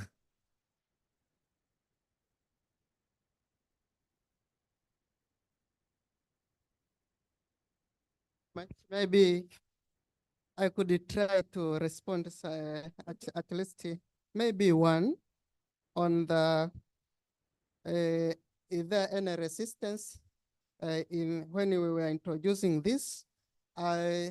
Automatically, yes. The resistance were there, but very importantly that we tried to engage a business community from the beginning when we were trying to introduce this one. So this one, yes, there was resistance here and there. Even the regulations that the presenter were talking, actually we engaged the business community to provide their comments before we go to further government process by enacting that regulations. Private sector, we mean economic, social, economic private foundation, and even we have a Confederation of Tanzania Industry, an umbrella of this business. So we engaged them and the other stakeholders when we were doing this. So what I can say, the resistance were there, but we managed it by involving the business community in this aspect. However, the resistance will continue because of the aspect we said on cost of the business. But what does it entail for Tanzania revenue on the cost on this tax system, ETS? Actually, it is self-financing. Yes, they pay, they buy the business, the companies buy these tax stamps, but they deduct them in the tax computation. So they pay, but they deduct as an expense when they compute their taxes liabilities. So it's offset like that one, and it is by the law that they have to offset that cost from their tax liability during tax computation. So that is how we do in TRI. That is what I can say. Thank you very much. I've been informed by the organizers that in the afternoon there is only one session, so it will be very short, so you'll have time to go home early. I'm sure you've been waiting for this. I think, let me allow Nikita to make the next notice, but thank you very much. And please, a round of applause for the session, for everybody. Thank you. Sorry, very quickly, because I think a lot of us are hungry. Lunch will be held in Bandari Grill, which is the restaurant here on the first floor. And for those of you who do not have the coupons for lunch, Carol has them. Carol, can you raise your hand? Yeah, she's outside near the restaurant. So do make sure you get the coupons, and the lunch is at Bandari Grill. Thank you everyone for joining us today for now. Oh yeah, please be back by 2:45.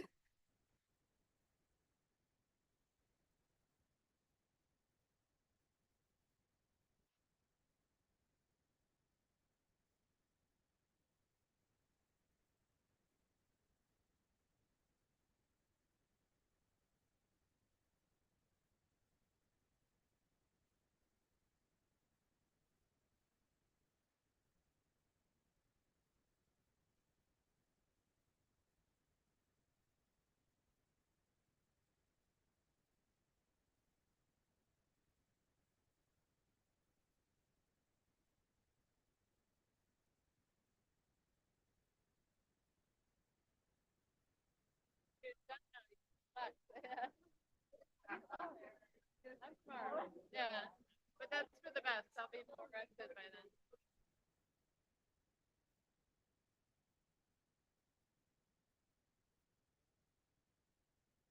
I have fun. Yeah. Are you guys going to lunch? Yeah.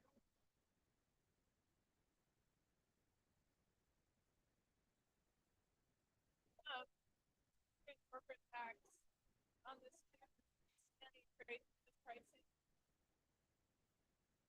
Yeah, yeah. Yeah, that might push in the other direction, depending on this tax rate. If it's high enough, they'll want to price the low. I mean high, sorry, so that they make firm with less profit within the firm. But I don't know if you can tell which trade is within.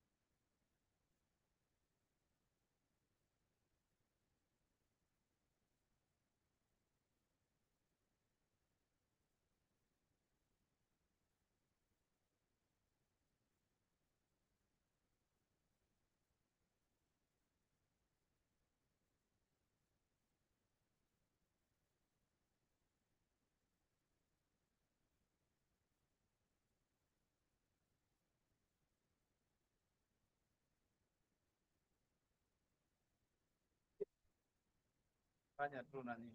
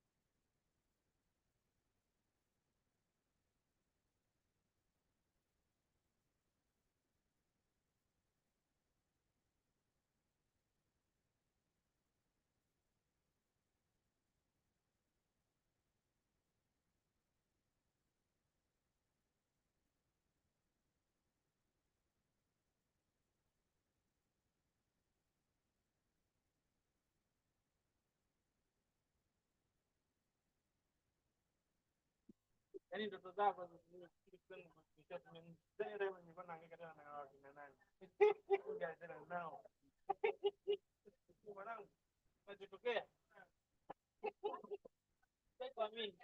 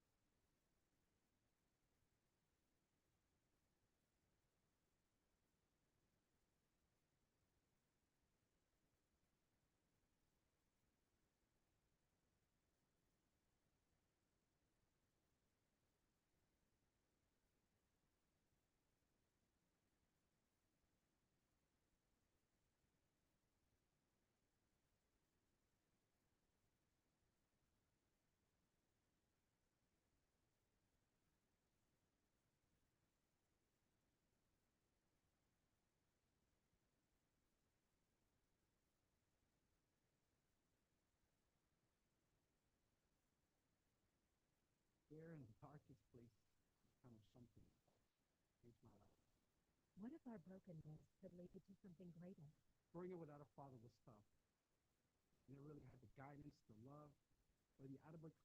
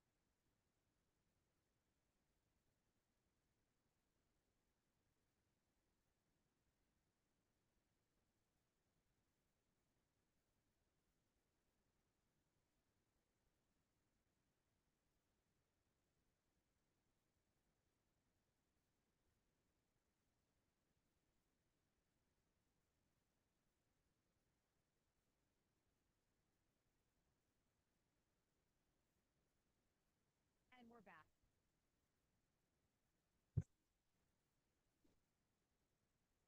Good afternoon. May I please have your attention?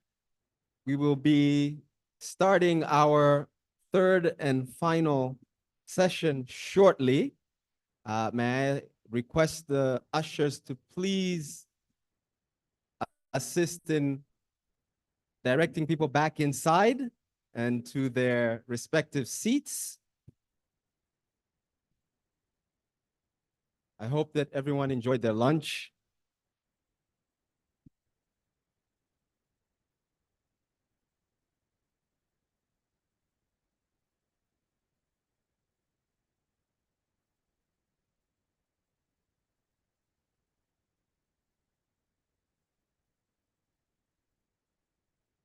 Our third session will be looking at value-added tax.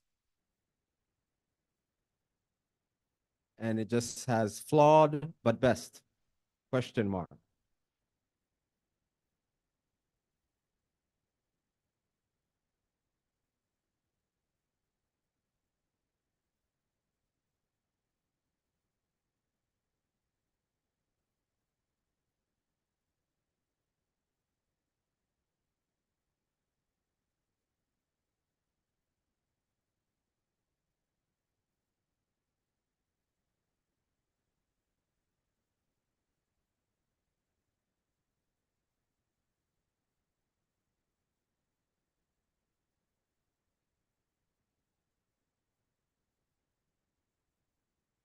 It is now 3:15. I think we can begin. Let me welcome the chair of this particular session. He will proceed to welcome the presenter as well as the preceding panel. Abubakar Kamara, the senior country economist, IGC Sierra Leone. Welcome. Karibu. Thank you. Thank you very much. And we already been scheduled, so we'll just go straight into the program. I hope we all had a very good lunch, but aren't full enough, so that at least we have time, because we'll be having very exciting session. This session will feature a presentation by Professor Maza Wazim, an associate professor at the University of Manchester, on does the value added tax add value. Immediately following the presentation, we will go into a panel discussion on the VAT, chaired by Twivwe, the head of the Tax for Growth Initiative at the IGC. I am very excited to hear from our esteemed panelists, and we will hear from Professor Maza, and following his presentation, we will also hear from Ahmed Sadat, the Director for Research and Planning at the Zanzibar Revenue Authority. Again, from Kelvin Mbembabutu, the Deputy Director at the Zanzibar Revenue Authority. And finally, from Dr. Abibi Shemels, an advisor to the Ethiopian Ministry of Finance and a researcher at the Africa Economic Research Consortium. I will encourage you all to think of a few questions, pencil them down. You do have your notepad for our panelists as well as the presenter, as we will have time for panel discussion after the presentation with the panel. Without further ado, I would like to invite Professor Maza on the stage to give his presentation.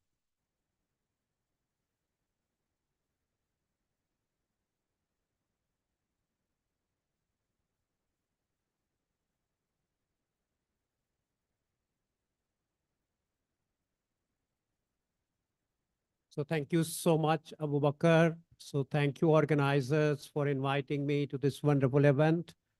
Very happy to be here. So we have a love-hate relationship with VAT. So the point of this paper is maybe VAT is not perfect, but probably it's still the best consumption tax out there. And this is the paper that sets out like this idea. So next slide. So VAT is an important tax. It collects around 25% of revenue of total revenue in low and middle income countries. Is it working? Thank you. And when you think about the reasons why it is so popular, so essentially there are two reasons. It's production efficient. So it does not interfere in production decisions of farms and hence keep production efficient. On top of that, it's also revenue efficient in the sense that it makes revenue authorities' job easier. So it has some built-in incentives so that facilitate enforcement. So what else you want in a tax instrument? Both production efficient and revenue efficient. So this is theory. When you look at practice,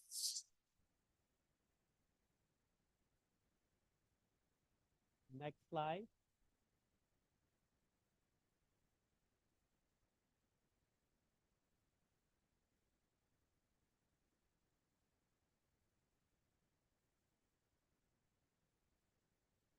Next slide, please. Okay, so this is practice. So what we have here is consumption efficiency. So the tax is on consumption. If 100% of consumption in the economy is taxed, so consumption efficiency then should be 100%. So this is Africa. It's also, so the Africa is in the bottom. So these orange dots are Africa. And consumption efficiency of VAT in Africa is around like 25%, which means VAT only like tax 1/4 of the total consumption in the economy. So practically not very satisfying, theoretically very satisfying.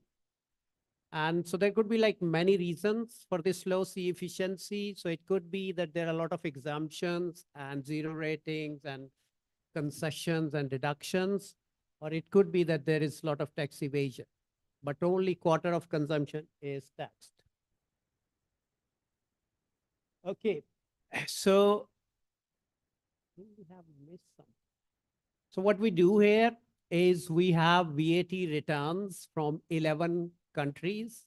So they are diverse countries in the sense that we have France, so which is one of the richest countries. And then we have like many low and middle income countries.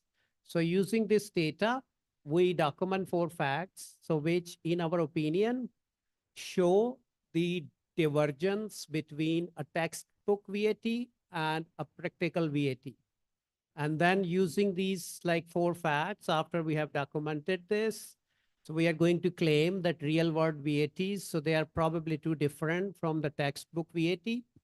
And then we are going to look at the alternatives which are proposed, which could take the place of VAT if you are dissatisfied by it. And we will show their performance as well.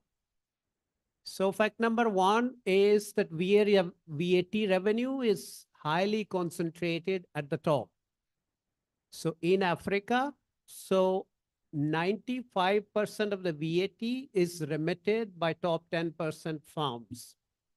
So how is it against textbook VAT? Because textbook VAT is meant to be broad-based and it is supposed to distribute the tax liability across the supply chain.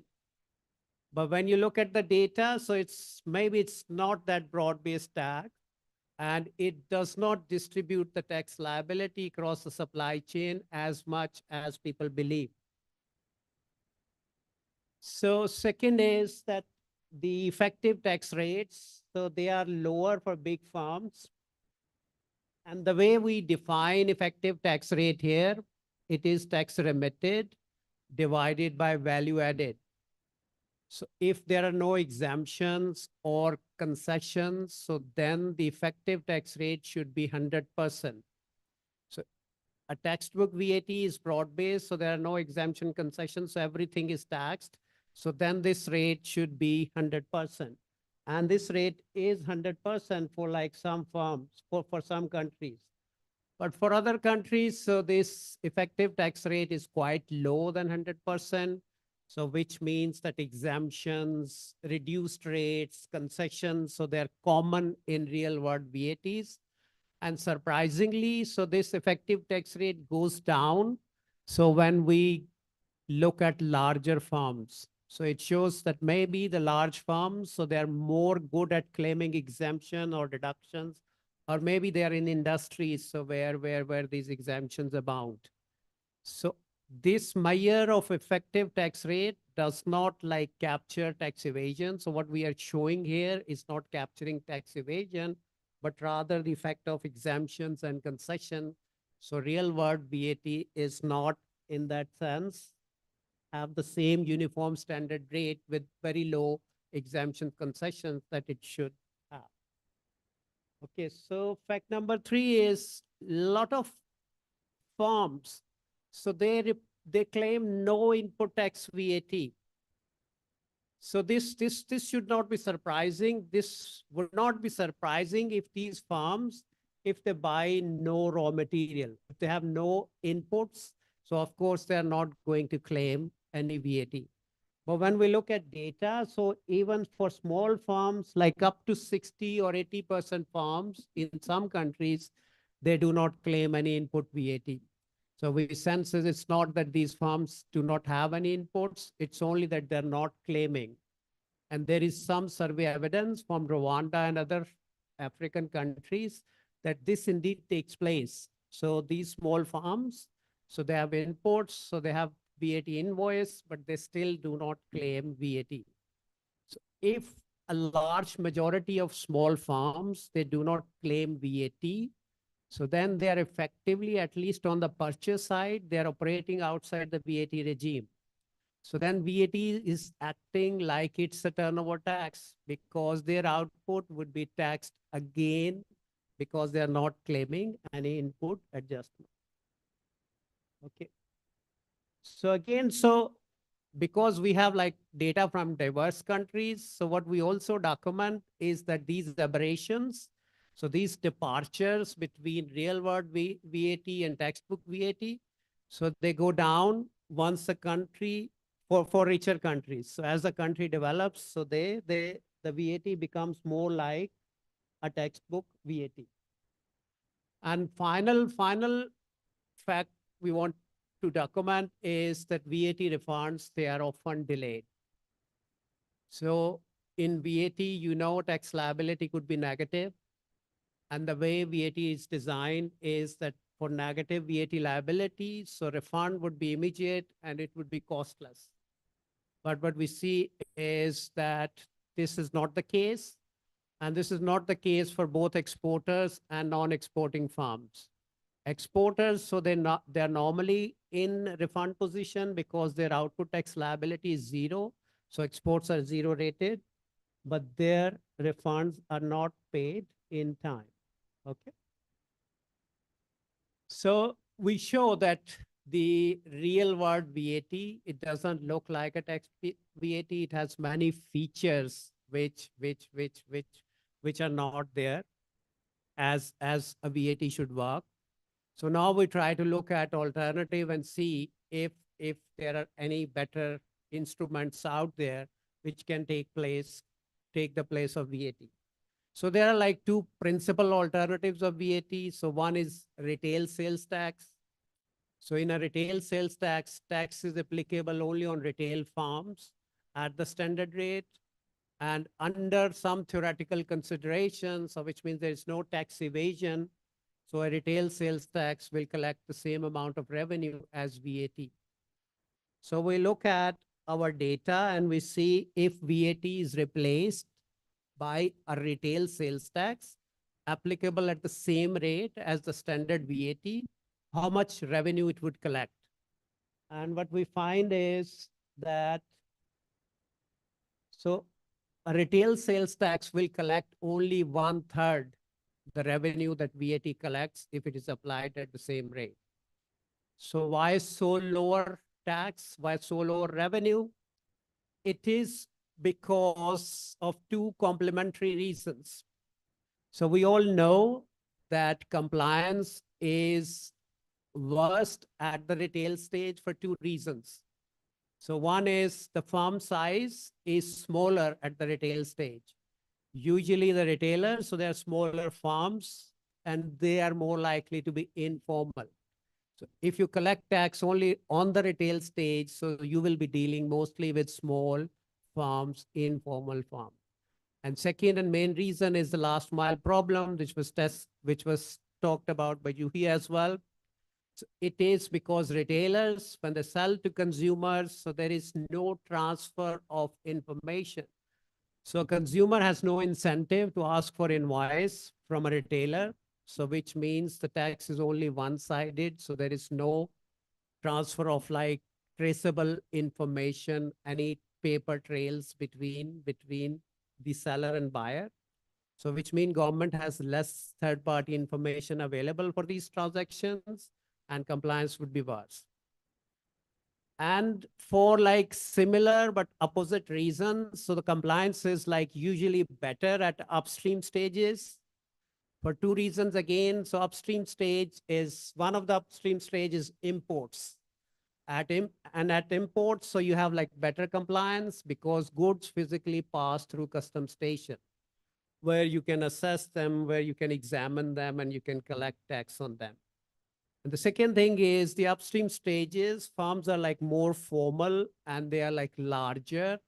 For example, they're manufacturers, large manufacturers.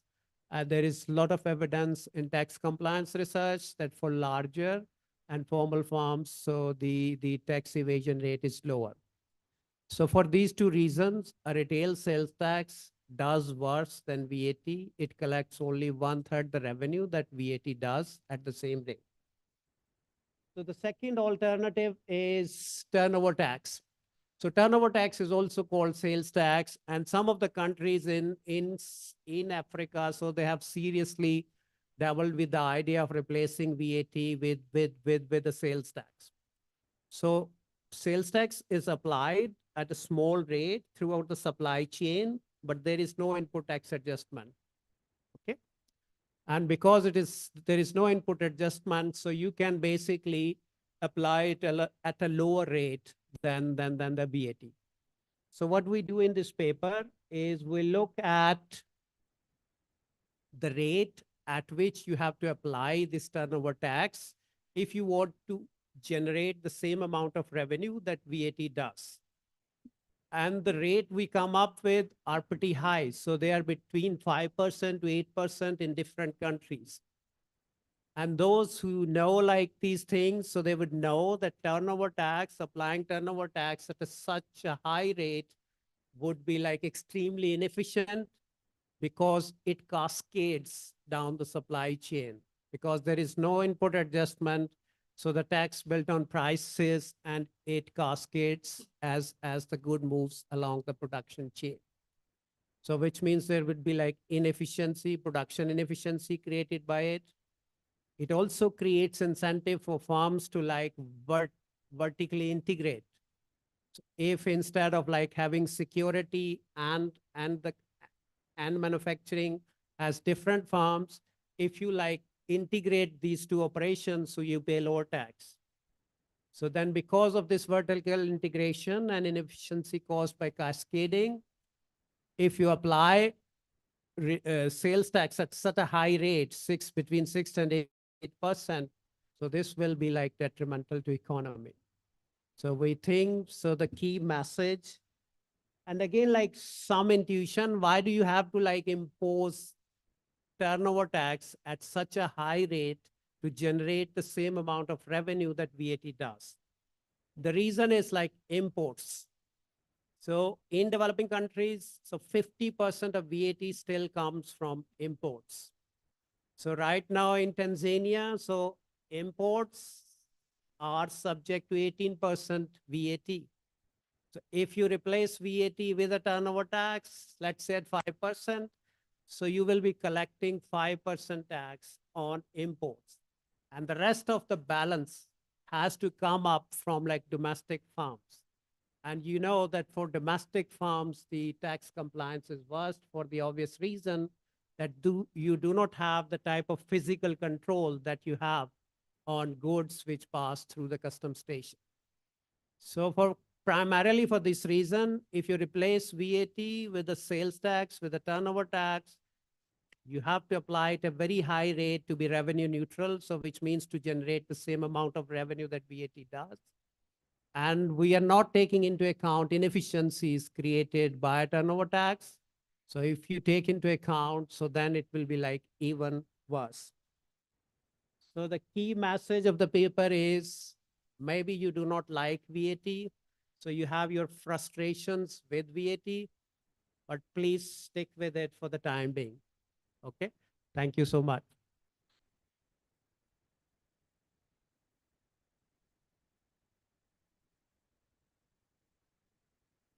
Thank you very much. Thanks, Professor Maza, and thanks for keeping to the time. So I will just, it's a very interesting presentation. I'll now invite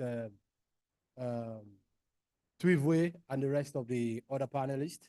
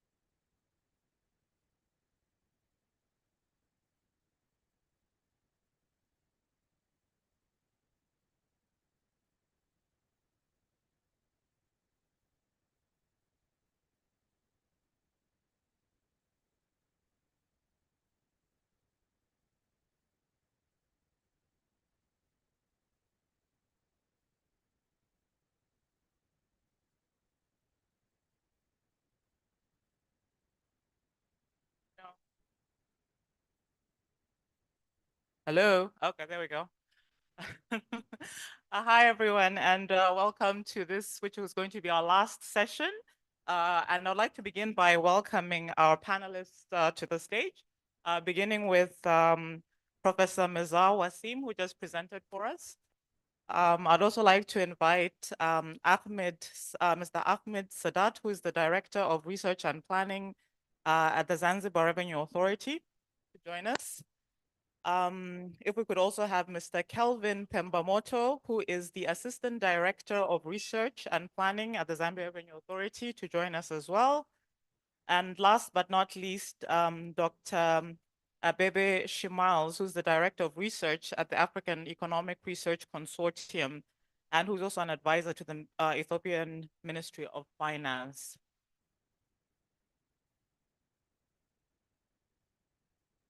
All right. So welcome, gentlemen, to the panel. Thank you so much, Mazar, for setting the tone for us with that wonderful presentation. The key takeaways that I got from it were that VAT collects 35% of revenue in many developing countries. We have the textbook efficient version of VAT, which is supposed to be production and revenue efficient, which doesn't always happen. And I think you gave us some numbers to that, and that about only 35% of consumption is actually taxed in many of our sub-Saharan countries, which are all interesting findings. So I just want to begin with you in terms of like the one big lesson that you would like every revenue administrator to take away from your presentation on VAT reforms and experiences. What would that lesson be?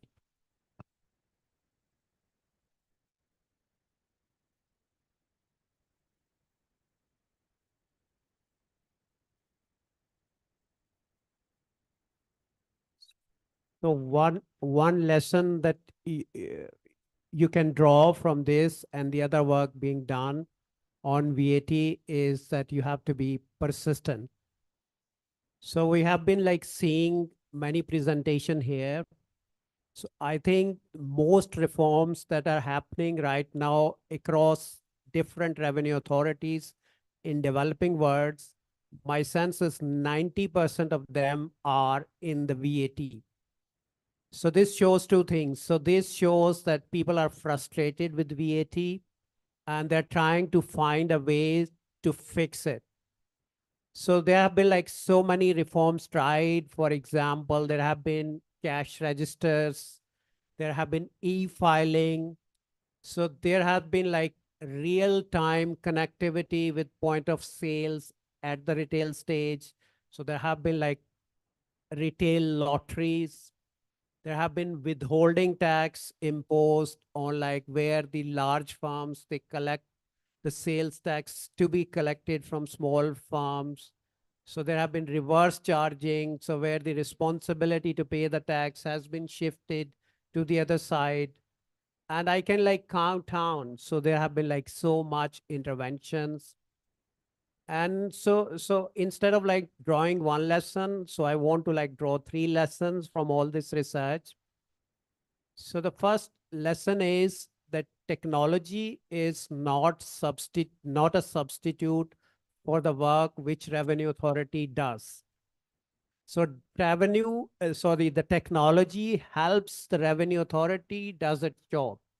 It is not it cannot replace a tax officer. And the reason is, so unless someone is working in their office to see that all this data generated by these technological interventions, and most of the interventions I talked about, so they are technological, so that's being utilized.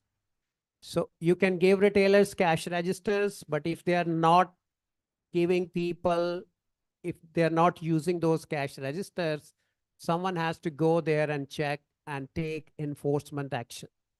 So technology is a complement and it's not a substitute for the work done by Revenue Authority. Second lesson that you need to draw is people, so they learn how to beat technology very quickly.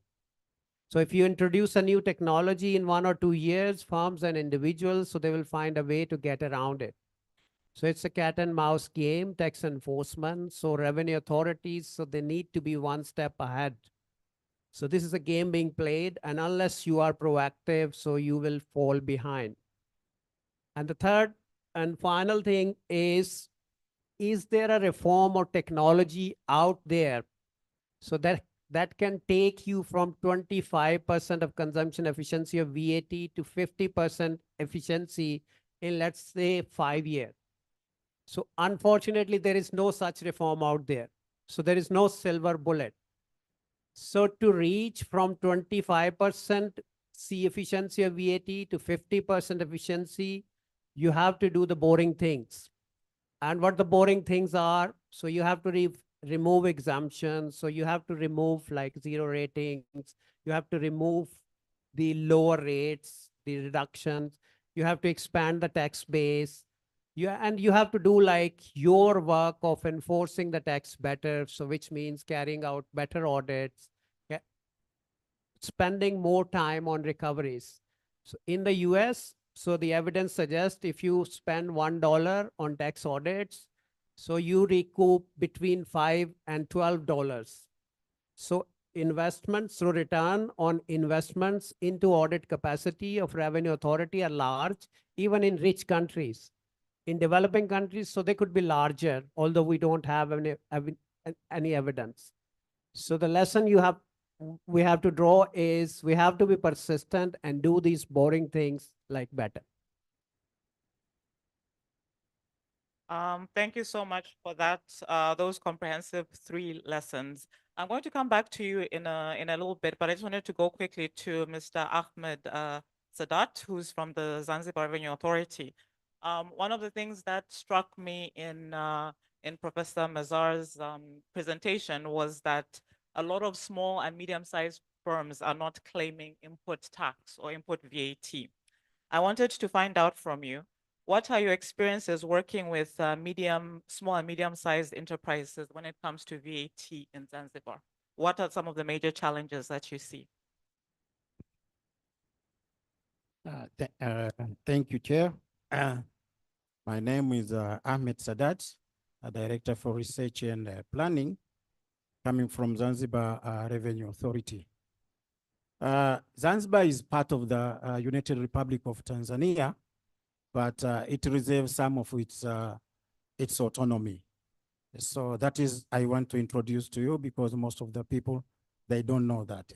So we have our tax structure, we have our tax system, but also there are some taxes which we call it as a union taxes, which are under the union government and are managed and collected by Tanzania Revenue Authority, which has offices also in Zanzibar. But for domestic taxes, it is under the Zanzibar Revenue Authority. And one of it is VAT, as it said. And with a population of 1.8 million, currently Zanzibar, we have nearly 10,000 taxpayers. And out of them, we have 2,500 taxpayers under VAT, out of which only 2% we can say that these are the large taxpayers, and the remaining are medium and small. We have 28%, these are medium, and the remaining 70% are small enterprises. So it is true that most of our taxpayers lie in that group of small and medium in enterprises.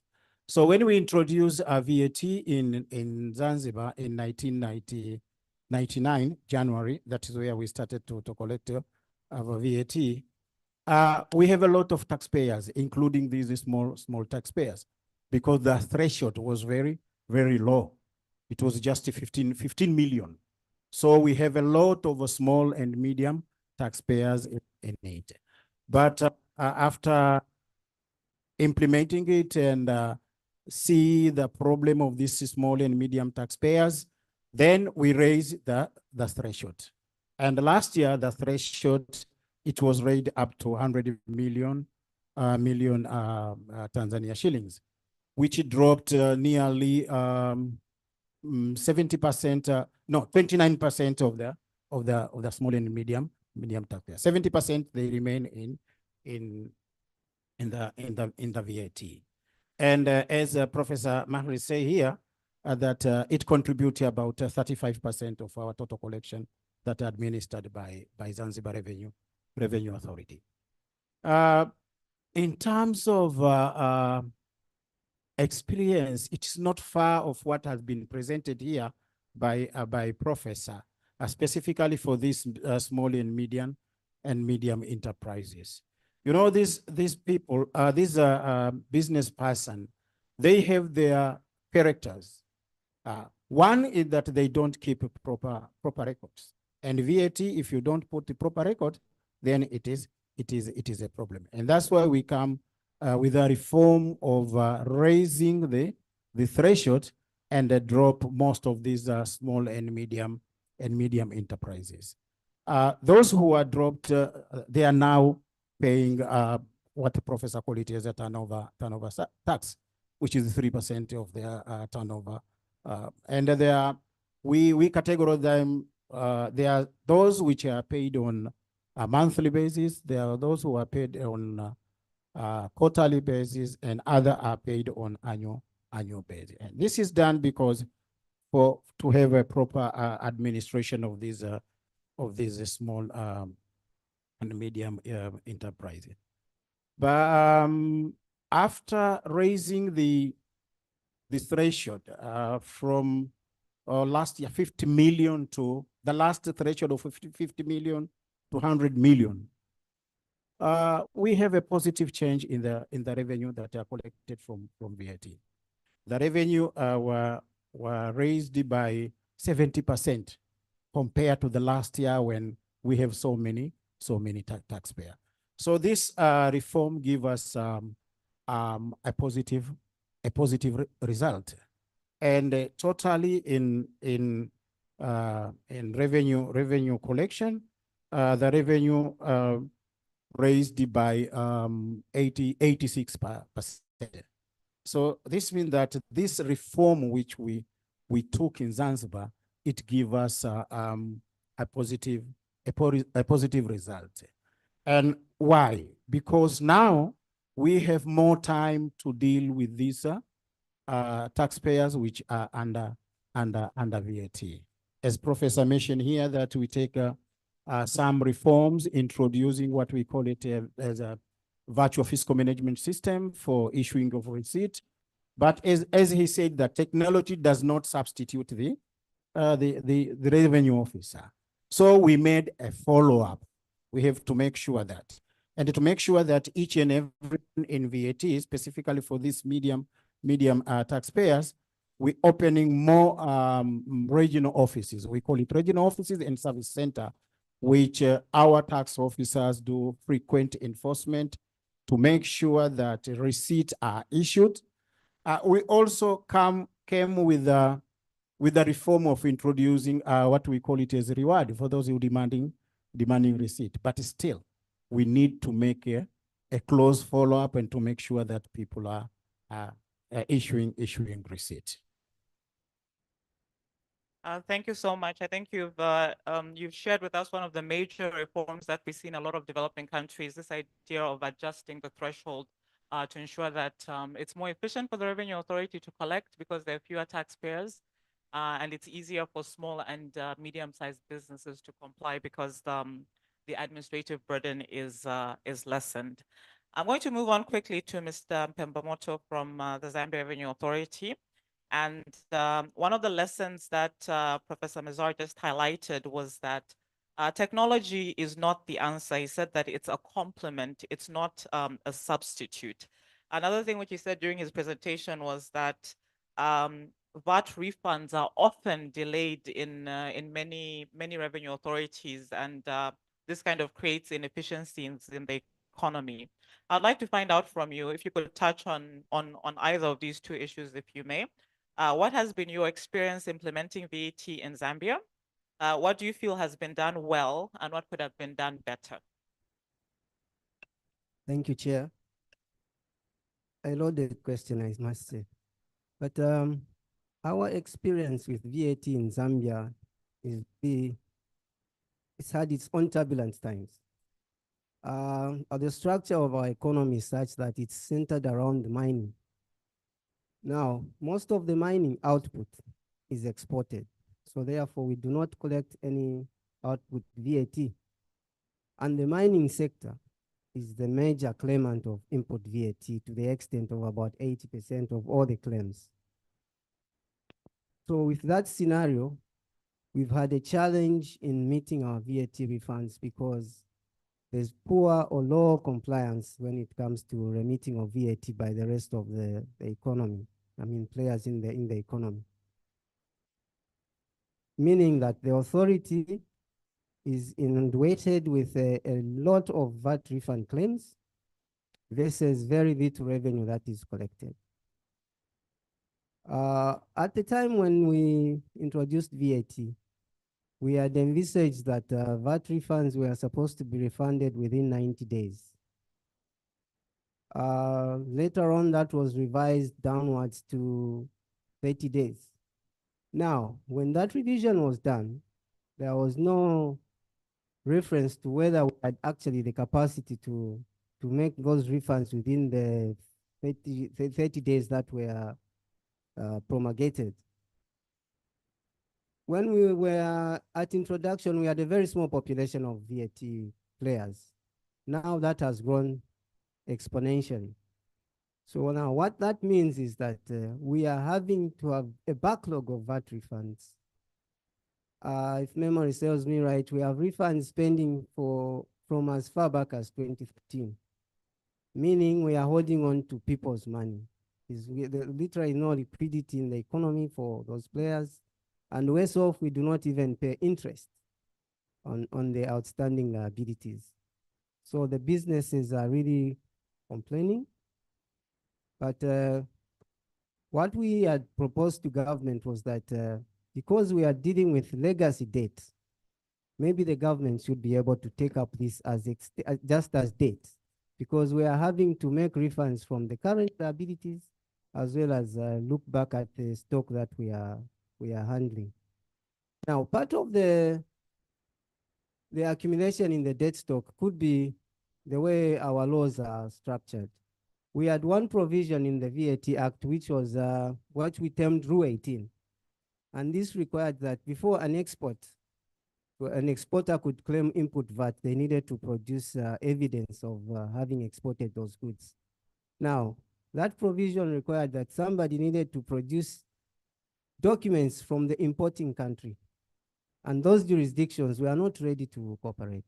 And this was largely with the mining entities and some of our trading partners. So there was a standoff. Initially, the government used to put money in an escrow account to say, no, once you bring the papers, we shall be able to refund you. But money being money, it got used for other things. So when that rule was relaxed, we still had to sort out the issue of the outstanding liability. Up to now, that is a very thorny issue. We have billions in outstanding VAT refunds, to the extent that at some point, domestic VAT became a negative tax, meaning we were refunding more than we were collecting. The government was torn apart. They actually, in 2018 budget, they actually announced the abolition of VAT and reintroduction of sales tax. So again, that polarized the business community and the state. So until dialogue had to just prevail, it was decided that no, we will not go that route, but we would just try and see how we could fix VAT challenges. Of course, technology was one of those that was proposed, that we bring in EFDs, but like Professor said, EFDs are just tools. We still need to intervene as a tax administration.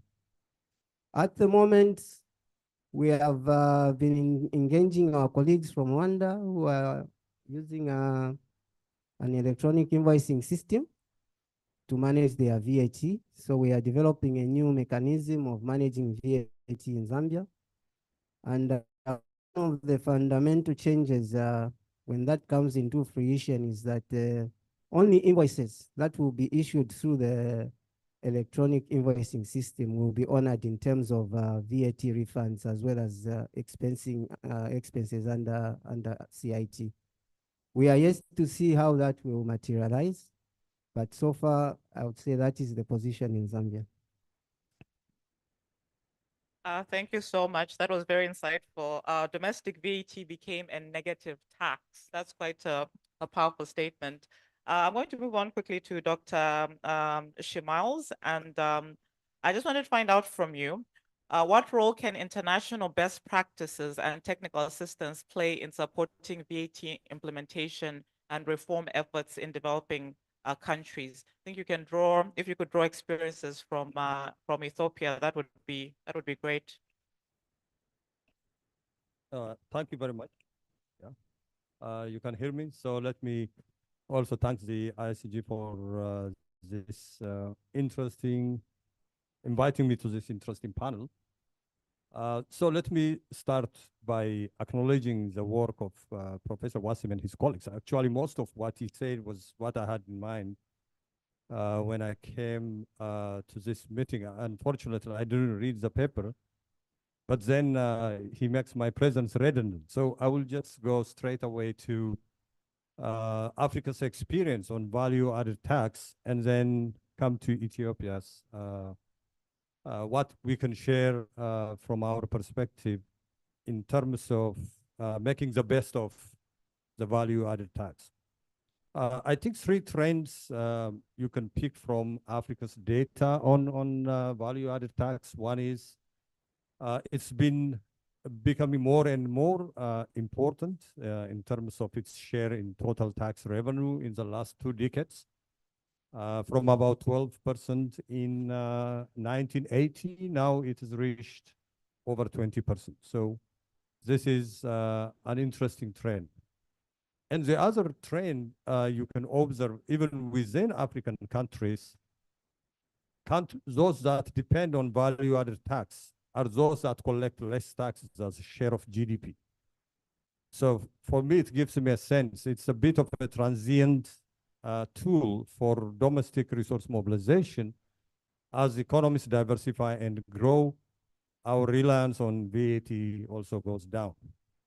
And the other interesting aspect I have noticed is its correlation with inequality in terms of, let's say, welfare. I don't know how you interpret it, but at least in terms of the relation with the Gini coefficient, we have not seen much when it comes to value-added tax in the continent. Actually, there is no correlation at all, even though there is a strong correlation with tax to GDP ratio and inequality. So I think taking these 2-3 trends into account, what technical assistance African countries need, I try to look at it from 2 perspectives.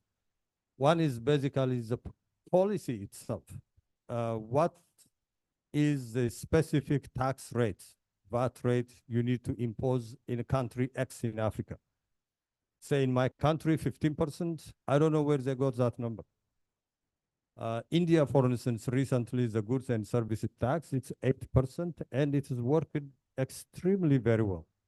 So the level itself of the tax, the VAT, matters. And then how do we decide on that particular number?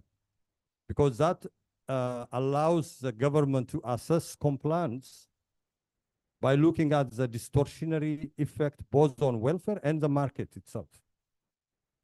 Producers, for instance, I will come to that shortly. In the case of Ethiopia, for instance, when you go to shops, if you are buying expensive item, they ask you with or without VAT.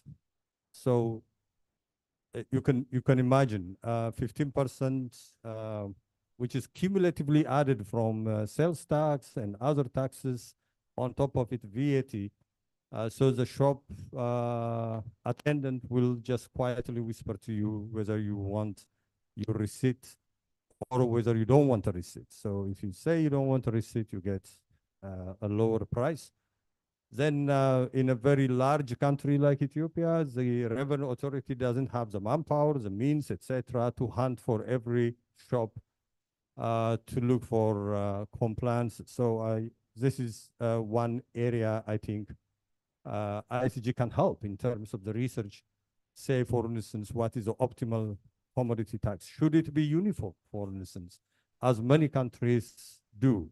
They fix just a certain amount, 15 or whatever %. But then is this an optimal commodity tax? Can there be opportunities for having different VAT rates across different commodities, etc.? I think this is something to think about. The other is administrative, which I think Professor Wasim and his colleagues alluded to, so I'll give the case of Ethiopia. When Ethiopia introduced the VAT, everybody knows the principal agent problem comes in. That means you are allowing businesses to collect on behalf of the government and surrender the VAT to them. So to incentivize the government's approach has not worked so well. What they started to look at is the technology. So they introduced electronic sales machine, which you referred, which is real-time connected to the revenue authority server, etc. So we did a study of the impact of that. And it's been tremendous in the initial period. I mean, amazingly effective. And then suddenly, as you've said, the system was completely compromised. So I think some colleagues from IGC or I think DFID, who did a follow-up study from ours, told us actually it's not working. So we are hoping the government can take up another approach. The other is a broader tax compliance, which I think in the morning session, the social contract, that's absolutely important. We did a study of businesses in Ethiopia, 5,000 businesses, just on a randomized controlled trial. Probably one of the first early papers done in Africa, simply to look at persuasion and coercion strategies. So we sent out letters to different randomly selected businesses, giving them different letters. Ethiopia is different in a sense. Revenue Authority had never contacted, ever, businesses in that manner. So for us, it was a very good opportunity. We used the Revenue Authority infrastructure. Letters were sent by hand, and the panic, you could see it in the data. It was just vibrating. So the compliance rate, actually, the evasion rate was 40%. It's enormous. People don't pay taxes, probably including myself. I mean, I've been lucky to work for tax-exempt institutions. I can tell it's not fun to pay taxes. So we had 40% evasion rate, and we reported it to the government. And they were expecting it, actually, so they were not surprised. So the other policy recommendation we came up with was, especially for VAT, to use third-party information. That is feasible given now the detailed data the revenue authorities all over Africa have in terms of triangulating the claims made by different entities. And because every taxpayer has unique tax identification number, it's simply computation power that you can do, then identify firms, businesses you want to audit. So with this, I think I just conclude my, thank you. Thank you so much, Dr. Bebe. I think you've touched on so many of the sort of the pillars of taxation. You talked about the policy, about tax policy, setting the rate. You've talked about enforcement and capacity. You've also talked about sort of the dynamics of the social contract. Given time, I'm now going to just open it up to the audience to find out if anybody has any questions that they'd like to present to our panelists. I think we'll have mics roving about. There's a gentleman here.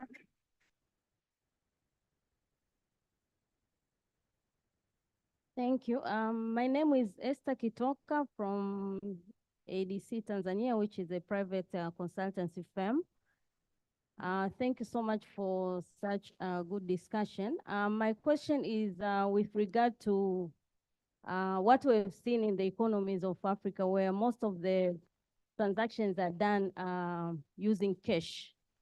And as a result, visibility of how much sales are done by different firms is not that much available to revenue authorities. So I just wonder whether there's any research that has been done just to find out how much impact is coming from these economies being so much into cash payment rather than digital payment, because I understand that in developed countries, you'll find that most of the payments are actually done digitally. But for our markets, the payments are done using cash. So is there any study that has been done to assess the impact of cash and what could be the solution? Because the solutions are there. People can pay using cards, people can pay using mobile, but you'll find there's still a lot of collection is done using cash. And as one of the panelists said there, that because of this, you are given an option, whether you want to pay, if you want to pay without EFD receipt, you'll get a lower price. But if you want EFD, you have to pay. But if the payments were done digitally, definitely that option of, paying without VAT wouldn't be there. So I just wanted to know if there's any study that has been done. Thank you. Thank you for that question. We have a gentleman behind, and then I'll come to these two gentlemen in the front. Yes. Hello. Yeah. Okay. My name is Ben, and I'm an economist. I had suggestions rather than questions. Maybe for future research, you can look at the internal and external political economy of taxation, who benefits, who bears the costs.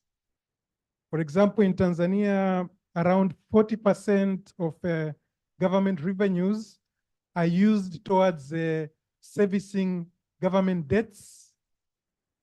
And also, sometimes you can have very large-scale capital-intensive projects, which some people think they are white elephant projects.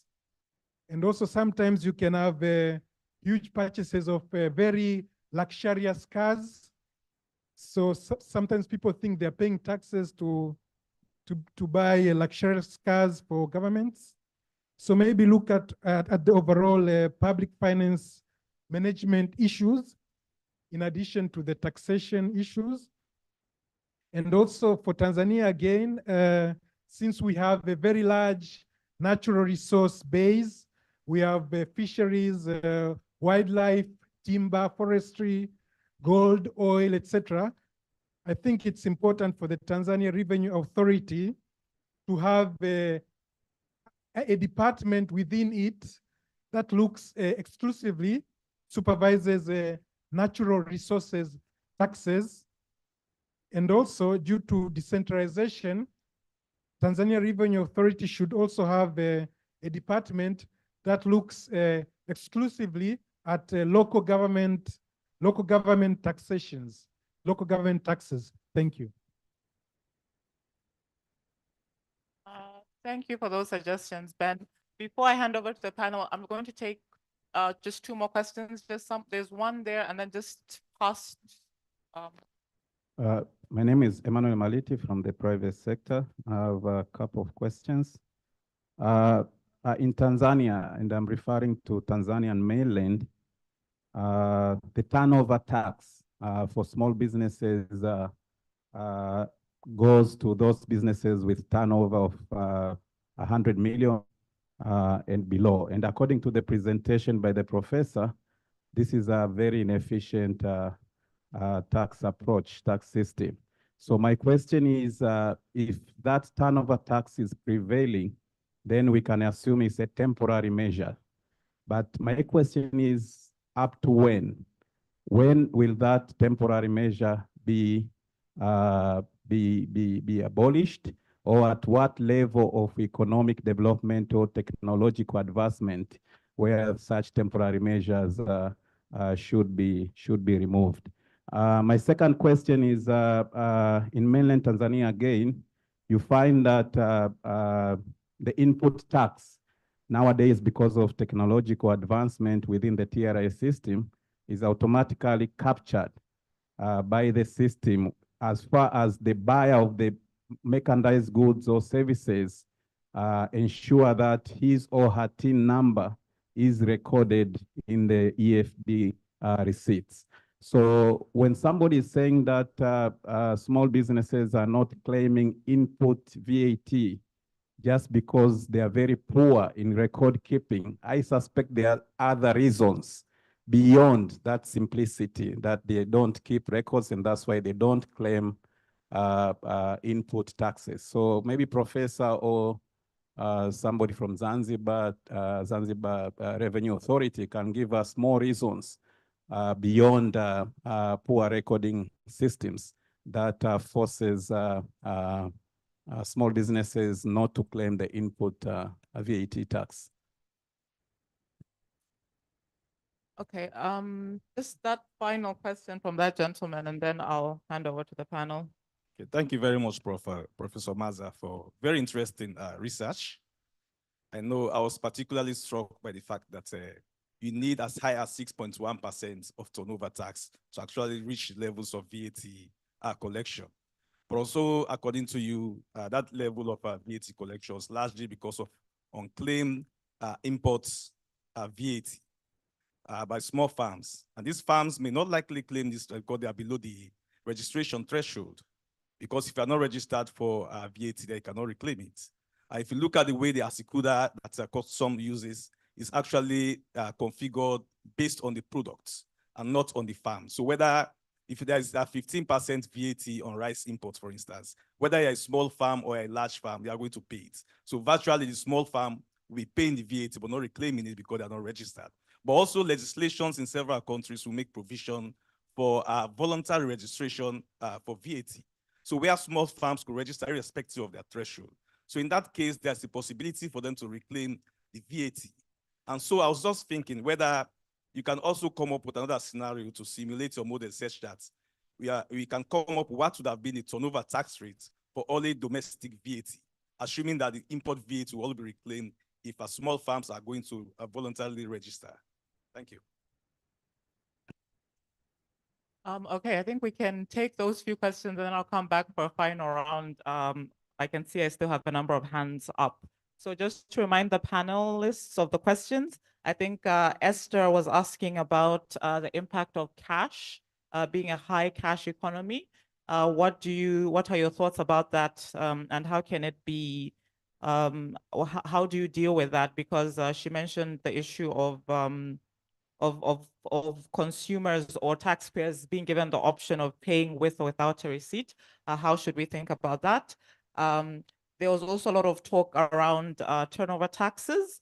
I think there's a question about specifically here in Tanzania. I might give this question to Mr. Sadat about in his estimation, turnover tax is a temporary tax, and when is it going to be abolished in Tanzania?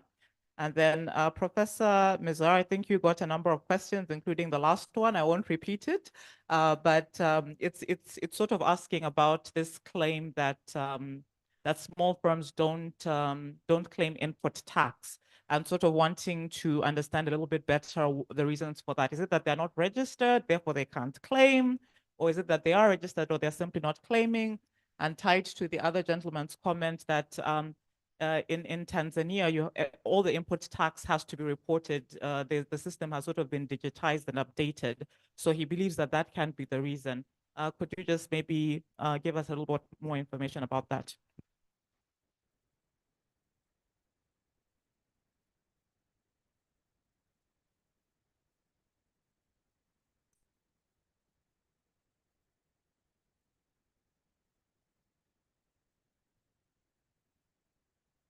Yeah, thank you so much for these questions. On first question on cash payments. So cash payments are difficult, so they create a problem because revenue authority, so when they audit a taxpayer, so what are they going to do during an audit? So they need to reconcile records. And cash transactions, they do not leave any information trails. So audit is extremely costly if firm is working on cash. So the government, what can do is they can encourage digital payments. So there are various ways of doing this. And I'm not going to like talk about this more, but there are ways to like encourage firms and businesses to make payments digitally. But again, like digital payments are not a panacea. I can like give example of a country where 100% payments are made digitally, but yet tax compliance is far from perfect. So this way the point comes in that it's not all about technology, it's about enforcement as well. So about final question that some of the firms, so they are not claiming input tax because they are not registered. So this is not the case in our data because our data has only those firms which are registered in the VAT. So they are not outside the VAT. Second thing is speculating on why do firms not claim VAT. So we do not investigate this in paper, but we point out like a few reasons. So one thing could be, so if you do not claim input VAT, so you can also evade the tax which will be due on value added for that product. So it could be like an evasion strategy. So another strategy could be, so they do not claim an input tax because they want to look small to the revenue authority. If they report a lot of purchases, so then they have to like report sales corresponding to those purchases, and there would be like some value addition, some tax to be paid, and they will look large. So we do not know what exact mechanism is going on there, but there could be like multiple strategies for which they are not claiming input VAT. Thank you very much. For the question of turnover tax, I think the one who asked it directed it to Tanzania mainland, and not in Zanzibar. And I don't have authority to talk on the Tanzania mainland, but I might share my experience on Zanzibar. As I during my presentation here, as I say that we dropped nearly 30% of the taxpayers who are in VAT were dropped down because of they don't meet the threshold. And these were now they are paying turnover tax at 3%. It has been said here that the main challenge for these medium small taxpayers that they don't keep records, and they go further. Whenever they buy their goods, they don't demand a receipt. Whenever they import, these small traders, they don't import by themselves. They give someone to import their goods on behalf of them. So whenever they come to their business location, they don't have any documents over importation. So when you make a follow-up, where do they get these goods that they are selling? You don't get you can't trace where they got the goods. So that's why we say now, let us introduce this while we make awareness for them. We know that Professor say that they don't issue receipt, they don't demanding receipt, they want to be seen small. That is what they intended to do. So we put them in turnover tax, but if you ask me till when, I don't have a specific answer for this.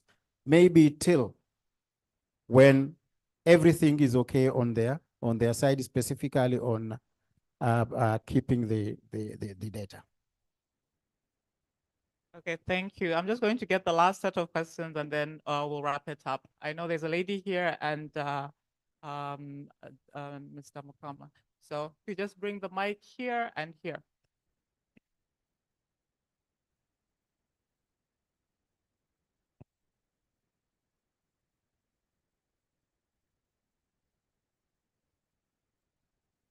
Thank you.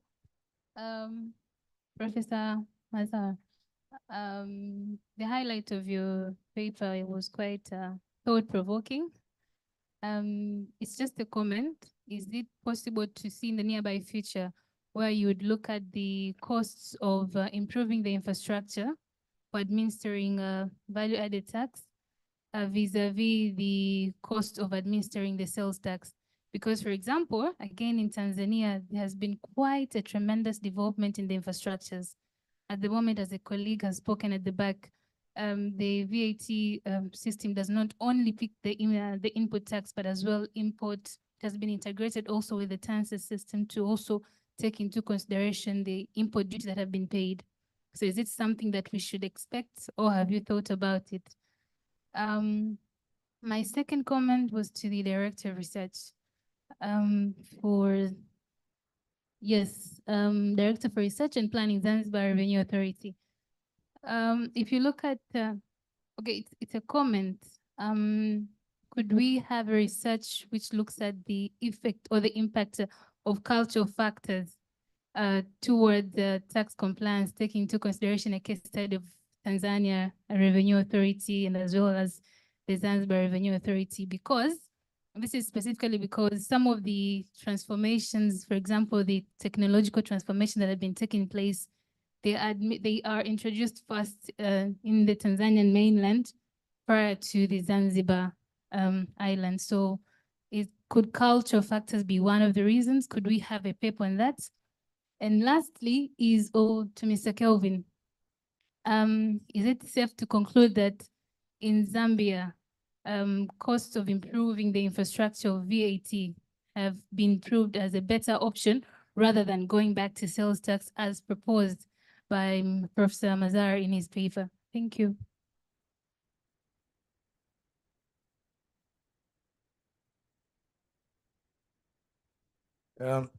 Thank you. Maybe before I even ask my question, I just wanted to make a follow-up on one of the submissions on why some of these farms do not claim their output VAT. One of the things that we've noticed in our case is some of these farms actually, when should they claim their output VAT, they could even be falling in a refund position. But there are caveats. Sometimes the refunds come with a verification sort of audit. And some of them don't want to be audited because you don't want to be calling the tax administration, be vying in your book. So they drop.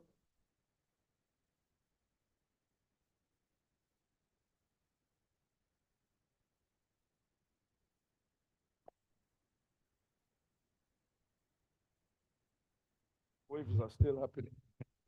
So secondly is maybe again to do with the refunds themselves, again, the type.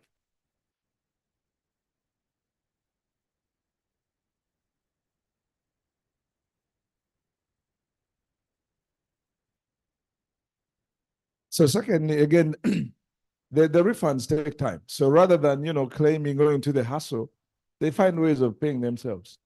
And we've seen that in, rather than claim. So there are a number of reasons that, the taxpayers use. So my question is, and it's not actually a question, it's more putting a spanner in the discussions that we've been having. We've been talking about the VAT thresholds and, because they've been put as a result of inefficiencies. You don't want to go into the small guys. You want to, and every time, can we increase the threshold? But if it's about the inefficiencies, and we now, we've seen we are gaining mileage on technology, we are gaining more, we are becoming more efficient in some of the, management. When do we start talking about removing the thresholds instead? Instead of, every time increasing, so we continue accommodating. I thought if we've gone through the inefficiencies, we are addressing them. Should we continue having the thresholds? I know some countries don't have the thresholds. Some have even come to us telling us, you know what, do away with the thresholds. You have all the information you need. So why do you, so when should we start talking about the discussions of, instead of continuously raising the threshold, trying actually to go low and remove them? Thank you for that thought-provoking question. So this is how I'm going to distribute the questions in the interest of time. I think there was a specific question for Mr. Pembamoto about Zambia and lessons learned from the VAT reform. I think there was a specific question for Mr. Sadat on tax culture and whether research and thinking about that a little more deeply would be useful. The question on thresholds, I shall give it to Dr. Abebe.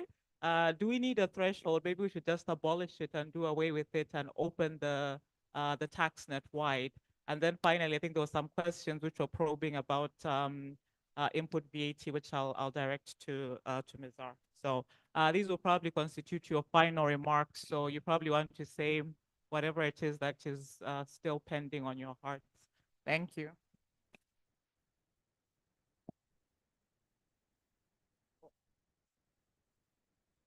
So maybe I think Professor Wasim is better placed. He is the one who suggested the threshold. So, yeah, but yeah, go ahead. So you have a threshold because you do not want as a revenue authority to deal with so many small farms.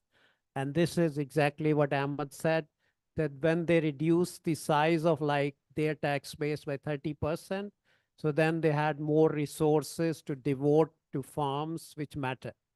So where you set your exemption threshold, so that depends on how much it costs for farms to comply with the tax, how much it costs revenue authority to administer those taxes, and how much revenue those people or businesses which you bring into TaxNet, they bring more revenue. So these three things. And if you have like these three things, so then you can decide what should be the optimal tax threshold.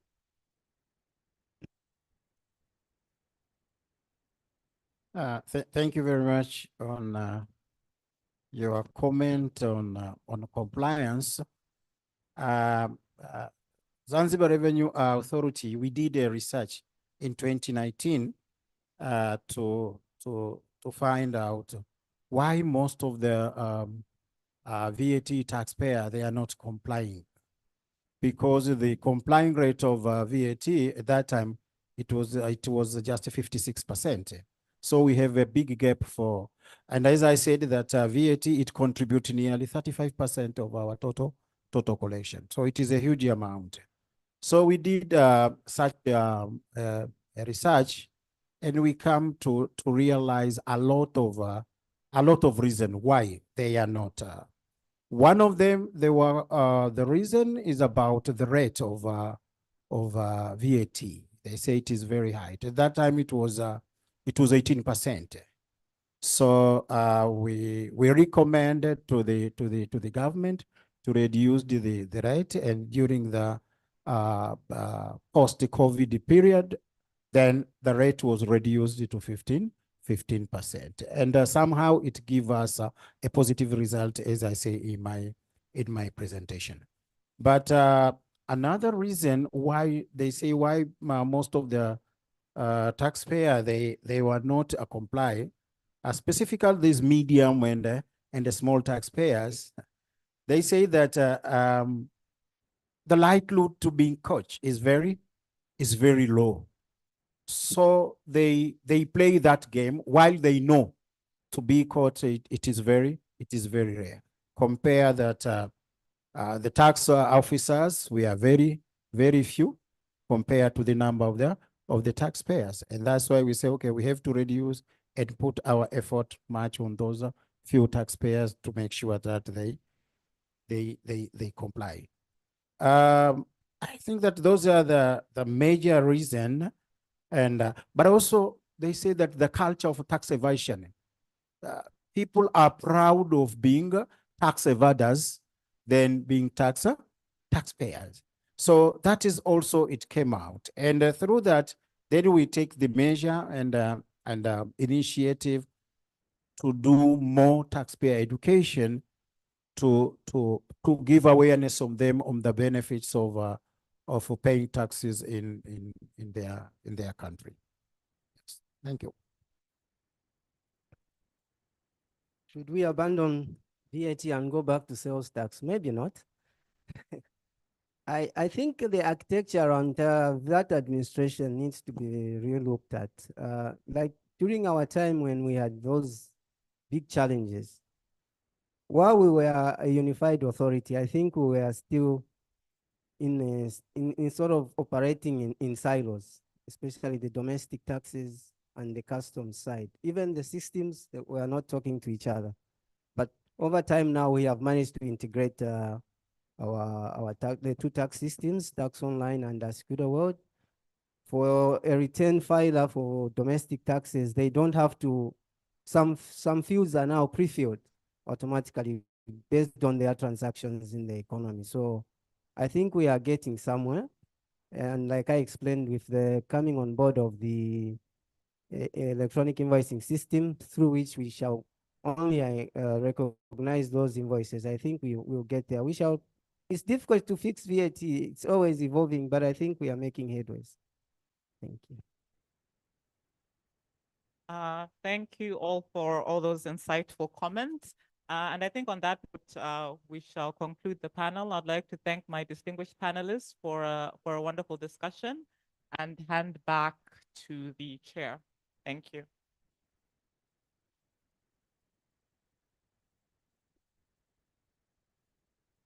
Thank you very much. Another round of applause. Yeah. Thank you very much to all the presenters and the panelists for what was very interesting and insightful presentations and comments, suggestions, and questions. Thank you also to the audience for active participation. This morning we had presentation from Professor Anders on why taxation matters for development. We then had fascinating panel discussion on tax and development landscape in Tanzania. Session 2 focused on the importance of research to improving tax enforcement, particularly when looking at customs duties, VAT and excise. And finally, given the high proportion of revenue that comes from VAT in most of the countries in the region, I was extremely interested to listen to Professor Maza's presentation and the ensuing discussion on the challenges around implementation as well as the opportunities for revenue collection.